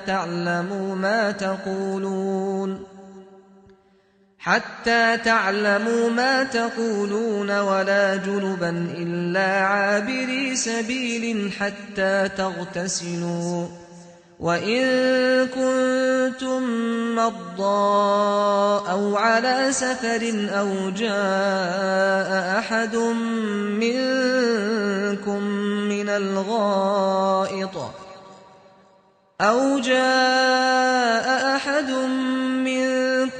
من الغائط أو لامستم النساء فلم تجدوا ماء فتيمموا صعيدا طيبا فامسحوا بوجوهكم وأيديكم إن الله كان عفوا غفورا. واتە نزیکی نوێژ مەکەون لە کاتێکدا ئێوە سەرخۆشن هەتا ئاسەواری سەرخۆشی نامێنێت و دەزانن چی دەڵێن لە نوێژەکانتاندا. پاشان لە قۆناغی سێمدا پەروەردگار بە تەواوی عەرەقی حرام و قەدەغە کردو لە ئایەتی 90 سوڕەی ئەلمائیدا دەفەرمێت: يا أيها الذين آمنوا إنما الخمر والميسر والأنصاب والأزلام رجس من عمل الشيطان فاجتنبوه لعلكم تفلحون. واتە دڵنیابن کە عەرەق و قومار و گۆشتی ماڵاتی سەربڕاو بۆ غەیری پەروەردگار لەو شوێنانەی کە خەڵک بە پیرۆزی داناوە نەک ئیسلام بورج و حرام و حەڵاڵزانین بە هۆی هەڵدانی زارەوە، ئەمانە هەر پیسن و لە کار و کردەوەی شەیطانن، کەواتە ئێوەش خۆتانی لێ بە دوور بگرن و خۆتانی لێ بپارێزن بۆ ئەوەی سەرفرازی و بەختەوەری بەدەست بهێنن لە هەردوو جیهاندا. لە دوای دابەزینی ئەم ئاەتە پیرۆزە مسلمانان بە تەواوی وازیان لە خواردنەوەی عەرەق هێنا، تەنها ئەو کەسانە نەبێت کە لە دەرەوەی شاری مەدینە ژیانیان بەسەر دەبرد و نەیان دەزانی عەرەق حرام کراوە. ڕۆژێک عامری کوڕی ڕەبیعە کە یەکێک بوو لە هاوڵە بەڕێزەکانی پێغەمبەر صلی الله عەلەیه وسلم لە گەشتێک دەگەڕێتەوە و لەگەڵ خۆیدا کوپەیەک عەرەق بە دیاری بۆ پێغەمبەر صلی الله عەلەیه وسلم دەهێنێت. پێغەمبەریش صلی الله عەلەیه وسلم نە لە پێش ئیسلام و لە دەدوای ئیسلامیش هەرگیز عەرەقی نەخواردۆتەوە، بەڵام کاتێک خەڵکی شتێکیان بۆ بهێنایە کە خۆی بەکاری نەهێنایە وەک عەرەق یان ئاڵتون یان جلوبەرگی ئاوریشم و حەریر دەیبەخشی بە مسلمانان. پێغەمبەر صلی الله عەلەیه وسلم بە سەرسامیەوە سەیری عەرەقەکەی کرد و فەرمووی: ئایا نازانی و ئاگادار نیت بەوەی کە عەرەق حرام کراوە؟ عەمریش دەڵێت: حرام کراوە؟ ئاگادار نیم ئەی پێغەمبەر صلی الله عەلەیه وسلم. پێغەمبەریش صلی الله عەلەیه وسلم دەفەرمێت: دەی حرام کراوە. عەمر عەرەقەکە هەڵدەگرێت و هەندێک کەس پێی دەڵێن دەی بچۆ بیفرۆشە. پێغەمبەریش صلی الله عەلەیه وسلم کاتێک گوێی لەم قسەیە دەبێت دەفەرمێت: نەخێر، مەیفرۆشە، لەبەر ئەوی پەروەردگار کاتێک شتێک حرام دەکات ئەوە پارەکەشی حرام دەبێت. پاشان عامر عەرەقەکە دەڕژێنێتە سەرزەوی. ڕەواه تەبەرانی. ئاگادار بە لە کاتی ئامۆژگاریکردنی خەڵکیدا بە خۆتدا هەڵمەدە و شانازی بە خۆتەوە مەکە، خۆت بەرز مەکەرەوە و بەرامبەریش بخەیتە چاڵێکی قوڵەوە، چونکە هیچ کەسێک بەو کارە ڕازی نابێت. بۆ نمونە هەندێک باوک کاتێک ئامۆژگاری کوڕەکەی دەکات باسی شانازەکانی خۆی بۆ دەکات و زۆر بە شان و باڵی خۆیدا هەڵدەدات و دەڵێت: من وام کرد و من وا چووم و من وا ڕۆیشتم. هەوڵ بدە کاتێک ئامۆژگاری کەسێک دەکەیت زۆر باسی خۆت مەکە و نمونە لەسەر خۆت مەهێنەرەوە، بەڵکو نمونە لەسەر کەسانی تر بهێنەرەوە بۆ ئەوەی کەسی ئامۆژگاری کاری کراو هەست بەوە نەکات کە تۆ مەبەستت لە ئامۆژگاریەکانت ستایش و بەرزکردنەوەی خۆت و سوکایەتی و نزمکردنەوەی کەسی بەرامبەرە. بە کورتی پێغەمبەر صلی الله عليه وسلم دەفەرمێت وتەی جوان و شیرین لا خێر و سەدەقەیە. خوێنەری بەڕێز ئەم تڕاکە بە کۆتا هات. نێوانی زیندوو لەگەڵ مردوو لاپەڕا 263 لەلای خەڵکی و لەلای هاوڵانیشی زۆر خوێنی تاڵ بوو، زۆریش ڕەزاگران بوو لەلای دراوسێکانی و برا و خوشکەکانی، تەنانەت لەلای منداڵەکانیشی خۆشەویست نەبوو. بەڵێ خۆشەویست نەبوو، زۆر جار پێی دەوترا براجان تۆ هەست و سۆزت نییە؟ یەکێک لە منداڵەکانی بە دڵ و دەروونێکی خۆشەوە تیان و سیوانەکانی بۆ هێنا لەبەر ئەوەی مامۆستاکەی نایاب و زۆر باشەی بۆ نووسی بوو. بەڵام ئەم باوکە بێ هەست و نەستە هەر ئاوڕیشی لێ نەدایەوە و بەڵکووتی ئەگەر بڕوانامەی دکتۆراشت بهێنایە شتێکی ئاسایی بوو. لەگەڵ قوتابیەکانیشیدا بە هەمان شێوە هەڵس و کەوت و مامەڵەی دەکرد. کاتێ قوتابیەکی پەپولە ئاسای ڕوحسووک دەیویست قسەیەکی خۆش بکات و هەست و سۆزی مامۆستاکەی کەمێک بجۆڵێنێت، ئەم پیاوە زۆر بە ناخۆشی وەرامی دەدایەوە و دەیوت دەتەوێت بەم قسانە خوێنی خۆت شیرین بکەیت و خۆشەویست بیت. بە هەمان شێوە ئەم کابرایە دەچێت بۆ لای فرۆشیارێک و فرۆشیارەکەش بە دڵێکی خۆشەوە دەڵێت سوپاس بۆ پەروەردگار، نامەیەکم لە کەس و کارمەوە بەدەست گەیشتووە. کەچی ئەم پیاوە هیچ بەشداریەکی لە خۆشیە و کرێکارە فرۆشیارەدا نەکرد. لە کاتێکدا فرۆشیارەکە ئەم هەواڵەی بۆ ئەوە پێڕاگەیاند کە بەشداری خۆشیەکەی بکات و هەواڵێکیان بپرسێت، بەڵام بەداخەوە وای نەکرد. جارێکی تر سەردانی هاوڵێکی دەکات و لە دوای چاو قاوە خواردن هاوڵەکەی تاکە منداڵە تازە لەدایک بووە پێچراوەکەیان دەکاتە باوەشی و دەیهێنێت بۆ لای میوانەکە و دەڵێت تازە لەدایک بووە، ڕاتچیە بەرامبەر ئەم پاڵەوانە. کابراش زۆر بە ساردیەوە دەڵێ ماشا ئەڵڵا، پەروەردگار بۆتان بهێڵێت. باوکی منداڵەکە چاوەڕێ دەکات زیاتر باسی منداڵە تاقانەکەی بکات و پیای دای هەڵبدات و لە دەستی وەربگرێت و لە باوەشی بگرێت و ماچی بکات. بەڵام بەداخەوە وای نەکرد. کاتێک هەڵسوکەوت لەگەڵ خەڵکیدا دەکەیت بە پێی ئەندازەی گرنگی کەسەکان گرنگی بە کاروبارەکانیان بدە، نەک بە ئەندازەی گرنگیدانی خۆت. نایاب و زۆر باشەی منداڵەکە لە لای خۆی لە بڕوانامەی دکتۆرا گەورەتر بوو. ئەو منداڵە تاقانە تازە لەدایک بووە لە لای هاوڵەکەت زۆر گرنگتر و بەنرخترە لە هەموو دنیا و حەز دەکات دڵی لەت بکات و جگەرگۆشەکەی تیایدا نیشتەجێ بکات. دەیکەوایە نابێت کەمێک بەشداری لە خۆشیەکانیاندا بکەیت و بە خۆشی هاوڵ و منداڵەکەت خۆشحاڵ بیت. جاری وا هەیە هەندێک کەس لە کارێکدا یان لە شتێکی دیاریکراودا گەرم و گوڕیەکیان هەیە. دەی تۆش گرنگی بەو شتانە بدە کە ئەو کەسانە پێی خۆشحاڵ دەبن و جێگەی گرنجیانە. هەروەها دڵیان ڕابگرە و لەگەڵیاندا وشک مەبە و بەشداری خۆشی و ناخۆشیەکانیان بکە و وەکو مردوو مەبە. هەر بۆیە جاری وا هەیە هەندێک کەس سکاڵای ئەوە دەکەن منداڵەکانیان خۆشیان ناوێن. ئێمەش پێیان دەڵێن کاتێک منداڵەکانتان قسەیەکی خۆشتان بۆ دەجێڕنەوە بە جوانی گوێیان لێڕاناگرن و لەگەڵیاندا تێکەڵ بە بابەتەکە نابن وا هەز دەکەن قسە بۆ دار و دیوار دەکەن. هەر بۆیە حەز بەوە ناکەن لەگەڵتاندا دابنیشن و قسەتان بۆ بکەن و کێشە و گرفتەکانیان بخەنە ڕوو. کاتێک کەسێک ڕووداوێک یان چیرۆکێکت بۆ باز دەکات ئەگەر پێشتر ئەو بابەتەشت بیست بوو قسەی پێمەبڕە و گوێی لێ بگرە. عەبدوڵای کوڕی موبارەک دەفەرمێت سوێند بە پەروەردگار کەسی وا هەبووە قسەیەکی بێجێڕامەتەوە پێش ئەوەی ئەو کەسە لەدایک بێت من ئەو بابەتەم بیستووە، بەڵام بە شێوەیەک گوێم بۆ گرتووە وەک ئەوەی یەکەم جارم بوو بێت گوێم لەو بابەتە بێت. بەڕاستی جوانە. پێش ڕوودانی جەنگی خەندەق مسلمانان خەریکی هەڵکەندنی چاڵەکەی دەوری شاری مەدینە بوون و هەموو پێکەوە کاریان دەکرد. کاتێک شەودا دەهات ئاو هەوا زۆر سارد دەبوو. بەڵام هاوڵان لە هەڵکەندنی چاڵەکەدا هەر بەردەوام دەبوون. شەوێک لە شەوەکان پێغەمبەر صلی الله علیه وسلم دێتە دەرەوە و دەبینێت و هاوڵان زۆر بە شادومانیەوە خەریکی هەڵکەندنی چاڵەکەن. هاوڵان کاتێک پێغەمبەر صلی الله علیه وسلمیان دیت هەموو بە یەک دەنگ هاواریان کرد: نحن الذين بايعوا محمدا على الجهاد ما بقينا أبدا. واتا ئێمە هەمومان پەیمانمان داوە بە محەممەد پێغەمبەر صلی الله علیه وسلم هەتا ماوین لەسەر جیهاد و تێکۆشان بەردەوام دەبین.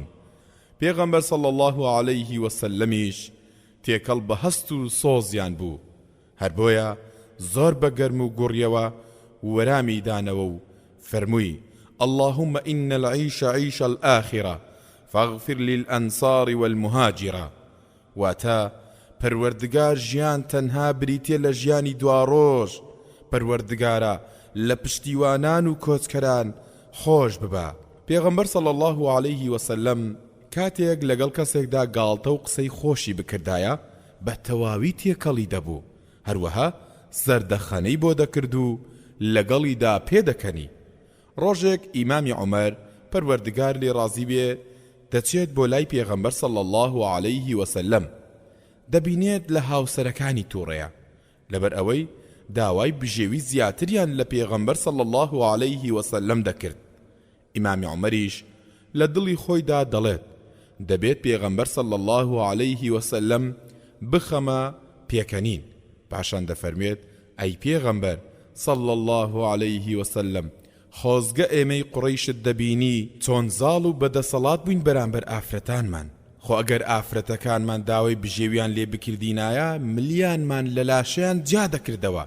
بەڵام کاتێک هاتین بۆ شاری مەدینە بینیمان ئافرەتانیان زاڵ و بەدەسەڵاتن بەسەر پیاوانیاندا، هەر بۆیە ئافرەتانی ئێمەش لەوانەوە فێر بوون بەسەرماندا زاڵ بن و داوای بژێوی زیاترمان لێ بکەن.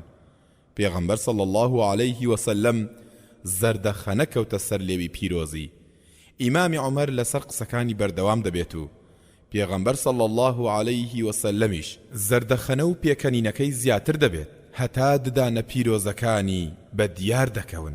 چ ڕەوشتێک لە ڕەوشتی پێغەمبەر صلی الله علیه وسلم گەورەترە لە کاتێکدا پەروەردگار لەبارەیەوە فەرموویەتی: وإنك لعلى خلق عظيم. واتە بەڕاستی تۆ لەسەر ڕەوشت و خوێکی زۆر جوان و پەسەند و بێوێنە و مەزنیت. هەروەها ئیمانداران و مسلمانانیش پەروەردگار لەبارەیانەوە دەفەرمێت: لقد كان لكم في رسول الله أسوة حسنة. واتە سوێن بە پەروەردگار، بەڕاستی لە پێغەمبەری پەروەردگار چاکترین نمونەی تەواو و ڕێک و پێچی هەیە تا چاوی لێ بکەن و شوێنی بکەون. پێغەمبەر صلی الله علیه وسلم زۆر جاری وا هەبووە لەگەڵ کەسانێکی نەشارەزا و نەزاندا هەڵس و کەوتی کردووە، لەسەر ئازار و ناڕەحەتیەکانیشیان ئارامی گرتووە و نەیڕەنجاندون. ڕۆژێک پێغەمبەر صلی الله علیه وسلم لە ناوچەیەکی نێوان مەککە و مەدینەدا لادەدات، بیلالیش لەگەڵی دەبێت. پیاوێکی دەشتەچی دێت بۆ لای پێغەمبەر صلی الله علیه وسلم و داوای پێویستێکی لێ دەکات. پێغەمبەر صلی الله علیه وسلمیش پەیمانی پێدەدات پێداویستیەکەی بۆ جێبەجێ بکات، بەڵام ناتوانێت یەکسەر بۆی جێبەجێ بکات. کابرای دەشتەچیش زۆر پەلە دەکات و دەڵێت: ئەی محەممەد، ئەو پەیمانەی پێدام بۆمی جێبەجێ ناکەیت؟ پێغەمبەریش صلی الله علیه وسلم زۆر بە نەرمونیانیەوە دەفەرمێت: موژدە بێت، بۆتی جێبەجێ دەکەم، موژدە بێت. ئەم موشێ چەند جوانە، ئایا لەم موشێ ناسک و جوانتر هەیە؟ بەڵام کابرا دەشتەچیەکە زۆر بە ناشیرنی هاوار دەکات و دەڵێت: زۆر موژدەت پێدام. پێغەمبەر صلی الله علیه وسلم لەم قسەیەی کابرا تووڕە بوو، بەڵام بەسەر خۆی نەهێنا و تووڕەیەکەی خواردەوە. پاشان بەلای بیلال و ئەبوو موسای ئەشعریدا لای کردەوە و فەرمووی: کابرا موژدەکەی وەرنەگرت و جێڕایەوە، ئێوە وەری بگرن. ئەوانیش فەرمویان: ئەی پێغەمبەر صلی الله علیه وسلم، ئێمە موژدەکە دووەردەگرین. پێغەمبەر صلی الله علیه وسلم داوای هەندێک ئاوی کرد، ڕوخسار و هەردوو دەستی پیرۆزی تیادا شۆری و پاشان فەرمووی: لێی بخۆنەوە و بیپڕژێنن بە ڕوخسار و جەستەتاندا و موژدەتان لێبێت ئەم ئاوە ئاوێکی پیرۆزە. ئەوانیش ئاوەکەیان وەرگرت و بەو شێوەیان کرد کە پێغەمبەر صلی الله عليه وسلم فەرمووی، زۆریش بە موژدەکەی دڵخۆش و شادومان بوون. سەلەمەش پەروەردگار لێ ڕازی بێ لە پشت پەردەیەکەوە و لە نزیکیانەوە دانیشت بوو. کاتێک گوێی لە فەرموودە پیرۆزەکانی پێغەمبەر صلی الله عليه وسلم بوو، ویستی لەو خێر و بەرەکەتە بێبەش نەبێت. هەر بۆیە بانجی کردن و فەرمووی هەندێک لەو ئاوە بە منیش بدەن. ئەوانی شەندێک لە ئاوەکەیان بۆ نارد و ئەویش بەو شێوەیە کرد کە پێغەمبەر صلی الله عليه وسلم فەرموو بووی. متفق عليه. ڕۆژێک پێغەمبەر صلی الله عليه وسلم لەگەڵ خاتوو عایشە دایکی ئیمانداران دانیشت بوو. خاتوو عایشەش دەستی کرد بە گفتوگۆی ئافرەتان. پێغەمبەریش صلی الله عليه وسلم زۆر بە وردی گوێی لێگرت بوو. لە کاتێکدا کە خاتوو عایشە زۆر درێژەی بە وتەکانی دا و پێغەمبەریش صلی الله عليه وسلم بەو هەموو سەرقاڵیەوە قسەکانی پێ نەبڕی و تا کۆتایی باسەکە گوێی بۆ گرت. باسەکەش باسی چی بوو؟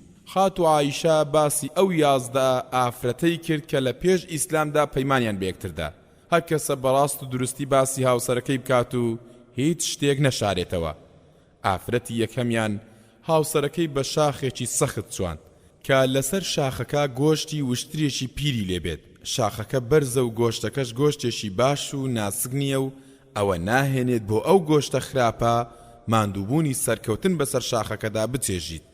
مەبەستی ئەوە بوو هاوسەرەکەی خاوەن ڕەوشتێکی جوان نییە و خۆشی بە گەورە دەزانێت، لە کاتێکدا کەسێکی نەبوو نەداریشە.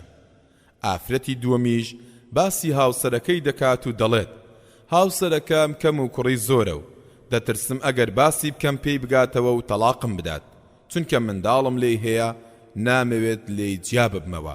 ئافرەتی سێمیان وتی هاوسەرەکەم درێژێکی ناقۆڵایە، خاوەن ڕەوشتی ناشیرینە و هیچ لێبوردنێکی نییە و وەکو شمشێر تیژە. هەموو سات و کاتێک بە تەلاقدان دەمترسێنێت و ناتوانم قسەیەکی لەگەڵ بکەم. هەر سکاڵایەکی لەلا بکەم تەلاقم دەدات و وەکو هاوسەر هەڵسوکەوتم لەگەڵ ناکات و نە ئەوەی خاوەن هاوسەر بم و نە ئەوەشە ئافرەتێکی تەلاق دراو بم. ئافرەتی چوارەمیشیان دەڵێت هاوسەرەکەم وەکو شنەبای توهامە وایە، نەگەرمە و نەسارد. بە شێوەیەکی گشتی شنەبای توهامە تەپ و تۆزاوی و گەرم و سارد نییە و مای خۆشیەشی زۆرە بۆ دانیشتوانەکەی. هەر بۆیە زۆر باسی باشی هاوسەرەکەی کرد و دەری بڕی کە هاوسەرەکەی خاوەنی ڕەوشتی جوانە و مایەی هیچ ئازار و ناڕەحەتیەکیش نییە بۆی. ئافرەتی پێنجەمیش دەڵێت مێردەکەم لە ماڵەوە وەکو پڵنگێک گورج و گۆڵ و چالاکە و لە دەریشەوە وەکو شێر ئازا و بەهێزە، هەروەها کەسێکی زۆر لێبوردە و بەخشندەیە.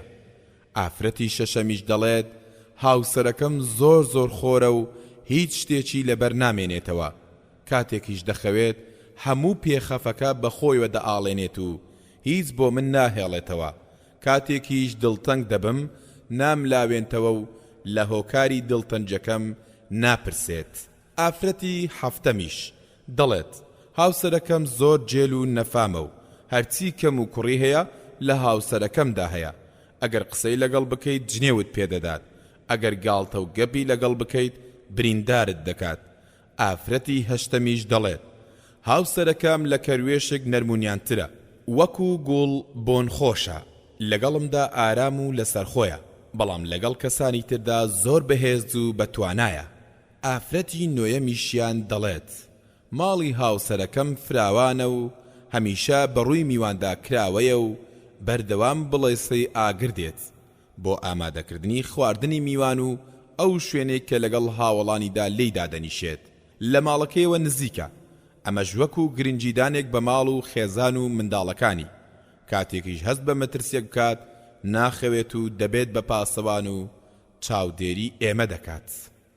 ئافرەتی دێمیان دەڵێت هاوسەرەکەم ناوی مالیکە و هەر چەندێک ستایشی بکەم و پێیدا هەڵبدەم هەرکەمە، هەمیشە لە وشترەکانی نزیکە بۆ ئەوەی هەمیشە بۆ دۆشین و سەربڕین ئامادە بن.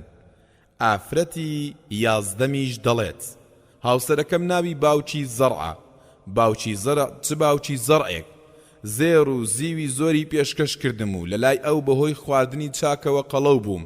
ئەوەندە پیای هەڵدام هەتا خۆم بە خۆم سەرسام بووم کە سوکارەکەشمی بە خۆمەوە دەوڵەمەند کرد و کردنی بە خاوەنی ئاژەڵ و مەڕ و ماڵات و ئەسپ و ماین.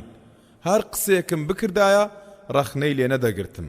ئەوەندەی کارگوزار هەبوو بە تەواوی تێرخەو دەبووم. دایکی زەرعیش چ دایکی زەرعێک، گۆشتنێکی شۆخ و شەنگ، خاوەن ماڵ و حاڵێکی فراوان، هەروەها خاوەنی منداڵی بێدەنگ و سەلار و جوانکیلە. کارگوزارەکانیان هەرگیز نهێنی ماڵەکان نەدەبردە دەرەوە و بڵاوەیان پێ نەدەکرد. ماڵ و جێگە و ڕێگەیان زۆر پاک و خاوێن بوو. پاشان وتی لە ڕۆژێکی بەهاردا باوکی زەرع دەچێتە دەرەوە و دەبینێت ئافرەتێک دانیشتووە و دوو منداڵی زۆر جوانی لە تەنیشتیەوەیە و یاری بە سنگ و مەمکی دایکیان دەکەن. کاتێک باوکی زەرع ئەو ئافرەتە دەبینێت پێی سەرسام دەبێت و من تەلاق دەدات و ئەو مارە دەکات. پاشەم ڕووداوە دایکی زەرعی شوو بە پیاوێکی باش و ئازا و دەوڵەمەند دەکات. پیاوەکە زۆر دیاری و بۆنی خۆشی پێشکەش دەکات. پیاوەکە ئەوەندە بەخشندە دەبێت لە هەموو شتێک جووتێکی پێدەبەخشێت. جا بۆ خۆی بەکاری بهێنێت یان بە ئارزووی خۆی بیبەخشێت. هەروەها پیاوەکە بە دایکی زەرع دەڵێت بەشی کەس و کاریشت لەم ماڵ و سامانە بدە. پاشان دایکی زەرع زۆر بەتاسەوە دەڵێت ئەگەر هەموو شتێکم بداتێ ناگاتە بچووکترین شتی باوکی زەرع. پاک و بێگەردی بۆ پەروەردگار. هێشتا دڵی ئەم ئافرەتە وابەستەی مێردی یەکەمیەتی و خۆشی دەوێت. وتەکانی خات و عایشە تەواو بوو. بە دڵنیاییەوە جێڕانەوەی چیرۆک و ڕووداوی 11 ئافرەت کاتێکی زۆری لە پێغەمبەر صلی الله عەلەیه وسەلەم گرتووە. لەگەڵ ئەوەشدا زۆر بە بێدەنجی گوێی گرتبوو. هیچ بێزاریەکیش بە ڕوخساریەوە نەدەبیندرا. کاتێکیش خات و عایشە لە وتەکانی تەواو دەبێت پێغەمبەر صلی الله عەلەیه وسەلەم دەری دەخات کە بە تەواوی گوێی لە وتەکانی گرتووە و تێیگەیشتووە. هەر بۆیە دەڵێت من بۆ تۆ وەکو باوکی زەرع وام بۆ دایکی زەرع، بەڵام من تۆ تەلاق نادەم. کەواتە هەمومان هاوڕاین لەسەر دەرخستن و پیشاندانی نەرمونیانی و گرنجیدان بە خەڵکی. منداڵێک لە منداڵەکانت جلوبەرگێکی جوان لەبەر دەکات و پێت دەڵێت باوکە گیان جلوبەرگەکانم جوانە؟ دەی تۆش زۆر بە گەرم و گوڕی و بەڕوویەکی خۆشەوە بڵێ پاک و بێگەردی بۆ پەروەردگار. ئەو هەموو جوانیە چییە؟ بە هەمان شێوە لەگەڵ کچەکەتدا، لەگەڵ هاوسەرەکەتدا، لەگەڵ هاوڕێ و دراوسەکانتدا بە هەمان شێوە هەڵسوکەوت بکە و لەگەڵیاندا تێکەڵ بە و زیندوو بە نەک مردوو. ئەگەر شتێکت لەبیر چوو بوو وەک ئەوەی کەسێک پێت بڵێ موژدە بێت باوکم لە نەخۆشیەکەی چاک بۆتەوە، تۆ مەڵێ بۆ نەخۆش بوو، بەڵکو بڵێ سوپاس بۆ پەروەردگار دڵخۆشت کردم، پەروەردگار دڵخۆشت بکات. یان کەسێک پێت دەڵێت براکەم لە بەندینخانە ئازاد کرا، مەڵێ هەرنەشم 20 بەند کراوە، بەڵکو بڵێ سوپاس بۆ پەروەردگار بەڕاستی هەواڵێکی خۆش بوو، هەمیشە هەر لە شادی و خۆشیدا بتان بینم. لە کۆتایی ئەم باسەدا دەمەوێت پێتان بڵێم هاندان و تێکەڵبوون بە یەکتری و قسەی خۆش کاریگەری لەسەر ئاژەڵانیش دروست دەکات. وەکو لەم ڕووداوە دەردەکەوێت. ئەبوبەکری ڕەقی دەجێڕێتەوە و دەڵێت لە بیاباندا ڕێمکەوتە لای هۆزێکی عەرەب و پیاوێک میوانداری کردم و چووینە ڕەشماڵێکەوە. کاتێک چوومە ڕەشماڵەکەوە بەندەیەکی ڕەشپێستی تیادا کۆت و بەند کرابوو. هەندێک وشتری مردارەوە بووشم لەوێن دەردیت. لە بەرامبەر ڕەشماڵەکەدا تەنها وشترێک مابوو، ئەویش گیانی دەدا و خەریک بوو مردارەوە بوو دەبوو. بەندەکە پێیوتم تۆ میوانی و مافت لەسەر خاوەن ماڵ هەیە و ڕێزی میوان دەگرێت. ئەبوبەکر دەڵێت منیش بێدەنگ بووم و نەشم زانی تاوانی ئەم بەندەیە چییە. کاتێک خواردن ئامادە بوو وتم نان ناخۆم هەتا ئەو بەندەیە ئازاد نەکەیت. خاوەن ماڵەکەش وتی ئەو بەندەی دەیبینی ماڵی وێران کردوم و هەژاری خستوم. منیش وتم چی کردووە؟ خاوەن ماڵەکەش دەڵێت ئەو بەندەیە دەنگێکی زۆر کاریگەر و خۆشی هەیە. چی کەلوپەل و شمەکم هەبوون لەسەر پشتی وشترەکانم بوون. کاتێک ئەم بەندەیە بە دەنگە خۆشەکەی گۆرانی دەڵێت وشترەکان دەکەونە هەڵبەز و دابەز و هەڵپەڕین و بەهۆی قورسی کۆڵەکەی پشتیانەوە جگەل لە مشتریان کەوا گیان دەدات هەمویان دەمرن و ماڵم وێران دەبێت بەڵام قسەی میوانێکی وەکو تۆم پێ ناشکێت و ئەوە دەست و قاچی دەکەمەوە میوانەکە دەڵێت زۆر تامەزرۆی بیستنی دەنجی بەندە ڕەشپێستەکە بووم کاتێک ڕۆژ بووە داوام لێ کرد بە وشترەکەم ئاو لەبیر هەڵبشکێشێت بەندەکە دەستی کرد بە گۆرانی وتن کاتێک وشترەکە گوێی لەو دەنگە خۆشە دەبێت دەست بە هەڵپەڕین و هەڵبەز و دابەز دەکات هەتا گوریسەکەی دەستم دەبسێنێت و بەسەرمدا کەوت بەڕاستی دەنجی ئەوەندە خۆش و بەسۆز بوو وا گومان دەبم هێشتا گوێم لە دەنجی وا خۆش نەبوو بێت ئەگەر دەنجی خۆشکار بکاتە سەر ئاژەڵان دەی دەبێت وتە و قسەی و ئامۆژگاری جوان چ کاریگەریەک لەسەر مرۆڤەکان دروست بکەن بەڕاهێنان و پرۆڤە پەرە بەخۆت بدە زیندوو بە نەک مردوو بەهۆی ڕوخسار و دەربڕینە جوانەکانتەوە کاریگەری لەسەر خەڵکی دروست بکە تاوان لێ دێت هۆگرت دەبن خوێنەری بەڕێز ئەم تڕاکە بە کۆتا هات ئامۆژگاریەکانت با کورت و پوخت بن لاپەڕا 271 وتراوە ئەو کەسەی ئامۆژگاری خەڵکی دەکات وەک ئەو کەسە وایە کە بە قامچی لە خەڵکی دەدات لێدانەکانی کەسی قامچی بەدەستیش بە ئەندازەی شارەزایی و لێهاتووی خۆی ئازار جێدەهێڵێت تێبینی ئەوە بکە ئێمە دەڵێن شارەزایی و لێهاتووی کابرای قامچی بەدەست نەک هێز و تواناکەی لەبەر ئەوەی جاری واهەیە قامچی بەدەستێکی بەهێز زۆر بەتوندی لە کەسێک دەدات و ئازارێکی زۆری پێدەگەێنێت بەڵام پاشکەمێکی ئازارەکە نامێنێت و هیچ شوێنەوارێکیش جێناهێڵێت بەڵام قامچی بەدەستی شارەزا و لێهاتوو زۆر بەتوندیش قامچەکەی بەکار ناهێنێت بەڵام دەزانێت چۆن بەکاری دەهێنێت و لەکوێی بدات بە هەمان شێوە کەسی ئامۆژگاریکاریش مەرج نییە زۆر قسە بکات و درێژە بە ئامۆژگاریەکانی بدات بەڵکو دەتوانێت زۆر بە کورتی ئامۆژگاری پێویست بە کەسی ئامۆژگاری کراو بگەێنێت و ئامانجەکەی بپێکێت هەتا دەتوانیت بە کورتی ئامۆژگاری خەڵکی بکە کاتێک دەتەوێت ئامۆژگاریەک پێشکەش بکەیت بە ئەندازەی وتارێک درێژەی پێمەدە بەتایبەت ئەگەر ئامۆژگاریەکە لە بابەتێکدا بوو کە هەردووکتان هاوڕابوون وەک ئامۆژگاریکردنی خەڵکی دەربارەی زیانەکانی تووڕەیی یان حرامی عەرەق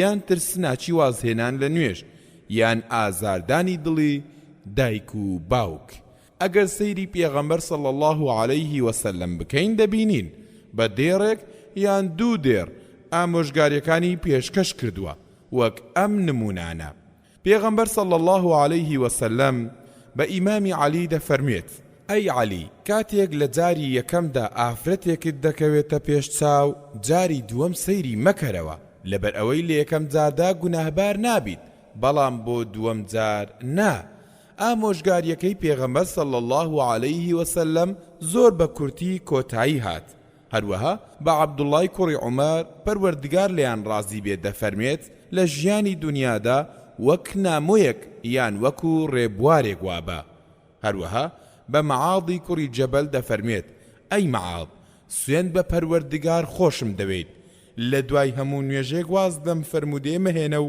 بڵێ اللهم أعني على ذكرك وشكرك وحسن عبادتك واتە ئەی پەروەردگار یارمەتیم بدە لەسەر یادکردن و سوپاسکردنت هەروەها بۆ ئەوەی بە چاچی و بە جوانی بتپەرستم هەروەها بە ئیمامی عومەر دەفەرمێت ئەی عومەر تۆ پیاوێکی بەهێزیت لە لای بەردە ڕەشەکەی کەعبە قەرەباڵغی و پاڵەپەستۆ دروست مەکە کاتێک ئیمامی عومەر لەسەر مەرگدا دەبێت خەڵکی پۆل پۆل و دەستە دەستە دێنە سەردانی و ماڵ ئاوایی لێ دەکەن گەنجێک دێتە ژوورەوە و دەڵێت ئەی ئەمیری ئیمانداران موژدە بێت پەروەردگار هاوڵی پێغەمبەر صلی الله علیه وسلمی پێبەخشید ئەوەی زانیت و لە تواناتدا بوو پێشکەشی ئیسلام و مسلمانانت کرد پاشان کە بوویت بەکار بەدەست دادپەروەر بوویت پاشان پەروەردگار وا پلەی بەرزی شەهیدیت پێدەبەخشێت ئیمامی عومەریش دەفەرمێت خۆزگە سەر بەسەر دەچوومایە پاشان گەنجەکە ڕۆیشت و ئیمامی عومەر بینی جلوبەرگەکەی لە زەویەکە دەخشا و دەکەوتە ژێر قاچەکانیەوە. ئیمامی عومەر لەو کاتەدا ویستی ئامۆژگاریەکی ئەو گەنجە بکات و فەرمووی بانجی ئەو گەنجەم بۆ بکەن. کاتێک گەنجەکە گەڕایەوە و لە بەردەستی ئیمامی عومەر داوەستا، ئیمامی عومەر فەرمووی ئەی برازای شیرینم، جلوبەرگەکەت بەرز و کەرەوە، لەبەر ئەوەی دەبێتە هۆی پاک و خاوێنی بۆ جلوبەرگەکانت، هەروەها مای ڕەزامەندی پەروەردگارت و دەبێتە هۆی ئەوەی زیاتر لێی بترسیت. بەڵێ زۆر بە کورتی پەیامی ئامۆژگاری گەیاند بە گەنجەکە و درێژەی پێنەدا و چەند و چوونی لەگەڵ نەکرد. چەند و چوون و درێژەدان بە بابەت و کێشەکان کارێکی خراپ و ناپەسەندە. پێغەمبەر صلی الله علیه وسلمیش دەفەرمێت من گەرنتی خانوویەک لە بەهەشدا بۆ ئەو کەسە دەکەم کە واز لە چەند و چوونی و دەمەقاڵێ بهێنێت ئەگەر لەسەر حەقیش بێت. جاری وایە کەسێک باوەڕ بەڕاستی لۆچوونێک گیانکارێک دەکات، بەڵام بەهۆی خۆ بە گەورە زانینیەوە دەری نابڕێت و دانی پێدا نانێت. هەروەکو پەروەردگار لەبارەی فیرعەون و دار و دەستەکەیەوە دەفەرمێت وجحدوا بها واستيقنتها أنفسهم ظلما وعلوا، واتە جا ئەوانە هەرڕق ئەستوریان کرد و باوەڕیان پێی نەبوو بە زۆری و خۆ بەزلزانی لە کاتێکدا لە ناخی دەرونیانەوە هەستیان دەکرد حەقیقەتە و ڕاستە.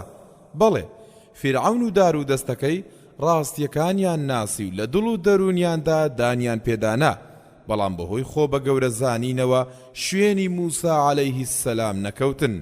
بەڵێ گرنگ ئەوەیە کەسی ئامۆژگاری کرا واز لە هەڵەکەی بهێنێت و نەگەڕێتەوە سەری، نەک ئەوەی کە بەسەریدا سەرکەویت و بیبەزێنیت، چونکە خۆ ئێوە لە گۆڕەپانی زۆران بازیدا نین.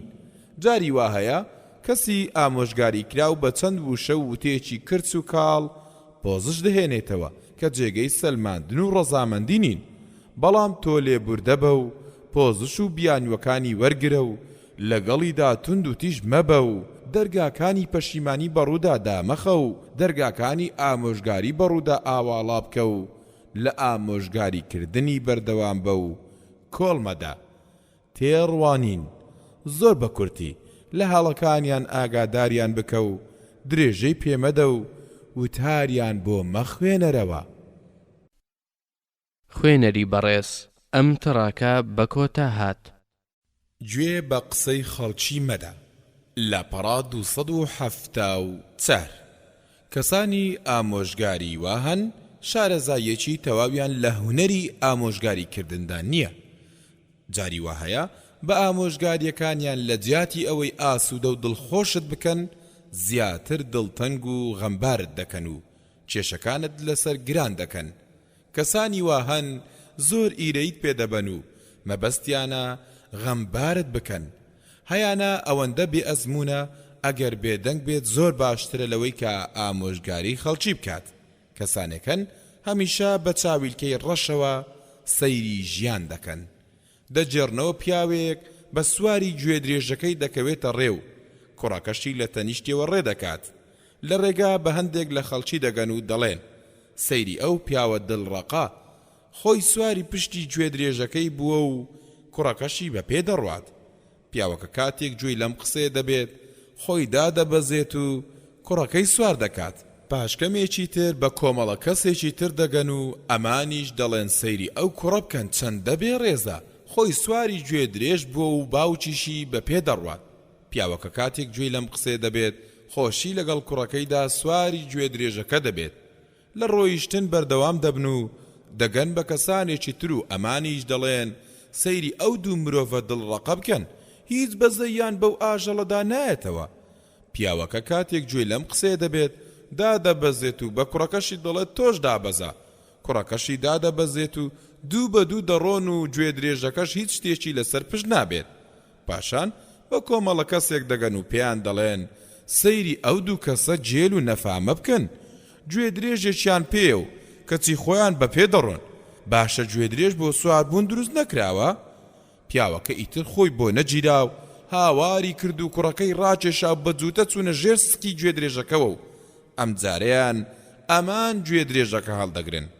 ئەگەر لەو کاتەدا من لەوێ بوومایە بەو پیاوەم دەوت چیت پێخۆشە وا بکە، گوێ لە قسە و قسەڵۆکی خەڵکی مەگرە، چونکە ڕازیکردنی هەموو خەڵکی کارێکی بەدی نەهاتووە و مرۆڤ ناتوانێت پێی بگات. کەسی واشەیە کاتێک پێشنیارێک دەردەبڕێت لەخەوە دەست بە قسەکردن دەکات و بیری لێ ناکاتەوە وەکو ئەوەی کەسێک بێت بۆلات و پێت بڵێت ئەوە بۆچی داخوازی فلانە ئافرەتت نەکرد، ئەی بۆچی مارەت کرد. کاچی برا کارەکە تەواو بۆ و تازە مارەی کرد و کۆتایی پێهات. یان برادەرێک دێت بۆلات و دەڵێت ئەوە ئۆتۆمبیلەکەت فرۆشت، ئەی بۆ ئاگادارت نەکردم، فڵانە کەس پارەی زیاتری پێدەدا. براکەم بیبڕەوە و بەسە کابرا ئۆتۆمبیلەکەی فرۆشت و کۆتایی پێهات. کەواتە ئازاری دەروونت مەدە و گوێ لە هەموو قسێکی خەڵکی مەگرە. ئەزمون ڕازیکردنی هەموو خەڵکی کارێکی بەدی نەهاتووە و مرۆڤ ناتوانێت پێی بگات.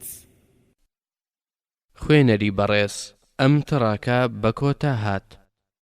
بە هەمیشە زەردەخەنەت لەسەر لێو بێت. لاپەڕا 276 ماوەی چەندین ساڵە دەیناسم و هاوڕێی کارمە. بە هەر حاڵ ئەوەی دەمەوێت باوەڕ بکەم یان نا ئەوەیە تا ئێستا نازانم ئەو هاوڕێم دانی لێڕاوە و یان نا، چونکە زەردەخەنەم پێوە نەبینیوە هەتا دانەکانی ببینم. هەمیشە گرژ و مۆنە، وا دەزانێت ئەگەر کەمێک ڕووخۆش و لێو بەخەندە بێت تەمەنی کەم دەکات یان ماڵ و سەربەت و سامانەکەی لەدەست دەچێت.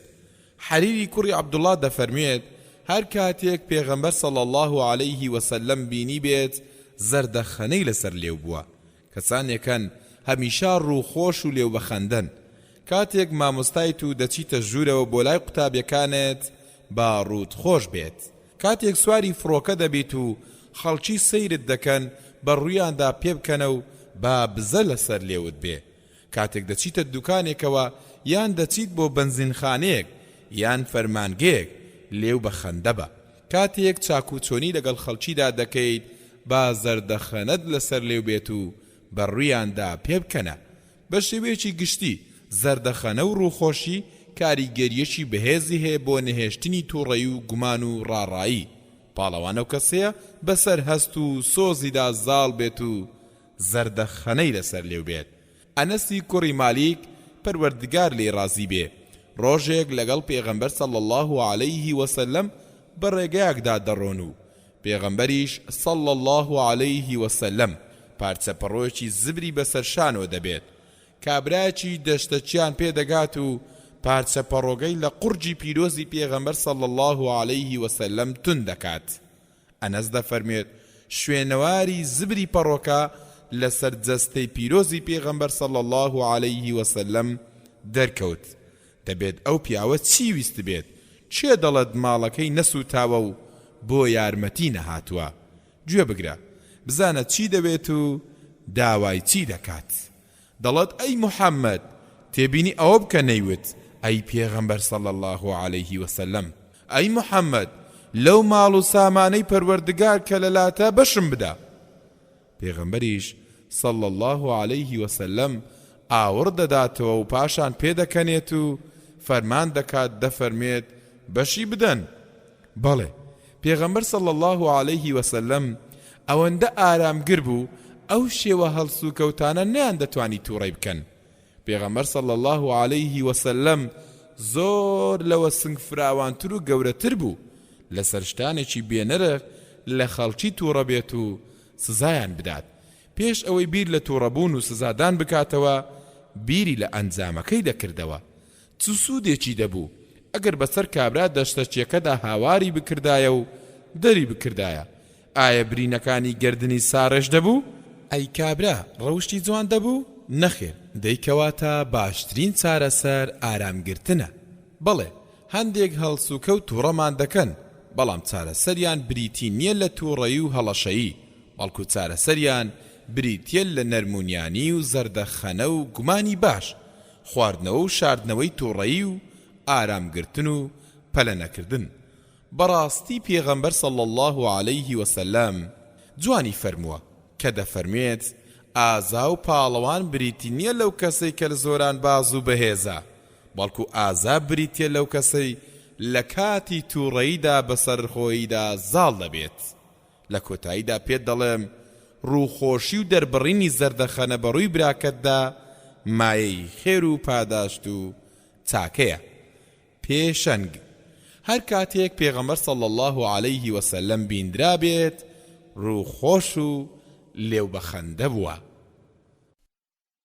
خوێنەری بەڕێز ئەم تڕاکە بە کۆتا هات.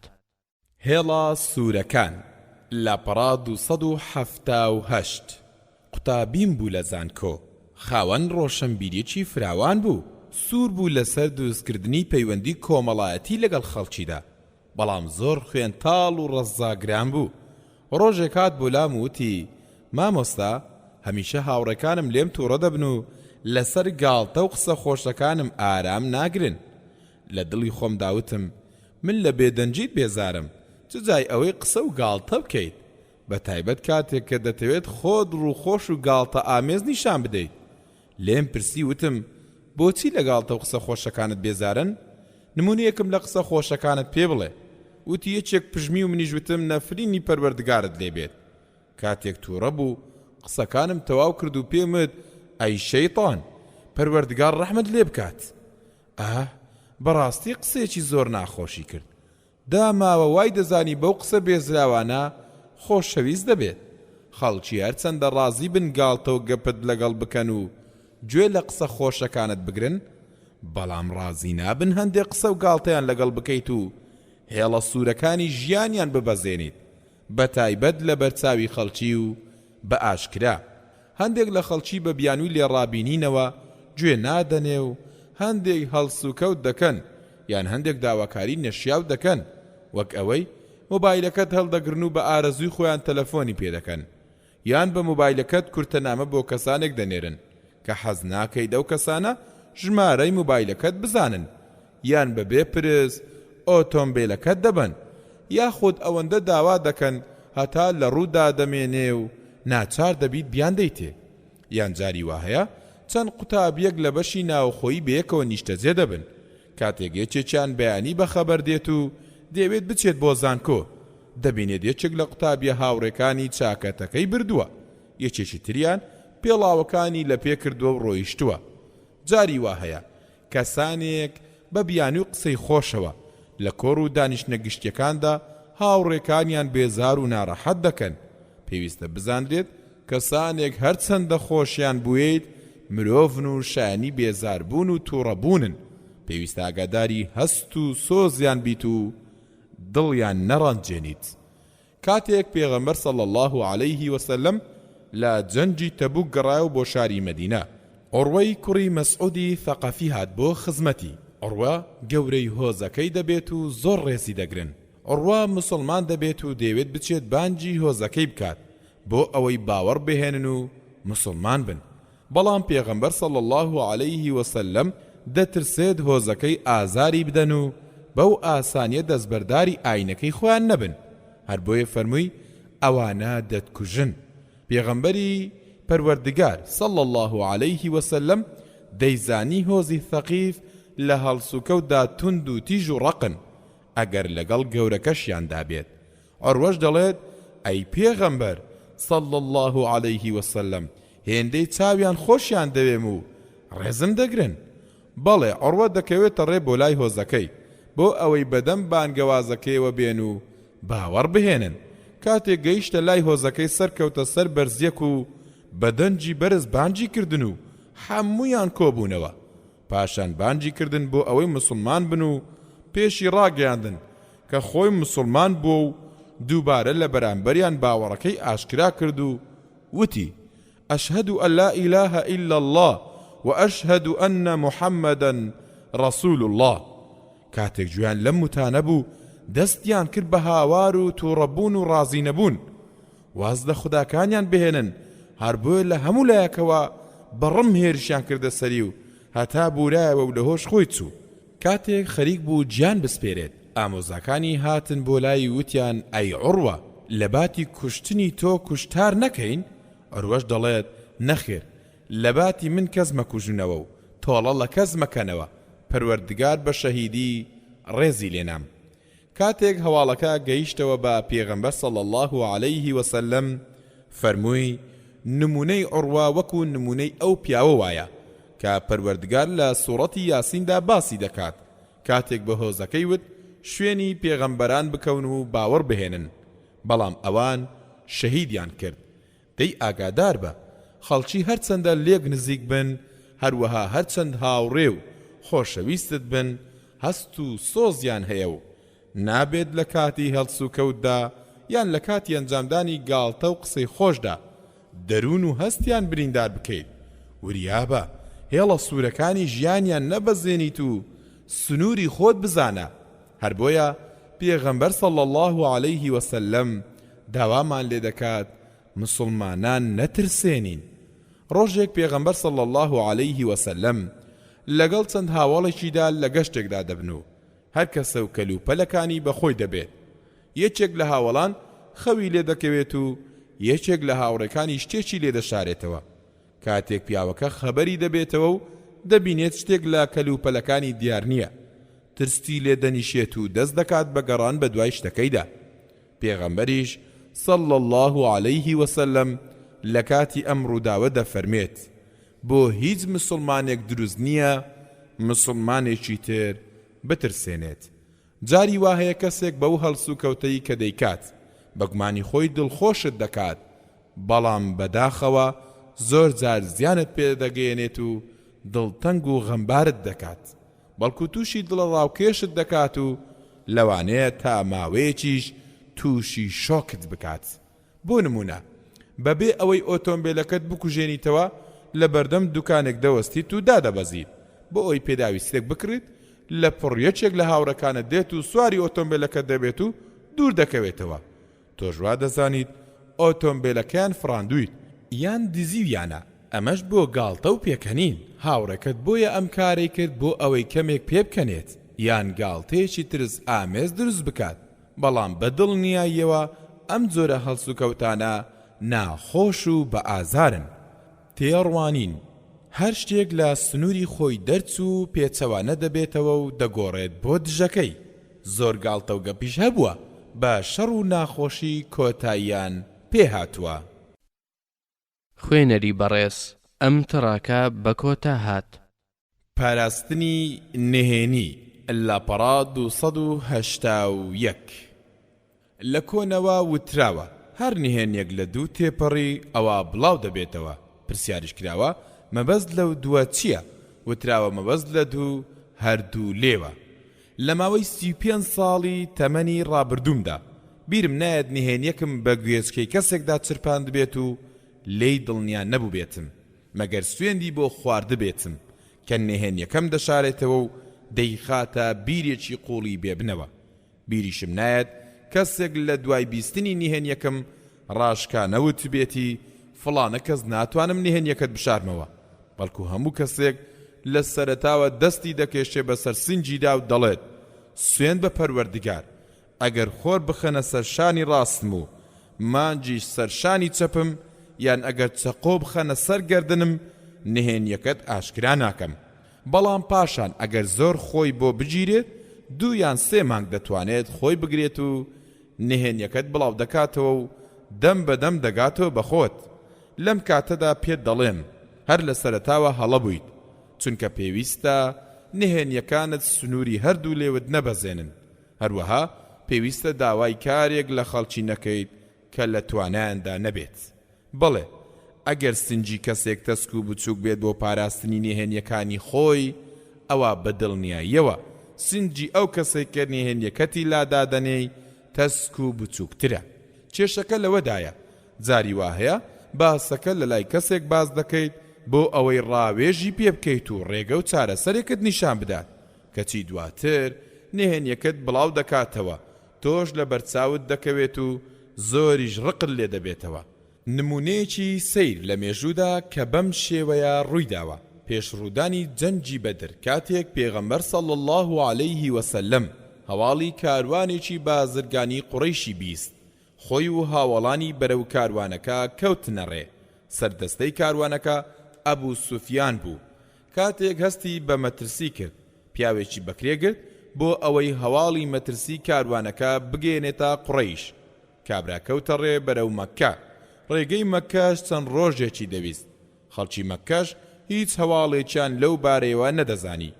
شەوێک عاتیکەی کچی عەبدولمەتەڵیبی پووری پێغەمبەر صەڵی الله عەلەیه وسەلەم خەوێکی ترسناک دەبینێت. کاتێک ڕۆژ بووە ناردی بە شوێن عەباسی برایدا و پێیوت: برام، سوێن بە پەروەردگار، ئەم شەو خەوێکم بینی و ترساندمی و دەترسم بەڵاو ناڕەحەتیەک بەسەر هۆزەکەتدا بێت. ئەوەی بۆت باز دەکەم بیشارەوە و لە لای کەس مەی درکێنە. عەباسیش دەڵێت باشە چیت بینی؟ عاتیکە دەڵێت سوارێکم بینی بەسەر وشترەکەیەوە هاتە پێشەوە هەتا گەیشتە دۆڵی ئەبتەح و پاشان وەستا و بە دەنجی بەرز هاواری کرد و وتی: ئەیستەم کاران، بڕۆن بۆ ئەو شوێنەی کە لە ماوەی 3 ڕۆژدا تیایدا دەمرن. پاشان وتی: خەڵکەکەم بینی لە دەوری کۆبوونەوە. پاشان ڕۆیشت و چوە مزگەوتەکەوە و خەڵکەکەش بە شوێنیەوە بوون.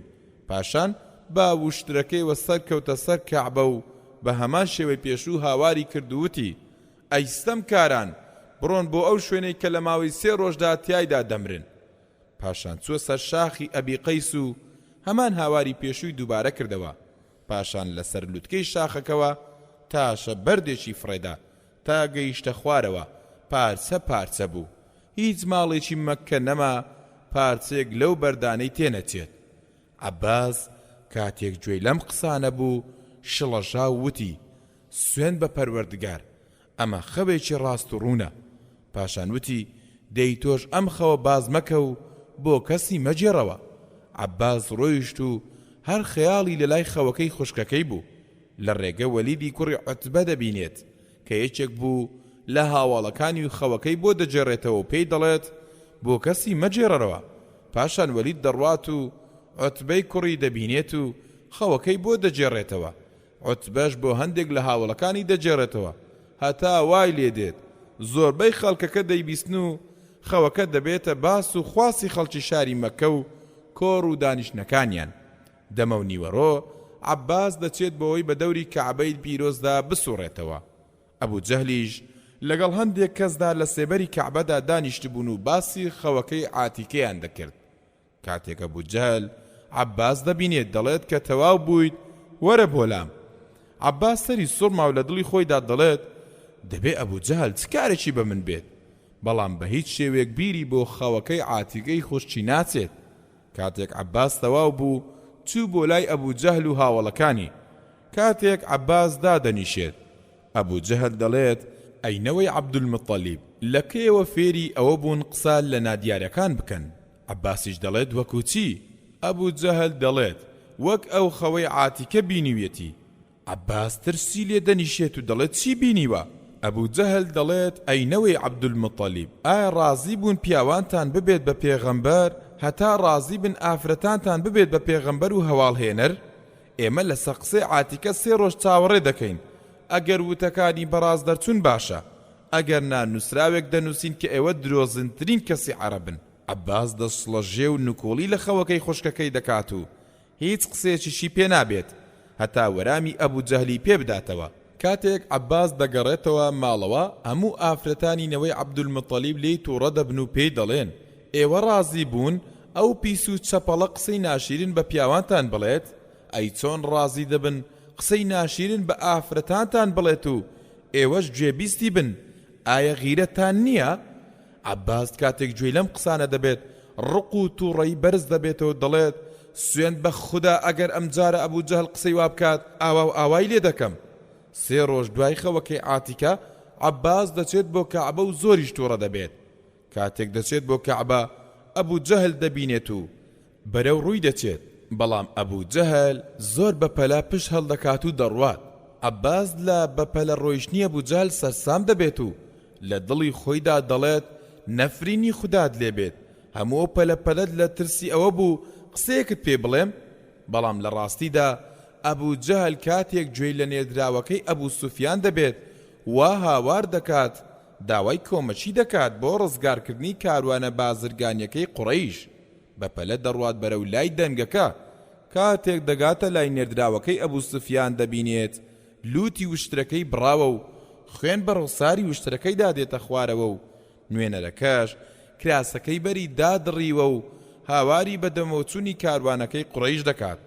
قوڕەیشیش زۆر بەپەلە سوپا ئامادە دەکەن و دەکەونە ڕێ بەرەو بەدر و ئەوە ڕوویدا کە ڕوویدا و بێباوەڕانیش تووشی سەرشۆڕێکی زۆر گەورە بوون و ژمارەیەکی زۆر لەسەر کردە و گەورەکانیان کوژران لەوانەش ئەبوو جەهل بزانە لە چاوتروکانێکدا ئەو خەوە چۆن بڵاو بووە ئیمامی عومەر کاتێک باوەڕی هێنا و مسڵمان بوو ویستی هەواڵی مسڵمان بوونەکەی بڵاو بێتەوە و بێباوەڕان بیبیستن هەر بۆیە هەواڵەکەی بە کەسێکی زۆر دەمشڕ و قسە جێڕەوە ڕاگەیاند و پێیوت فڵانە کەس قسەیەکت بۆ دەکەم بەڵام با نهێنی بێت لەلات کابراش دەڵێت نهێنیەکەت چییە؟ ئیمامی عومەر دەفەرمێت من مسڵمان بووم بەڵام ئاگادار بە لەلای کەس ئەم نهێنیە نەدرکێنی هەر ئەوەندەی ئیمامی عومەر دیار نەما و ڕۆیشت کابرا دەگەڕا و هەر کەسێکی بەرچاو بکەوتایە پێی دەوت دەزانی ئیمامی عومەر مسڵمان بووە ئەوە نەتزانیوە ئیمامی عومەر باوەڕی هێناوە بەڕاستی سەیرە دەڵێی بریکاری بڵاوکردنەوەی هەواڵ و دەنگ و باسە ڕۆژێک لە ڕۆژان پێغەمبەر صلی الله علیه وسلم ئەنەس دەنێرێت بۆ کارێک کاتێک دەڕوات تووشی دایکی دەبێت دایکی پرسیاری لێ دەکات و دەڵێت پێغەمبەر صلی الله علیه وسلم بۆ چ کارێکی ناردووی ئەنەسیش لە وەرامدا دەڵێت سوێن بە پەروەردگار نهێنی پێغەمبەر صلی الله علیه وسلم نادرکێنم پێغەمبەر صلی الله علیه وسلم هاوڵانی لەسەر پاراستن و نەدرکاندنی نهێنیەکان پەروەردە دەکرد ئەوە تا ئەنەس لە کاتێکدا منداڵ بووە بەڵام ئامادە نەبوو نهێنی پێغەمبەر صلی الله علیه وسلم لە لای دایکیشی بدرکێنێت عایشەی دایکی ئیمانداران دەفەرمێت فاتیمەی کچی پێغەمبەر صلی الله علیه وسلم هات بۆ لام ڕۆیشتنی فاتیمەش زۆر لە ڕۆیشتنی باوکی دەچوو کاتێک هات بۆ لامان پێغەمبەر صلی الله علیه وسلم فەرمووی بەخێر بێی ئەی کچە شیرینەکەم پاشان لە لای ڕاستی یان لە لای چەپی داینیشاند پاشان چپێکی چرپاند بە گوێیدا و فاتیمە دەستی کرد بە گریان پاشان چپێکی تری چپاند بە گوێیدا و دەستی کرد بە پێکەنین منیش وتم تا ئەمڕۆ نەمبینیوە خۆشی و غەمباری ئەوەندا لە یەک نزیک بن پرسیارم لە فاتیمە کرد دەربارەی قسەکانی پێغەمبەر صلی الله علیه وسلم لە وەرام داوتی نهێنی پێغەمبەر صلی الله علیه وسلم نادرکێنم کاتێک پێغەمبەر صلی الله علیه وسلم کۆچی دوایی کرد دووبارە دەربارەی قسەکانی ئەو ڕۆژە پرسیارم لە فاتیمە کردەوە ئەویش وەرامی دامەوتی جوبرائیل عەلەیه السەلام هەموو ساڵێک جارێک قورئانی پێدەور دەکردمەوە بەڵام ئەم ساڵ دوو جار پێی دەور کردمەوە وا دەبینم مردنم نزیک بۆتەوە تۆش یەکەم کەسی لە کەسە نزیکەکانم کە پێم دەگەیت کاتێک گوێم لەم قسانە بوو دەستم کرد بە گریان پاشان فەرمووی ئایا ڕازی نابیت گەورەی ئافرەتانی بەهەشت بیت یان گەورەی ئافرەتانی ئیماندار بیت ئەم جارەیان لە خۆشیاندا دەستم کرد بە پێکەنین دەی دڵنیابە بە ئەندازەی پاراستنی نهێنیەکانیان خەڵکی متمانەت پێ دەکەن و دەرگاکانی دڵیان بەڕوودا واڵا دەکەن و نهێنیەکانیان بە خەزێنەی تۆ دەستپێرن بۆ ئەوەی بە متمانەوە بۆیان بپارێزیت و بۆیان هەڵبگریت دەی هەوڵ بدە نهێنیەکانی خۆت مەدرکێنە و نهێنی خەڵکیش بپارێزە و باسیان مەکە وتراوە دەبیت بەدیل و بەندکراوی ئەو کەسانەی کە نهێنیەکانت لەلا درکاندون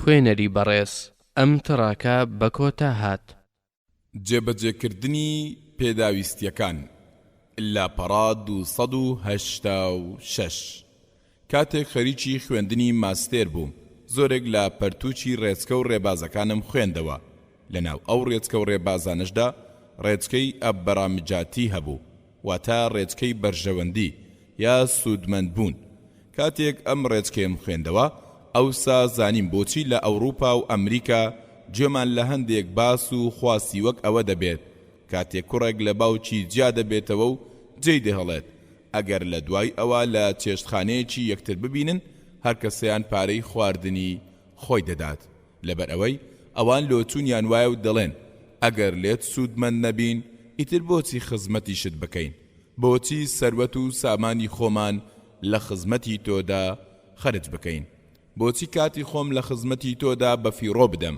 بەبێ ئەوەی هیچ سوودێکی مادیت بۆم هەبێت بەڵام ئاینی پیرۆزی ئیسلام ئەم کێشانە و پێوانەیەی هەڵگێڕایەوە. ئەوە تا پەروەردگار لە سوڕەی ئەلبەقەرە دەفەرمێت وأحسنوا إن الله يحب المحسنين، واتە هەمیشە خێر و چاکە ئەنجام بدەن و چاکە خواز بن و ماڵ و سامانتان لە پێناوی پەروەردگار ببەخشن، چونکە بەڕاستی پەروەردگار ئەو چاکە کارانەی خۆش دەوێت. هەروەها پێغەمبەر صلی الله عليه وسلم دەفەرمێت ئەگەر بۆ پێداویستیەک لەگەڵ برایەکمدا بڕۆم هەتا بۆی جێبەجێ دەکەم، لەلام خۆشتر و چاکترە لەوەی مانگێک لە مزگەوتەکەمدا خەریکی بەندایەتی بم. هەر کەسێک بەدەم پێداویستی برایەکیەوە بچێت ئەوە پەروەردگار دێت بەدەم پێداویستیەکانیەوە بۆی جێبەجێ دەکات.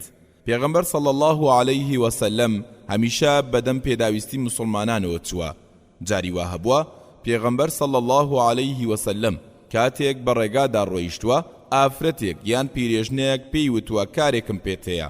پێغەمبەریش صلی الله عليه وسلم وەستاوە و گوێی لێگرتووە. جاری واشە بووە لەگەڵیدا ڕۆیشتووە بۆ ئەوەی کارەکەی بۆ ئەنجام بدات. پێغەمبەر صلی الله عليه وسلم تێکەڵی خەڵکی دەکرد و لەسەر ئازار و ناڕەحەتیەکانیشیان ئارامی دەگرت. بە دەروونێکی بەسۆز و بە چاوێکی فرمێسکاوی و بە دڵێکی میهرەبانەوە هەڵسوکەوتی لەگەڵ خەڵکیدا دەکرد. لەگەڵیاندا خۆی بە جەستەیەک دەزانی، هەستی بە هەژاری هەژارەکان و غەمی غەمبارەکان و نەخۆشی نەخۆشەکان دەکرد. ئەوە تا پێغەمبەر صلی الله عليه وسلم ڕۆژێک لە مزگەوتەکەیدا دادەنیشێت و لەگەڵ هاوڵەکانیدا خەریکی گفتوگۆ دەبێت.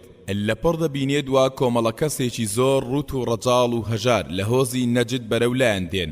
ئەو کەسانەش ئەوەندە هەژار بوون توانای دوورینی جلوبەرگەکانیان نەبوو، بەڵکو لە ناوەڕاستەوە قوماش و پەڕۆکانیان دڕاندەبوو پاشان سەریان پێدا کردبوو. اینجا ملاو ئەو لای پەڕۆکانیان بەخۆیاندا دادابوو بەبێ ئەوەی هیچیشیان شەڕواڵیان لە پێدا بێت یان جامانیان لەسەردا بێت. پێغەمبەر صلی الله عليه وسلم کاتێک هەژاری و برسێتی بە ڕوخساریانەوە بینی ڕەنگ و ڕووی گۆڕا، پاشان هەستا و چوو بۆ یەکێک لە ماڵەکانی هیچ شتێکی شک نەبێت بە کەڵکی بەخشین بێت. پاشان ماڵ بە ماڵ هەموو ماڵەکانی گەڕا، بەڵام هیچ شتێکی دەست نەکەوت. پاشان هاتەوە بۆ مزگەوت و نوێژی نیوەڕۆی ئەنجامدا و سەرکەوتە سەر دوانگا، سوپاس و ستایشی پەروەردگاری کرد و چەند ئاەتێکی قورئانی پیرۆزی خوێند و پاشان فەرمووی ببەخشن پێش ئەوەی توانای بەخشینتان نەمێنێت. هەر کەسێک لە ئێوە با لە دینارەکەی لە درهەمەکەی لە گەنم و جۆیەکەی ببەخشێت و هیچ شتێکیش لە بەخشیندا بەکەم مەزانن. پێغەمبەر صلی الله عليه وسلم باسی زۆرێک لە بەخشینەکانی کرد، هەتا فەرمووی ئەگەر بەلەتێک خورماش بێت ببەخشن. پیاوێک لە پشتیوانەن لە چنگی هەندێک شتی هێنا. پێغەمبەر صلی الله عليه وسلم فەرمووی بەڕوویەکی خۆشەوە لێی وەرگرن. لە کاتێکدا لەسەر دوانگەکەش بوو پاشان فەرمووی هەر کەسێک کارێکی باش بکات یان کارێکی باش پیشانی خەڵکی بدات خێر و پاداشتی ئەو کەسەی هەیە کە کارەکە ئەنجام دەدات و پاداشتی ئەنجامکەرەکەش هیچ کەم ناکات. هەر کەسێک کارێکی خراپ نیشانی خەڵکی بدات بە ئەندازەی خراپەکە گوناهی دەگات بەبێ ئەوەی لە گوناهی ئەنجام دەدەکەش کەم بکات. خەڵکەکە هەموو بەرەو ماڵەکانیان ڕۆیشتن و بە دینار و درهەم و خورما و گەنم و جۆ و جلو بەرگەوە گەڕانەوە و دوو کۆمەڵ و گردۆڵکەیان کۆ کردەوە، گردۆڵکەیەک لە خواردن و ئەوی تریان لە جلو بەرگ.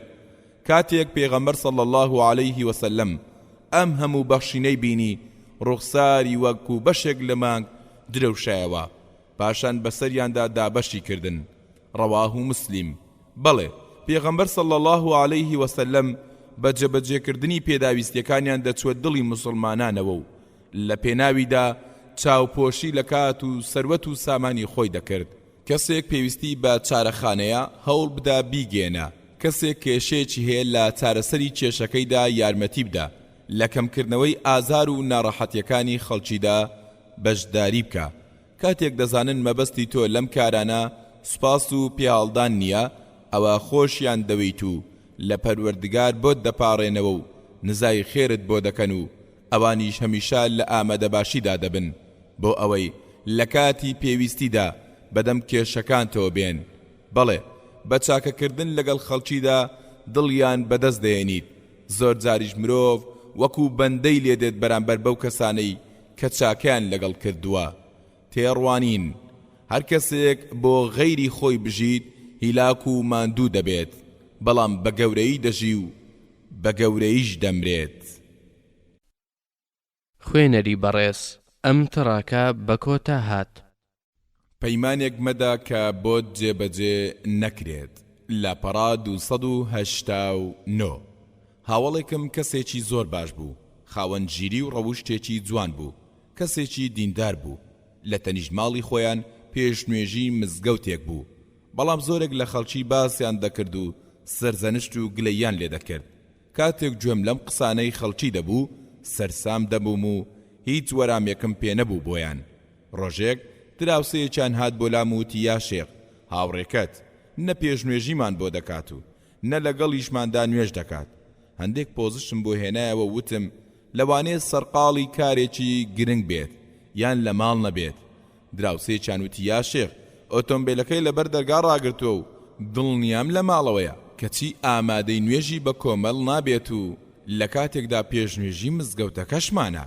بە هەر حاڵ هۆکاری دواکەوتنی هاوڕێکەم لە مزگەوت دۆزیەوە ئەو هاوڵەم بەهۆی ئەوەی پێشنوێژی مزگەوت بوو خەڵکی بۆ کێشە و پێداویستیەکانیان ڕویان لێدەنا یەکێک بەهۆی قەرزاریەوە ڕووی تێدەکرد بەڵکو کەسێک بناسێت بۆ ئەوەی لە دانەوەی قەرزەکەیدا یارمەتی بدات کەسێکی تر ئامادەی تەواو کردووە و دەیەوێت مامۆستا تکایەکی بۆ بکات بۆ ئەوەی لە زانکۆ وەربگیرێت کەسێک نەخۆشە و دەیەوێت مامۆستا یارمەتی بدات بۆ ئەوەی سەردانی چارەخانە بکات کەسێکی تر چەند کچێکی قەیرەی هەیە و دەیەوێت مامۆستا بە شویان بدات کەسێک کرێچیە و توانای دانی کرێیەکەی نییە ئەمانە و چەندان کەسی تر سەردانیان دەکرد لە کاتێکدا مامۆسا کەسێکی ئاسایی بوو خاوەن توانایەکی گەورەش نەبوو پەیوەندیەکی پتەویشی لەگەڵ کاربەدەست و دەسەڵاتدارانیشدا نەبوو بەڵام شەرمی دەکرد و دڵی کەسی پێ نەدەشکا و هەر کەس دەهات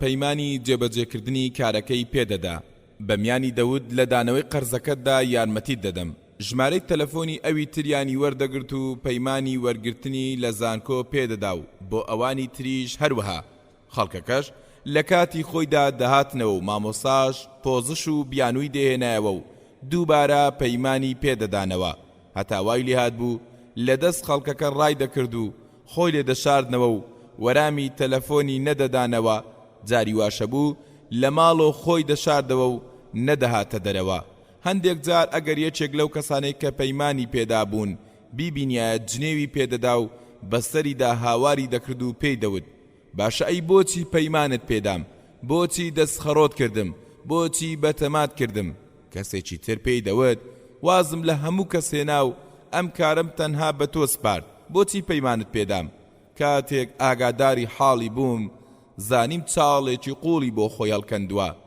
جارێکیان گوێم لێبوو پۆزشی بۆ یەکێک دەهێنایەوە و دەیوت بەداخەوە نەمتوانی کارێکت بۆ بکەم ئەویش زۆر بەتوندی وتی باشە کە هیچت بۆ ناکرێت پێشتر ئاگادارت بکردمایەتەوە زانایەک دەڵێت لە سەرەتادا داوای لێبوردن کردن و پۆزشێنانەوە زۆر باشتر و چاکترە لە داوای لێبوردن و پۆزشێنانەوەی کۆتایی پێویستە مرۆڤ بە ئەندازەی توانەکانی خۆی بزانێت پەروەردگاریش دەفەرموێت لا يكلف الله نفسا إلا وسعها واتە پەروەردگاری گەورە ئەرگ ناخاتە سەر هیچ کەسێک مەگەر بەقەدەر توانای خۆی نەبێت هەروەها دەفەرمێت لا يكلف الله نفسا إلا ما أتاها واتە پەروەردگار بە گوێرەی دارایی هەر کەسێک داوای بەخشین دەکات پێغەمبەر صلی الله عليه وسلمیش داوامان لێ دەکات خۆمان نەخەینە ژێر کارێکەوە کە لە تواناماندا نەبێت لەبیرم دێت ڕۆژێک لە کۆمەڵگەیەکی سەربازی لە ڕیاض وتارێکم پێشکەش کرد دوای وتارەکەم کەسێک هات بۆ لام وتی یا شێخ کارێکی گرنگم پێتە وتم فەرموو کارەکەت چییە وتی ئێستا بە گونجاوی نازانم پێتی بڵێم پێویستە لە کاتێکی تێدا بتبینم زۆر بە نەرمی گوێم بۆ کابرا گرتبوو بەڵام ئەو پیاوە بابەتەکەی زۆر گەورە کردبوو منی ژیان فێری کردبووم کە زۆرێک لە خەڵکی کێشە و کاروبارەکان لە قەبارەی خۆیان گەورەتر دەکەن پاشان پێی وتم وابزانم سبەینێ لە فڵانە شار وتارت هەیە. وتم بەڵێ. ئەو شارەش 200 کیلۆمەتر لە ڕیازەوە دوور بوو. وتی دەی دێم بۆ ئەوێ و دوای تاوابوونی وتارەکە دەدبینم. سەرسام بووم لەبەر ئەوەی زۆر سوور بوو لەسەر ئەوەی بە تایبەتی بمبینێت. بەڵێ بۆ ڕۆژی دوای ڕاستەوخۆ لە دوای پێشەکردنی وتارەکەم پیاوێک بە پەلە و بە پێی پەتی بەرەو ڕووم هات. کاغەزێکی بچووکیشی بەدەستەوە بوو. لا تەنیشتمەوە و شان بە شانم وەستا و منیش وتم فەرموو پێویستیەکەت چییە؟ وتی یا شێخ برایەکم هەیە بڕوانامەی سەرەتایی هەیە داوات لێ دەکەم دای بمەزرێنیت. وتم هەر ئەوەندە؟ وتی هەر ئەوەندە. پیاوەکە زۆر سوور بوو لەسەر داواکاریەکەی و سۆز و بەزەیی بۆ براکەی بە ڕوخساریەوە دیار بوو. وا دەردەکەوت براکەی بارودۆخێکی دژواری هەبێت. دڵنیا بووم ئەگەر پەیمانی پێ بدەم لەوانەیە نەتوانم پەیمانەکەم بەرمەسەر لەبەر ئەوەی ئێستا هەڵگری بڕوانامەی زانکۆش بە ئاسانی دانامەزرێت نەک خاوەن بڕوانامەی سەرەتایی. منیش شارەزایی توانەکانی خۆم بووم و نەم دەتوانی پەیمانێشی پێ بدەم کە نەتوانم بۆی جێبەجێ بکەم.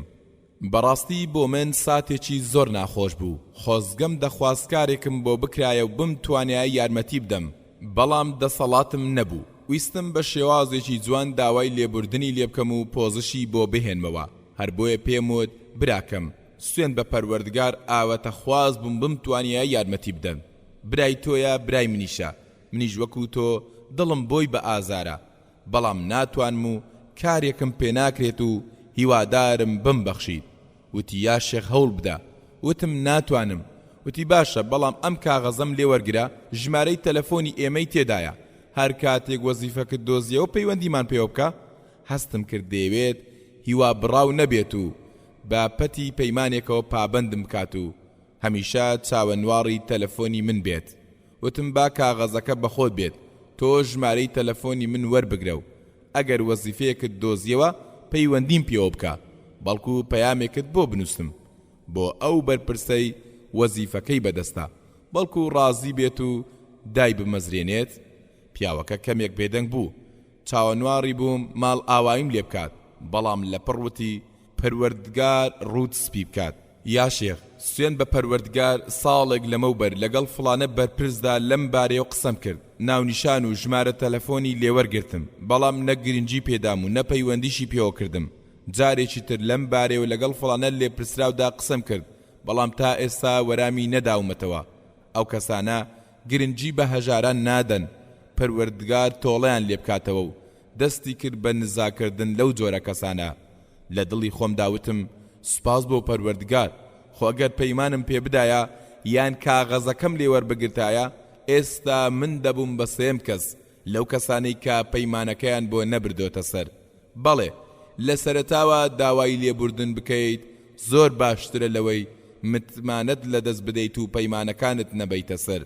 چەند جوانە لەگەڵ یەکدا ڕازگۆ بین و بەڕاشکاوی لەگەڵ یەکدا بدوێین و توانەکانی خۆمان بناسین و بزانین چیمان بۆ دەکرێت و چیمان بۆ ناکرێت نەک تەنها لەگەڵ خەڵکیدا بەڵکو لەگەڵ پێویستە بچووکەکانی هاوسەر و منداڵەکانیشماندا.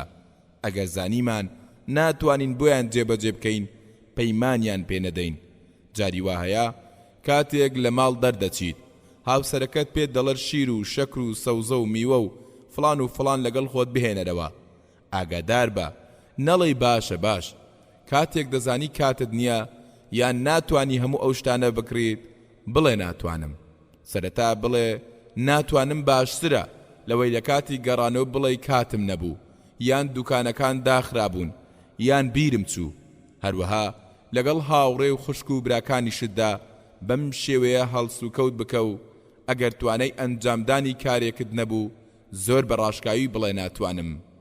ئەزمون داوای لێبوردنکردن و پۆزیشێنانەوە لە سەرەتادا چاکتر و باشترە لە داوای لێبوردنکردن و پۆزیشێنانەوە لە کۆتاییدا. خوێنەری بەڕێز ئەم تڕاکە بە کۆتا هات. خۆ بەکەم زانین ئلاپەڕا 293 جارێکیان لە شوێنێک دانیشت بووم کە چەند کەسێکی لێبوو. یەکێک لەو کەسانە کەسێکی دەوڵەمەند بوو. لە کاتی قسەکردنی داوتی کاتێک بەلای کرێکارێکدا ڕۆیشتم دەستی درێژ کرد بۆ ئەوەی تەوقەم لەگەڵ بکات.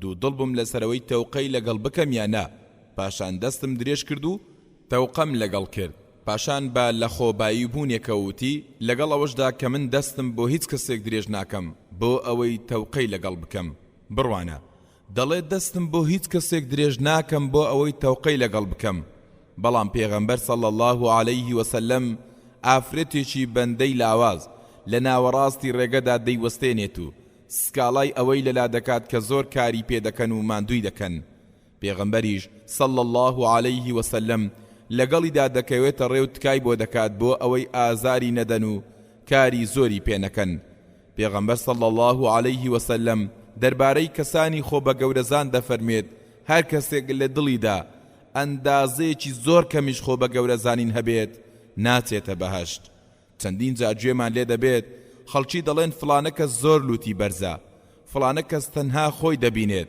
خۆی زۆر بە گەورە دەزانێت بۆهۆی ئەم ڕەوشتانەشەوە خەڵکی ڕقیان لێ دەبێت و خۆشیان ناوێت جاری وا هەیە بە کەسێک دەڵێت بۆچی بەهانەی فڵانە دراوسێتەوە ناچیت و یارمەتی نادەیت ئەویش لە وەرامدا دەڵێت فڵانە کەس زۆر خۆی بە گەورە دەزانێت و بە هیچ شێوێک ڕووی لێمان نییە و خۆی بە هاوشانی ئێمە نازانێت ئەو کەسانە چەندە قێزەون و ناشیرنن ئەو کەسانەی زۆر بە کەشخە و فیزەوە بەسەر زەویدا دەڕۆن ئەو کەسانەی ڕوو لە خەڵکی وەردەجێڕن چەندە بێزراون ئەو کەسانەی بەرامبەر کرێکار و کارگوزار و هەژاران خۆیان بە گەورە دەزانن کاتێک پێغەمبەر صلی الله عليه وسلم بەسەربەرزی چوە شاری مەککەوە و پەروەردگار ئازادکردنی شارەکەی پێبەخشی بە ڕێگە و کووچە و کۆڵانەکانی شارەکەدا دەڕۆیی ئەو ڕێگە و کووچە و کۆڵانانەی کە پڕ بوون لە یادگاری تاڵ و پڕئێش و ئازار چەندین جار کاتێک لەو ڕێگە و کۆڵانانەوە تێدەپەڕی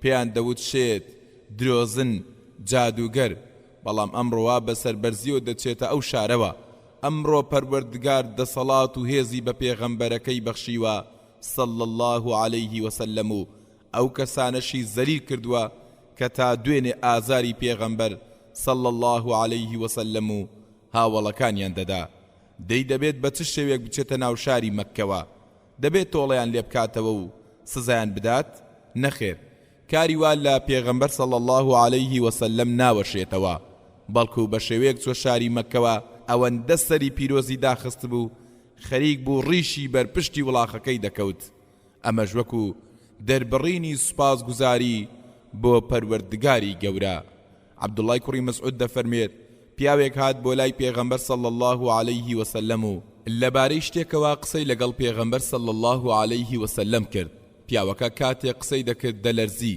پێغەمبەریش صلی الله عليه وسلم پێی فەرموو ئارام و لەسەرخۆ بە من کوڕی ژنێکی قوڕەیشیم کە گۆشتی و شکراوەی دەخوارد بەڵێ خۆ بەکەم زانین و خاچی بوون وەکو تیشک و ڕووناچی ئەستێرە وایە لەسەر ئاو بەڵام ئەستێرەکە خۆی هەر بەرز و بڵندە خۆ بە گەورە زانینیش وەکو دووکەڵ وایە ئەگەر بەهۆی هەواشە و بەرز بێتەوە بەڵام خۆی هەر لەسەر زەویە و نزمە بە کورتی هەر کەسێک لەبەر خاتری پەروەردگار خۆی بەکەم بزانێت ئەوە پەروەردگار بەرزی دەکاتەوە و بەڕێزی دەکات خوێنەری بەڕێز ئەم تڕاکە بە کۆتا هات بەندایەتی نهێنی و شاراوە لاپەڕا 295 دە ساڵێک لەمەوبەر و لە ڕۆژێکی بەهار و شەوێکی سارددا لەگەڵ هەندێک لە هاوڵانمدا لە گەشتێکدا بووین یەکێک لە ئۆتۆمبیلەکانمان لە کار کەوت و ناچار بووین لەو شوێنەدا بمێنینەوە ئاگرمان کردەوە و بە دەوریدا دانیشتین چەند جوان و خۆشە لە شەوێکی سارددا لە دەوری ئاگر گوێبیستی قسەی خۆش بین دانیشتنەکەمان درێژەی کێشا تێبینی ئەوەم کرد یەکێک لە هاوڵانمان کە کەسێکی زۆر چاک و بۆ خودا گونجاو بوو لە نێوانماندا هەستا و دوور کەوتەوە ئەو هاوڵەمان زۆر جار خواپەرستی بەنهێنی ئەنجام دەدا ڕۆژانی هەینی دەمبینی زۆر بە زوویی دەچوو بۆ مزگەوت بەڵکو جاری وا هەبوو هێشتا دەرگای مزگەوت نەکرابووە دەچوو بۆ مزگەوت بەڵێ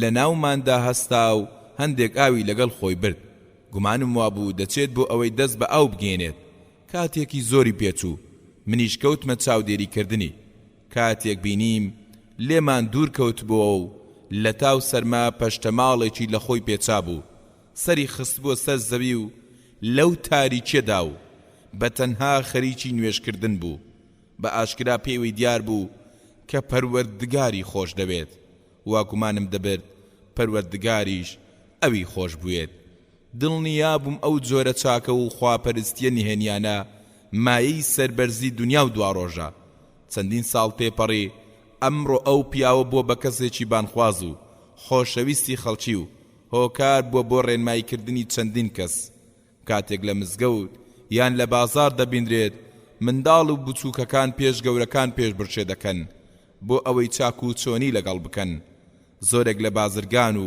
پیاوە ناودار و دەسەڵاتدارەکان خۆزگە دەخوازن وەکو ئەو هاوڵەمان لە دڵی خەڵکیدا خۆشەویست بن بەڵام ئەوە زۆر دوورە کەسێک شەون و خۆنی بکات و کەسێکی شەوان دەست لە ملانی خەو بێت ئایا کەسی دووەم دەتوانێت بە کەسی یەکەم بگات بێگومان نەخێر پەروەردگاریش لە سوڕەی مەریەم ئایەتی 96 دەفەرمێت إن الذين آمنوا وعملوا الصالحات سيجعل لهم الرحمن ودا واتا بەڕاستی ئەوانەی کە باوەڕیان هێناوە و کار و کردەوە چاکەکانیان ئەنجام داوە لە ئایندەدا پەروەردگاری میهرەبان سۆز و خۆشەویستی و ڕێزی تایبەتیان بۆ ئامادە دەکات هەروەها لەلایەن فریشتەکان و ئیمانداران و نیشتەجێکانی بەهەشتەوە خۆشەویست و ڕێزدارن بەڵێ کاتێک پەروەردگار خۆشی بوویت خەڵکی سەرزەویش خۆشیان دەوێت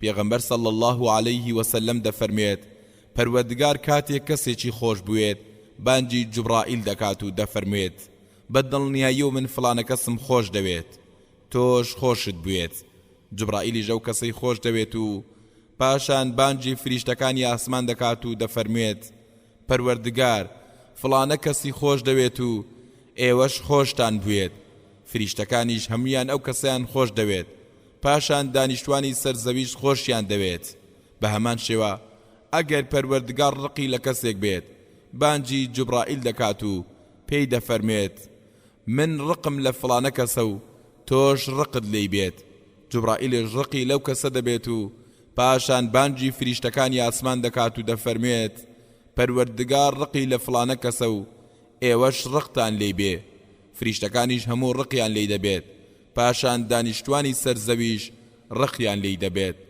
ڕەواه البوخاری و مسلم ئای چەندە خۆشە کەسێک لە سەرزەوی ژیان بەسەر بەرێت و بخەوێت و بخوات و بخواتەوە پەروەردگاریش لە ئاسمانەوە بەناوەکەی خۆیەوە بانگی بکات و بفەرمێت من فڵانە کەسم خۆش دەوێت ئێوەش خۆشتان بوێت زوبەیری کوڕی عەوام دەفەرمێت هەر کەسێک دەتوانێت بەنهێنی کردداری چاک ئەنجام دات با بیکات کردداری چاکە و پەرستشە نادیاریەکانیش جۆرا و جۆرن لەوانە یەکەم ئەنجامدانی شەو نوێژ ئەگەر تەنها ڕکاتێکی وەتریش بێت جا ڕاستەوخۆ لە دوای نوێژی خەوتنان بێت یان پێش خەوتن یان پێش نوێژی بەیانی بۆ ئەوەی لە لای پەروەردگار لە ڕیزی ئەو کەسانەدا ناوت تۆمار بکرێت کە شەو نوێژ ئەنجام دەدەن پێغەمبەریش صلی الله عليه وسلم دەفەرمێت پەروەردگار تاکە و تاچی خۆش دەوێت ئەی دۆستانی قورئان نوێژی وەتر ئەنجام بدەن دووەم هەوڵدان بۆ یەخستن و ئاشکردنەوەی نێوانی خەڵکی نەهێشتنی ناکۆچی لە نێوان دراوسێکاندا هەروەها لە نێوان هاوسەر و خوشک و براکاندا پێغەمبەر صلی الله عليه وسلم دەفەرموێ ئایا لە کارێک ئاگادارتان بکەم کە پلەی لە نوێژ و ڕۆژ و خێر و خێرات چاکتر بێت هاوڵان فەرمیان بەڵێ پێغەمبەر صلی الله عليه وسلم فەرمووی یەخستن و ڕێخستنی نێوان خەڵکی سێەم زۆر یادی پەروەردگارکردن لەبەر ئەوەی هەموو کەسێکی زۆر خۆش بوێت زۆر باسی دەکات پێغەمبەر صلی الله عليه وسلم دەفەرمێت ئایا ئاگادارتان بکەم بە باشترین و پاکترین و چاکترین و بەرزترین کردارەکانتان لە لای پەروەردگار و باشتر بێت بۆتان لە بەخشینی زێڕ و پارە لەوەش چاکتر بێت کە بە دەژمنەکانتان بگەن و لە گەردنیان بدەن و ئەوانیش لە گەردنتان بدەن هاوڵانیش فەرمیان بەڵێ ئەی پێغەمبەر صلی الله عليه وسلم پێغەمبەریش صلی الله عليه وسلم فەرمووی ذیکر و یادی پەروەردگار ڕەواه ئەحمەد والتیرمذی. زۆر یادیکردنی پەروەردگار هۆکارێکە بۆ گیرابوونی نزا و پاڕانەوەکان، وەک لەم ڕووداوە ڕاستەقینەیەدا دەردەکەوێت. ئیمامی ئەحمەد ڕەحمەتی پەروەردگاری لێبێت جارێک لە جاران ڕێی دەکەوێتە ناوچەیەک دوای نوێژی خەوتنان. ئیمامی ئەحمەد دەیەوێت لە مزگەوتەکەدا بمێنێتەوە لەبەر ئەوەی خانەخوێکی ناسیاوی نابێت و حەزیش ناکات خۆی بە خەڵکەکە بناسێنێت. خەڵکەکەش بە کارگوزاری مزگەوتەکەشەوە نایناسن، هەر بۆیە کارگوزارەکەی مزگەوتەکە دادەخات و ئیمامی ئەحمەد دەکاتە دەرەوە. ئیمامی ئەحمەدیش هەر چۆنێک بێت تا نزیک بەرەبەیان لە کوچە و کۆڵانەکاندا دەیگوزەرێنێت. نزیک بەرەبەیان کابراکی نانەواچی دێت و نانەوەخانەکەی دەکاتەوە. کاتێک ڕێبوارێک دەبینێت بەتەنها لە کۆڵاندایە، بانگی دەکات و پێی دەڵێت وەرە ژوورەوە کەمێک خۆت گەرم بکەرەوە. ئیمامی ئەحمەد دەچێتە ژوورەوە و دادەنیشێت.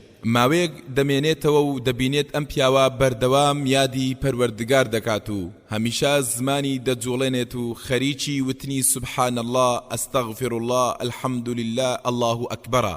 ئیمامی ئەحمەد سەرسام دەبێت چونکە کەسێکی نەبینیوە ئاوا بەم شێوەیە بەردەوام یادی پەروەردگاری بکات.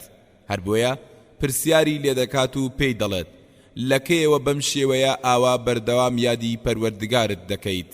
پیاوەکەش دەڵێت ماوەیەکی زۆرە ئەوەندەی پێم کرابێت سمانی خۆم بە یادی پەروەردگارەوە خەریک کردووە.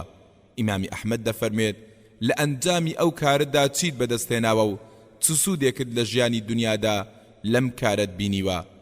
پیاوەکەش دەڵێت هەرچیم لە پەروەردگار داوا کرد بێت پێی بەخشیوم تەنها یەک شت نەبێت.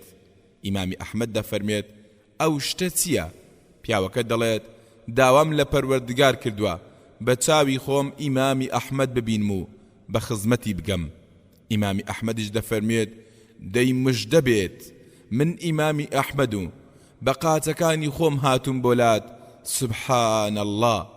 چارەم چاکەکردن و بەخشین بەنهێنی، چونکە بەخشین بەنهێنی دەبێتە هۆی کوژاندنەوەی ڕق و تووڕەیی پەروەردگار. ئیمامی ئەبوبەکر پەروەردگار لێ ڕازی بێ لە دوای ئەنجامدانی نوێژی بەیانی دەچوو بۆ دەرەوەی شاری مەدینە و کەمێک دەمایەوە و پاشان دەگەڕایەوە. ئیمامی عومەر لەم کارەی ئیمامی ئەبوبەکر سەری سوڕما بوو، هەر بۆی ڕۆژێک لە دوای نوێژی بەیانی دەکەوێتە شوێنی هەتا ئیمامی ئەبوبەکری بینی خۆی بە ڕەشماڵێکی کۆن و ڕزیودا کرد.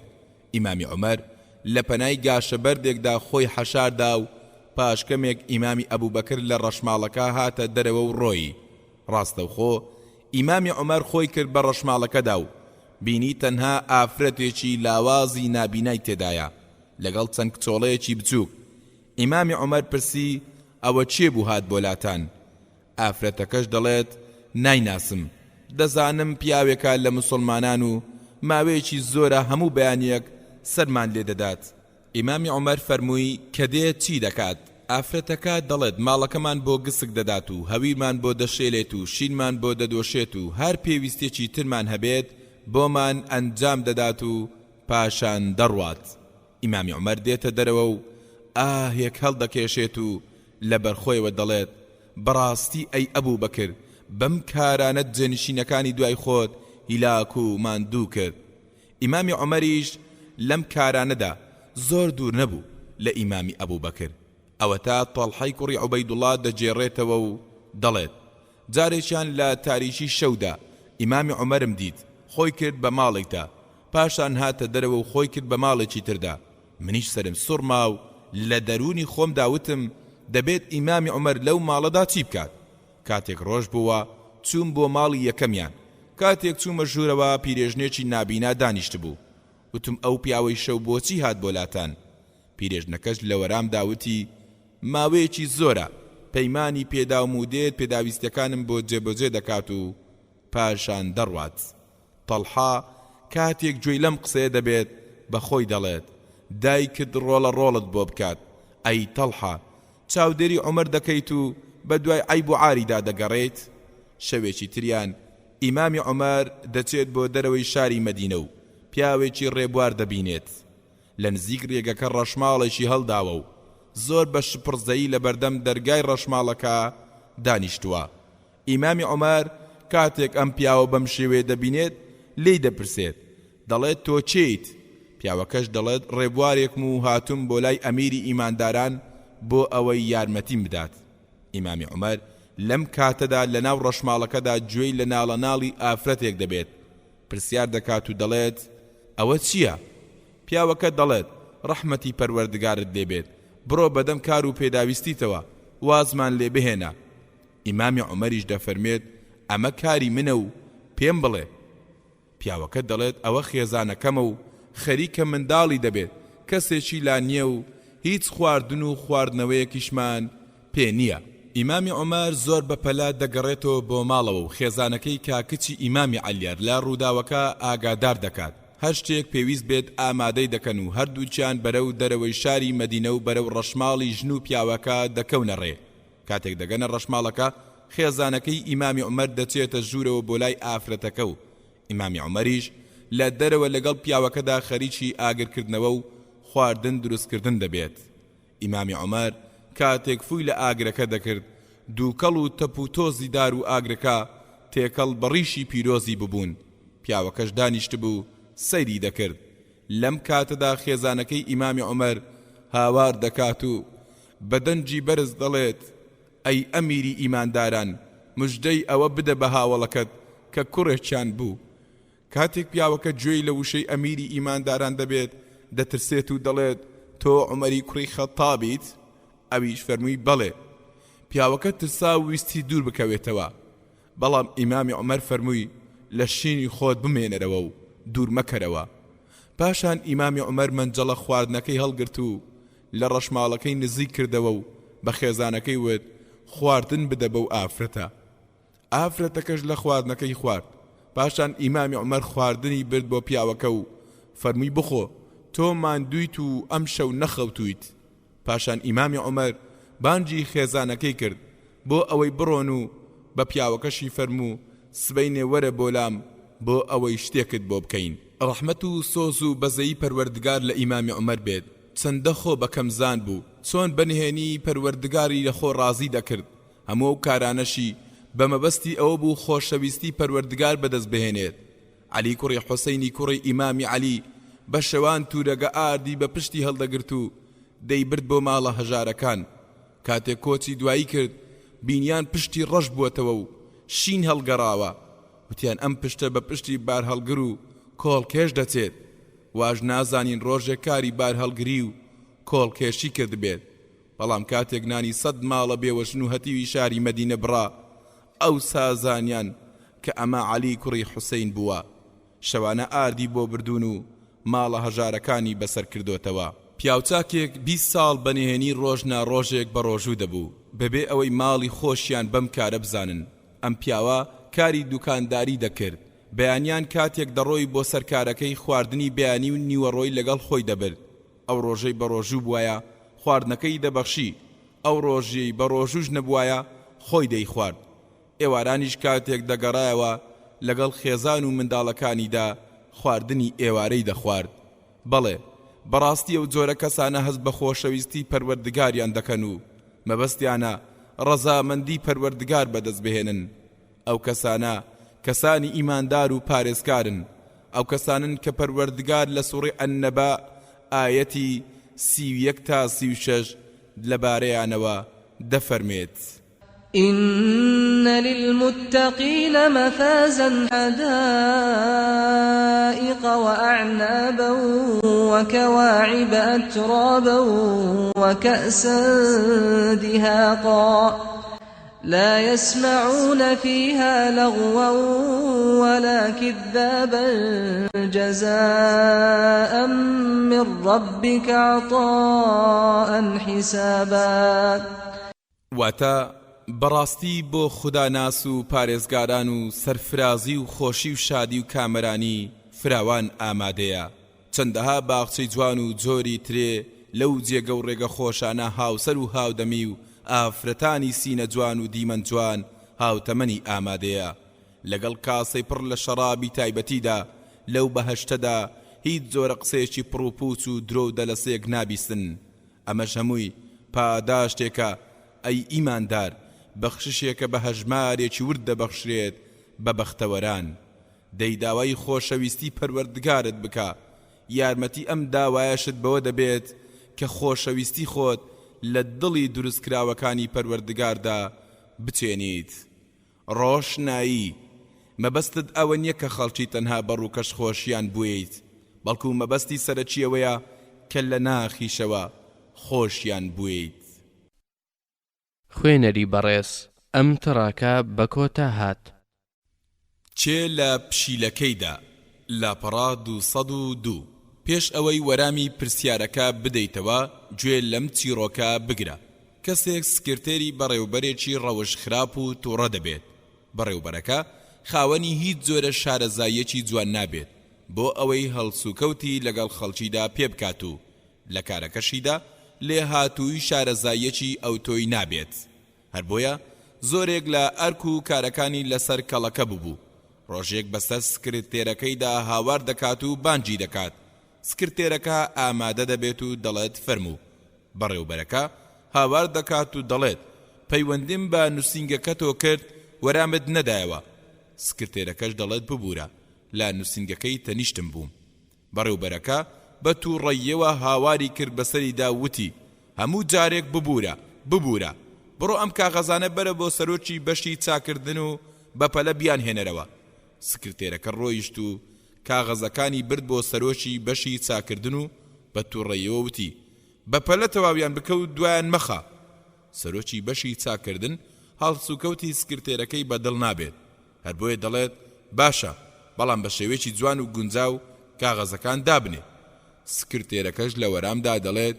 گونجاو یان نەگونجاو گرنگ ئەوەیە زوو تەواویان بکەیت بەم شێوەیە قسەیەک لەم و قسەیەک لەو دەبێت بە دەنگەدەنجیان پاشان سکرتێرەکە دەگەڕێتەوە بۆ نووسینگەکەی دوای 2 کاتژمێر یەکێک لە فەرمانبەرە ئاساییەکانی بەشی چاکردنەوە دەچێت بۆ لای سەرۆشی بەشەکەی و دەڵێت مۆڵەتم بدە بۆ ئەوەی بچم منداڵەکانم لا قوتابخانە بهێنمەوە و پاشان دەگەڕێمەوە سەرۆکی بەشی چاکردنەوەش بەهۆی ئەوەی لەگەڵ سکرتێرەکەدا تووشی دەمەقاڵێ ببوو بە سەر فەرمانبەرەکەدا هاوار دەکات و دەڵێت تۆ هەموو ڕۆژێک هەر دەڕۆیت فەرمانبەرەکەش دەڵێت ماوەی 10 ساڵە من هەموو ڕۆژێک ئەمە ئیشمە و هەر ڕۆیشتوم یەکەم جار و لە سەرەتاوە ڕازی نەبوویتایە سەرۆکی بەشەکەش دەڵێت هیچ شتێک لەگەڵ تۆدا سوودی نییە چاو سوورکردنەوە نەبێ دەی بگەڕێرەوە بۆ نووسینگەکەت فەرمانبەر هەژارەکە دەگەڕێتەوە بۆ نووسینگەکەی و لە هەڵسوکەوتی سەرۆکی بەشەکەشی سەرسام دەبێت و بەردەوامیش لە پەیوەندیکردندا دەبێت بۆ ئەوەی کەسێک بدۆزێتەوە تا منداڵەکانی لە قوتابخانەوە بەرێتەوە بۆ ماڵەوە منداڵەکانیشی کاتێکی زۆر لە بەرگەرما و تیشکی خۆر لە چاوەنواری باوکیاندا دەبن هەتا یەکێک لە مامۆستاکان دەیانگێنێتەوە ماڵەوە بە هەر حاڵ فەرمانبەرەکە دەگەڕێتەوە بە ماڵەوە و زۆریش تووڕە دەبێت یەکێک لە منداڵە بچووکەکانی یاریەکی بەدەستەوە دەبێت و بەرەو ڕووی باوکی دێت و دەڵێت باوکە مامۆستا ئەم شتەی پێدام لەبەر ئەوەی باوکەکە نایڵێت منداڵەکەی قسەکەی تەواو بکات و هاوار دەکات و دەڵێت بڕۆ بۆ لای دایکت و دوورکەرەوە پاڵێکیشی پێوە دەنێت منداڵەکە دەست دەکات بە گریان و دەڕوات کاتێک منداڵەکە دوور دەکەوێتەوە پشی لە جوانەکەی بەرەو ڕووی دێت و خۆی لە قاچی منداڵەکە دەخشێنێ و بە دەوریدا دێت و دەچێت منداڵەکەش لە داخا شەقێکی تی هەڵدەدات و دەیچێشێت بە دیوارەکەدا پرسیارەکە ئەوەیە چێ شەقی لە پشیلەکەدا وا گومان دەبم بە زەردەخەنەوە بڵێیت بەڕێوبەرەکە وەرامەکەت ڕاستە لەبەر ئەوەی بەڕێوبەرەکە بوو بەهۆی ئەوەی سکرتێرەکە پاشان سەرۆشی بەشی چاکردن و پاشان فەرمانبەرەکە و پاشان منداڵەکە تووڕە ببن بەڕێوبەرەکە کۆمەڵی کاری لەسەر خۆی کۆ کردبەوە هەتا وای لێهات پێیاندا نەدەگەیشت و فشاری دەرونی بۆ دروست بوو پاشان خۆی بۆ کۆنتڕۆڵ نەکرا و بەڕووی سکرتێرەکەیدا تەقیەوە سەیرە بۆ فێری ئەوە نەبین کارەکانمان دابەش بکەین بۆ فێری ئەوە نەبین کاتێک کارێشمان پێ ناکرێت زۆر بەڕاشکایی بڵین ئەوە لە دەستی ئێمەدا نییە و ناتوانین لەبەر ئەوەی زۆر جار کاریگەری خراپ هەڵسوکەوتکردنمان زەرەر و زیان بە خەڵکانێک دەگەێنێت کە لایەنێک نین لە کێشەکەدا ئاگاداریش بەو لە ڕوودا مەمێنە و ناچار مەبە کە پەیمانێک بدەیت بۆ جێبەجێ نەکرێت لەگەڵماندا وەرە بۆ ئەوەی بچین بۆ شاری مەدینە و سەیری پێغەمبەر صلی الله عليه وسلم بکەین ڕۆژێک پێغەمبەر صلی الله عليه وسلم قسەی بۆ مسلمانان دەکرد و باسی ڕۆژی دوایی بۆ دەکردن. پاشان لەناو وتارەکەیدا دەنجی بەرز کردەوە فەرمووی ئەی فاتیمەی کچی محەممەد، داوای هەر شتێکم لێ دەکەیت لە سەروەت و سامانم داوام لێ بکە، بەڵام لە لای پەروەردگار هیچ کارێکم لەدەست نایەت بۆتی بکەم. لە کۆتایی ئەم بابەتەدا دەمێت ئەوەت پێ بڵێم، کاتێک توانای جێبەجێکردنی کارێکت نییە و پەیمانی جێبەجێکردنیش نادەیت بۆ ئەوەی داوای لێبوردن لە کەسی بەرامبەر بکەیت، شێوازێکی نەرم و نیان و جوان بەکاربهێنە و بڵێ توانای ئەنجامدانی ئەو کارم نییە کە داوام لێ دەکەیت. بۆ نمونە کەسێک دێت بۆ لات بۆ ئەوەی لە دامەزراندنی برایەکەیدا یارمەتی بدەیت، لەبەر ئەوەی باوکت یان برایەکت یان خۆت بەرپرسێکی گەورن، دەشزانی توانای دامەزراندنی برایەکەیت نییە، هەر بۆیە بە شێوازێکی جوان دەتوانیت پێی بڵێت فڵانە کەس من هەست بە ناڕەحەتی تۆ دەکەم، برای تۆیە برای منیشە، ئەگەر 5 برام هەبێت براکەی تۆ 6میانە، بەڵام بڕوا بکە هیچم لەدەست نایەت بۆتی ئەنجام بدەم. زۆر داوای لێبوردن دەکەم و داوای سەرفرازیش بۆ براکەت لە پەروەردگار دەخوازم. ئاگادار بە ئەم قسانەشی بەڕوویەکی خۆشەوە پێ بڵێ، وەرام دانەوەت بەم شێوازە جوانە وەکو ئەوە وایە کارەکەت بۆ ئەنجام دابێت. ئایا وانییە؟ تێڕوانین لەگەڵ خۆت و خەڵکیشدا ڕاشکا و بوێر بە، توانەکانی خۆت بزانە و پەیمانی کارێک مەدە کە لە تواناتدا نەبێت.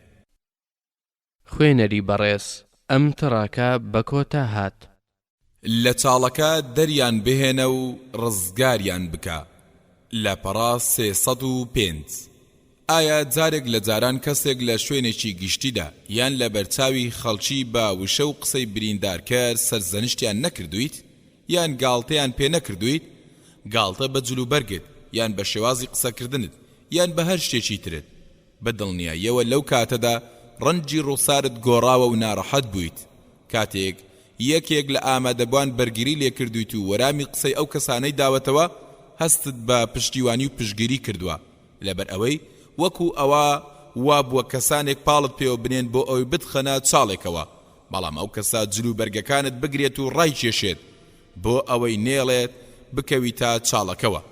دەی تۆش ئەو شێوازی بەرگریکردنە لەگەڵ کەسانی تردا بەکار بهێنە و تاقی بکەرەوە، بزانە چ شوێنەوارێکی کاریگەر بەجێ دەهێڵێت. کاتێک دەچیت بۆ ماڵێک و منداڵێکی ماڵەکە بە سنیەک خواردنەوە بەرەو ڕوود دێت، بەڵام لەبەر پەلەپەل زۆری نامێنێت سنیە خواردنەکە بخات. باوکی منداڵەکەش کاتێک پەلەپەلی کوڕەکەی دەبینێت بە تووڕەیەوە بەرەو ڕووی دەچێت و هاواری بەسەردا دەکات و دەڵێت بۆ ئەوەندە پەلەپەل دەکەیت، چەند جار فێرم کردی دوانەکەیت. منداڵەکە ڕەنجی سوور هەڵدەگەڕێت، تۆش بەرگری لە منداڵەکە دەکەیت و دەڵێت نا ئەم کوڕە جوانە پاڵەوانە، پیاوە ماشەڵڵا بەتەنها ئەو هەموو شتەی هەڵگرتووە، بۆیە پەلەپەل دەکات لەبەر ئەوەی شتانی تریژ ماوە بیان هێنێت. دەزانی لەم کاتەدا منداڵەکەس بە چ پشتگیری و خۆشیەک دەکات؟ دەزانی چەندێک لە لای بەنرخ دەبیت؟ ئەمە لەگەڵ منداڵێکدا ئەی ئەگەر بەرگری لە کەسە گەورە و بەتەمەنەکان بکەیت دەبێت چه هەستێکیان بەرامبەرێت بۆ دروست بێت. کاتێک گەنجێک لە ناو کۆمەڵە خەڵکیەکدا بە پرسیارێکی نەشیا و شەرمەزار دەکرێت و پێی دەوترێت مژدەمان پێ بدە فڵانە کەس لە زانکۆ پلەکە چی بوو؟ دەکرێت ئایا کەسانی ژیر لە ناو خەڵکیدا ئەم پرسیارە دەکەن؟